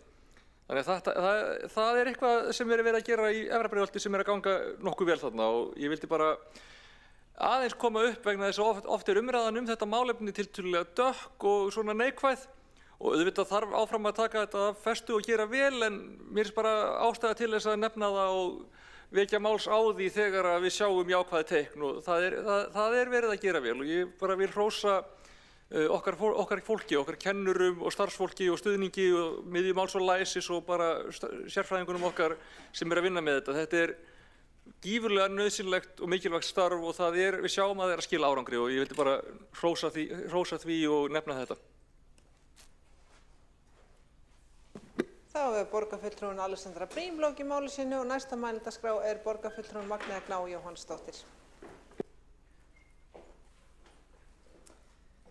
Forseti, ágæta borgarstjórnin kem hérna upp í fundargerð Mannréttindaráðs frá 18. september undir 10. lið sem varðar fyrirspurn sem fulltrúar Sjálfstæðisflokksins lögðu fram í Mannréttindaráði hagsmunasamtök í Mannréttindaráði. Mig langar að vekja athygli á því að þegar það var farið þær breytingar að leggja niður sjálfstætt starfandi ráð, fjölmenningarráðs, öldungaráðs og samráðsnefndar aðgengismál fatlaðs fólks, þá varð svo breyting á að fulltrúar fjölmenningarráðs þeim fækkaði sem þá frá hagsmunasamtökum, fækkaði úr 3 í 2 og þeir mistu atkvæðarétt. Og mér þykir það skýta skökku við og skref aftur á bak að þessi hagsmunasamtök hafa ekki atkvæðarétt í Mannréttindaráði, líkt og þá fulltrúar öldungaráðs hafa áfram og fulltrúar aðgengisnefndar í Mannréttindaráði. Og ég ætla að lesa hérna upp bókun með leyfi forseta. Fulltrúi Framsóknar gerir verulegar athugasemdir við það að fulltrúar fjölmenningarráðs hafi mist atkvæðarétt sinn við sameiningu fjölmenningarráðs og Mannréttindaráðs. Það skref aftur á bak og minnkar vægi fjölmenningarsamfélagsins í ákvörðunartöku innan borgarinnar. Fulltrúin hvetur meirihlutann til þess að endurskoða þessa ákvörðun. Og lokum vil ég þá bara varpa því fram í svona samhengi þessar breytingar að velta upp hvert planið með þessi ráð. Nú búið að færa það alls saman og leggja niður íbúðaráðin sem hluta á þessum breytingum og það þarf kannski aðeins að fara að ræða þetta aftur. Hvað planið þegar það búið að fara þessar breytingar? Finnst okkur eðlilegt að fjölmenningarráð og fulltrúarnir sem þar inni fá ekki halda sínu atkvæðarétti líkt eins og hinn hagsmunasamtökin sem runni á sama tíma inn í Mannréttindaráð. Þannig að hvet meirihlutann þess að endurskoða þessa ákvörðun. Þá hefur borgarfulltrúinn Magnea Gná Jóhannsdóttir lokið máli sínu og einn borgarfulltrúi óskað eftir að veita andsvar og það er borgarfulltrúinn Sabine Leskov. Já, forseti, ég er svona aðeins hissa að borgarfulltrúi Magnea Gná Jóhannsdóttir vekur hér athygli að hún tekur fyrst núna eftir þessum breytingum sem standa í samþykktum sem hún hefur starfað eftir í 7 mánuði og stendur í öllum fundargerðum sem hún hefur skrifað undir í 7 mánuði. Það er hérna spurning hvort hún hafi ekki lesið það. Ég ætlaði líka að benda á að við erum lögbundin hvað var hlutverk aðgengisnefndar og öldungaráðs. Við erum ekki, þetta er ekki lögbundin varðandi fulltrúar í fjölmenningarráði og líka í ofbeldisvarnarráðinu eða þeim hluta mannréttindaráðs sem snýr að ofbeldisvarni. Það er nákvæmlega sami háttur á því og er í fjölmenningarráðum. Og þetta var ítarlega rætt í byrjun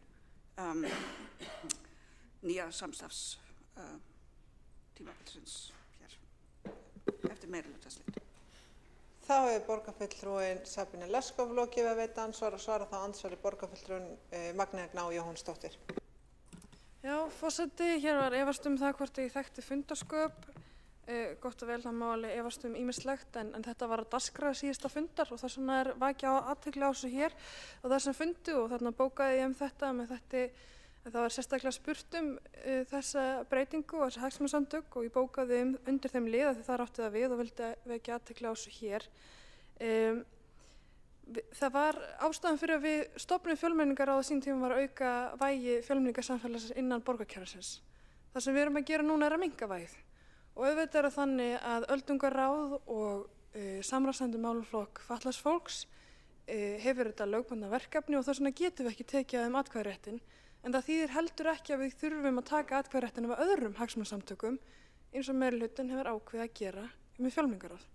Mér finnst það vera afturför, við áttum ekki að gera þetta, við hefum átt að halda væginu og þarna var fulltrúum fækkað í 32 og atkvæðisrétturinn tekinn af þeim.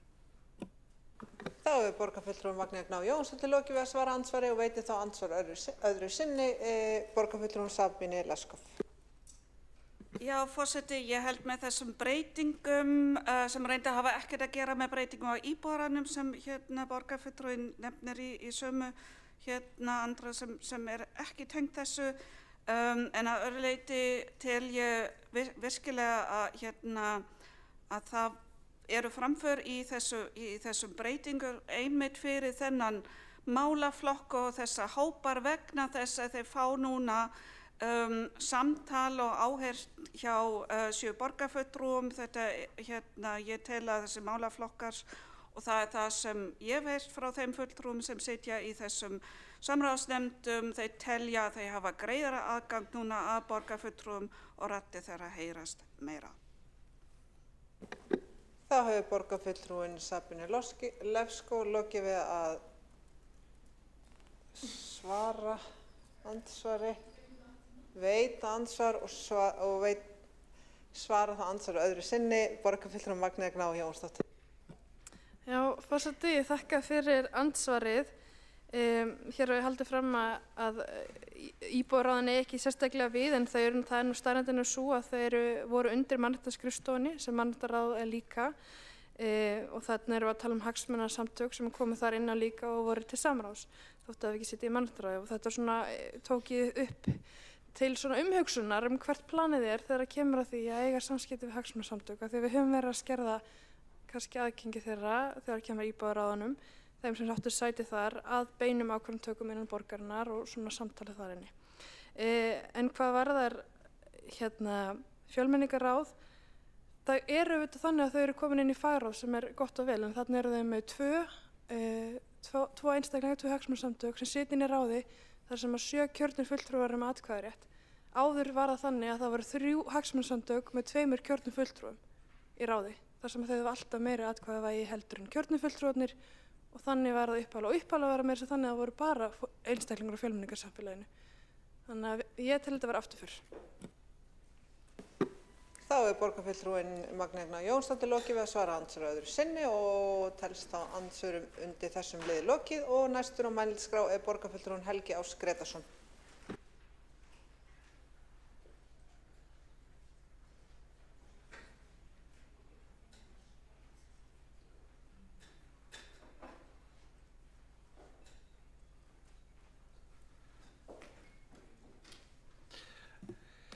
Forseti, ágæta borgarstjórn, ég kem hérna undir 1. og 13. lið fundargerðar skóla- og frístundaráðs frá 22. september 2025 og hérna ég tek undir ýmislegt sem að borgarfulltrúinn Alexandra Briem var að ræða hérna áðan niðurstöðu könnunar lesmál. En ég vildi vekja athygli borgarfulltrúa á því að ef að niðurstöðurnar í ár eru bornar saman við niðurstöður árana 2024 og 2023 að þá ef það er skipt eftir þessum miðstöðum að þá er svona viss ástæða til þess að hafa áhyggjur því að lestrarfarnir sem að tengist suðurmiðstöð annars vegar og vesturmiðstöð hins vegar eru áberandi lakari en undanfarin 2 ár. Á meðan að hún þetta hefur haldist tiltölulega stöðugt eða lækkað í austur og norður. Ég vil líka benda ykkur á að það var fróðlegt að árið 2024 þá kom Dalskóli óvenju illa út í þessari leskönnun og við fengum þar skýringar að þar hafi verið kennsla í opnu rými og slíkt. Þannig að það voru, samkvæmt mælingunum voru þá 25% sem gátu ekki lesið sér sem að voru á slæmum stað. Einhverjar breytingar voru gerðar og hlutfalli lækkaði niður í 10% í ár. Þetta gerði meðal annars að verkum að undir 13. lið þá lögðum við skóla- og frístundaráðsfulltrúar Sjálfstæðisflokksins fram tillögu þar sem að við lögðum til að brugðist yrði strax við þar sem þróun lestrarmælinga í öðrum bekk er neikvæð og það yrði gert með sérstöku átaki og stuðningi við skólana. Og við lögðum til í raun og veru að hugað yrði að aðferðafræði verkefnisins Kveikjum neistan og færðum svo viss rök fyrir því. Aðalatriðið kannski af þessari niðurstöðu eða sem að mér finnst vera mikilvægt í þessu máli er að við reynum að nota niðurstöðu kannana af þessu tagi í öðrum bekk til þess að reyna að læra það sem það gengur vel og er vel gert. Til dæmis Landakotsskóli ár eftir ár hefur verið með 100%. Allir nemendur ná 100% aldursvarandi færni og ýmsum öðrum skólum hefur árangurinn verið mjög góður. Og annars staðar, eins og kom fram í máli Alexandru Briem, hafa verið meiri áskoranir. En mér finnst vera þörf á því að við leggjum áherslu á að reyna að læra hvert af öðru í þessu skólastarfi, hvar við getum gert vel og hvar við hefum gera betur og aðspurð það eru búin að vera sömu sérfræðingarnir núna ár eftir ár að kynna þessar lesmælingar að á sumum stöðum þarf einfaldlega aukinn stuðning eða þjónustu eða auki fé eins og er til dæmis gert með Fellaskóla að þar er auki fé varið og það eru styrkveitingar held ég frá ríkissjóði og að þessu þarf að huga.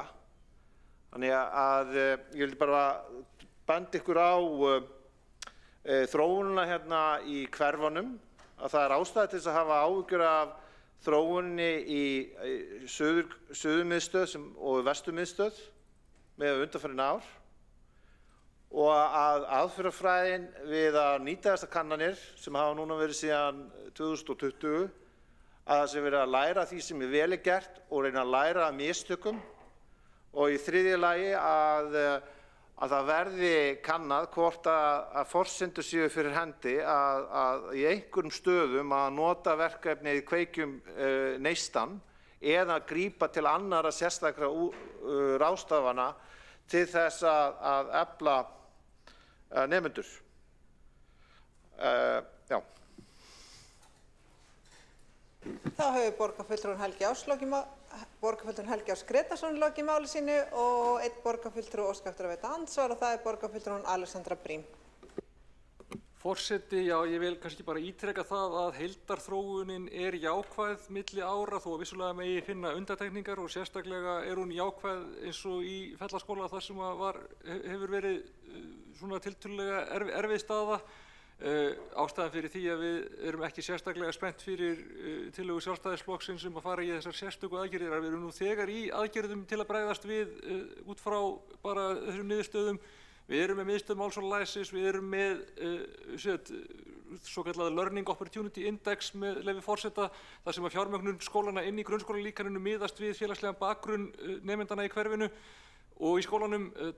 Það er nú þegar verið að bregðast við þessu og það er nú þegar verið að beita þessari svokölluðu hljóðaaðferð, þessari ítrekuð uppástungu að fara í sérstaka kennsluaðferð sem hefur ekki verið sannreynd af fræðasamfélaginu. Hefur ítrekað verið svarað af skóla- og frístundasviði, það er verið að beita hljóðaaðferðinni. Þannig að ég, eins og ég segi, tel ekki að það sé nauðsynleg krafa og almennt séð er þróunin góð og þegar við fylgjum einstakar nemendum þá er að ganga vel að kenna þeim að lesa. Þá hefur borgarfulltrúinn Alexandra Brím lokið við að veita andsvar og svara þá andsvari borgarfulltrúinn Helgi Ás Gretarsson. Forseti, ágæta borgarstjórn. Þetta er mikilvægt samfélagslegt verkefni að bæta lestrarkunnáttu grunnskólanemenda og að mikilvægt að hefja vegferðina sem fyrst þegar skólagangan er nýhafin. Okkar tillaga liggur fyrir. Mér heyrist að það sé ekki stemning hjá henni hjá meirihluta eða samstarfsflokkana, en gott og vel. Ég held að aðalatriðið í þessu er að við séum að fá bættar niðurstöður ár eftir ár og að sem með markvissum hætti verið að reyna að læra af mistökum eins og til dæmis í Dalskóla og hins vegar að sjá fyrirmyndir þar sem að hlutinni ganga vel fyrir sig og þrýsta á að nota þær aðferðir.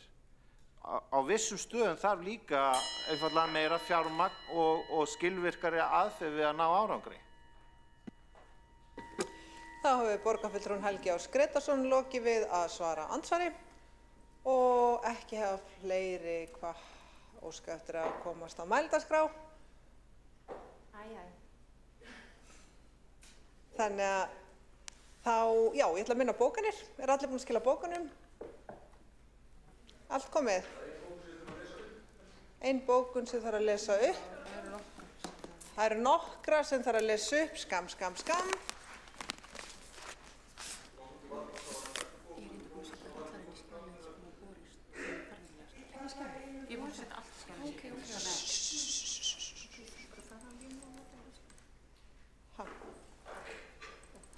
Þá hvernig...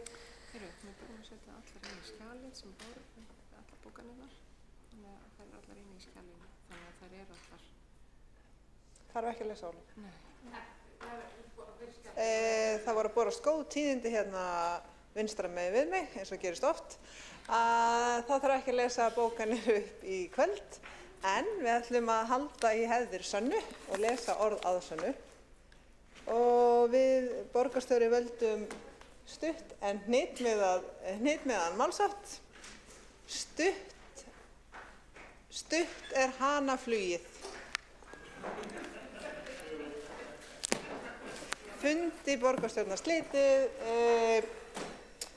1924.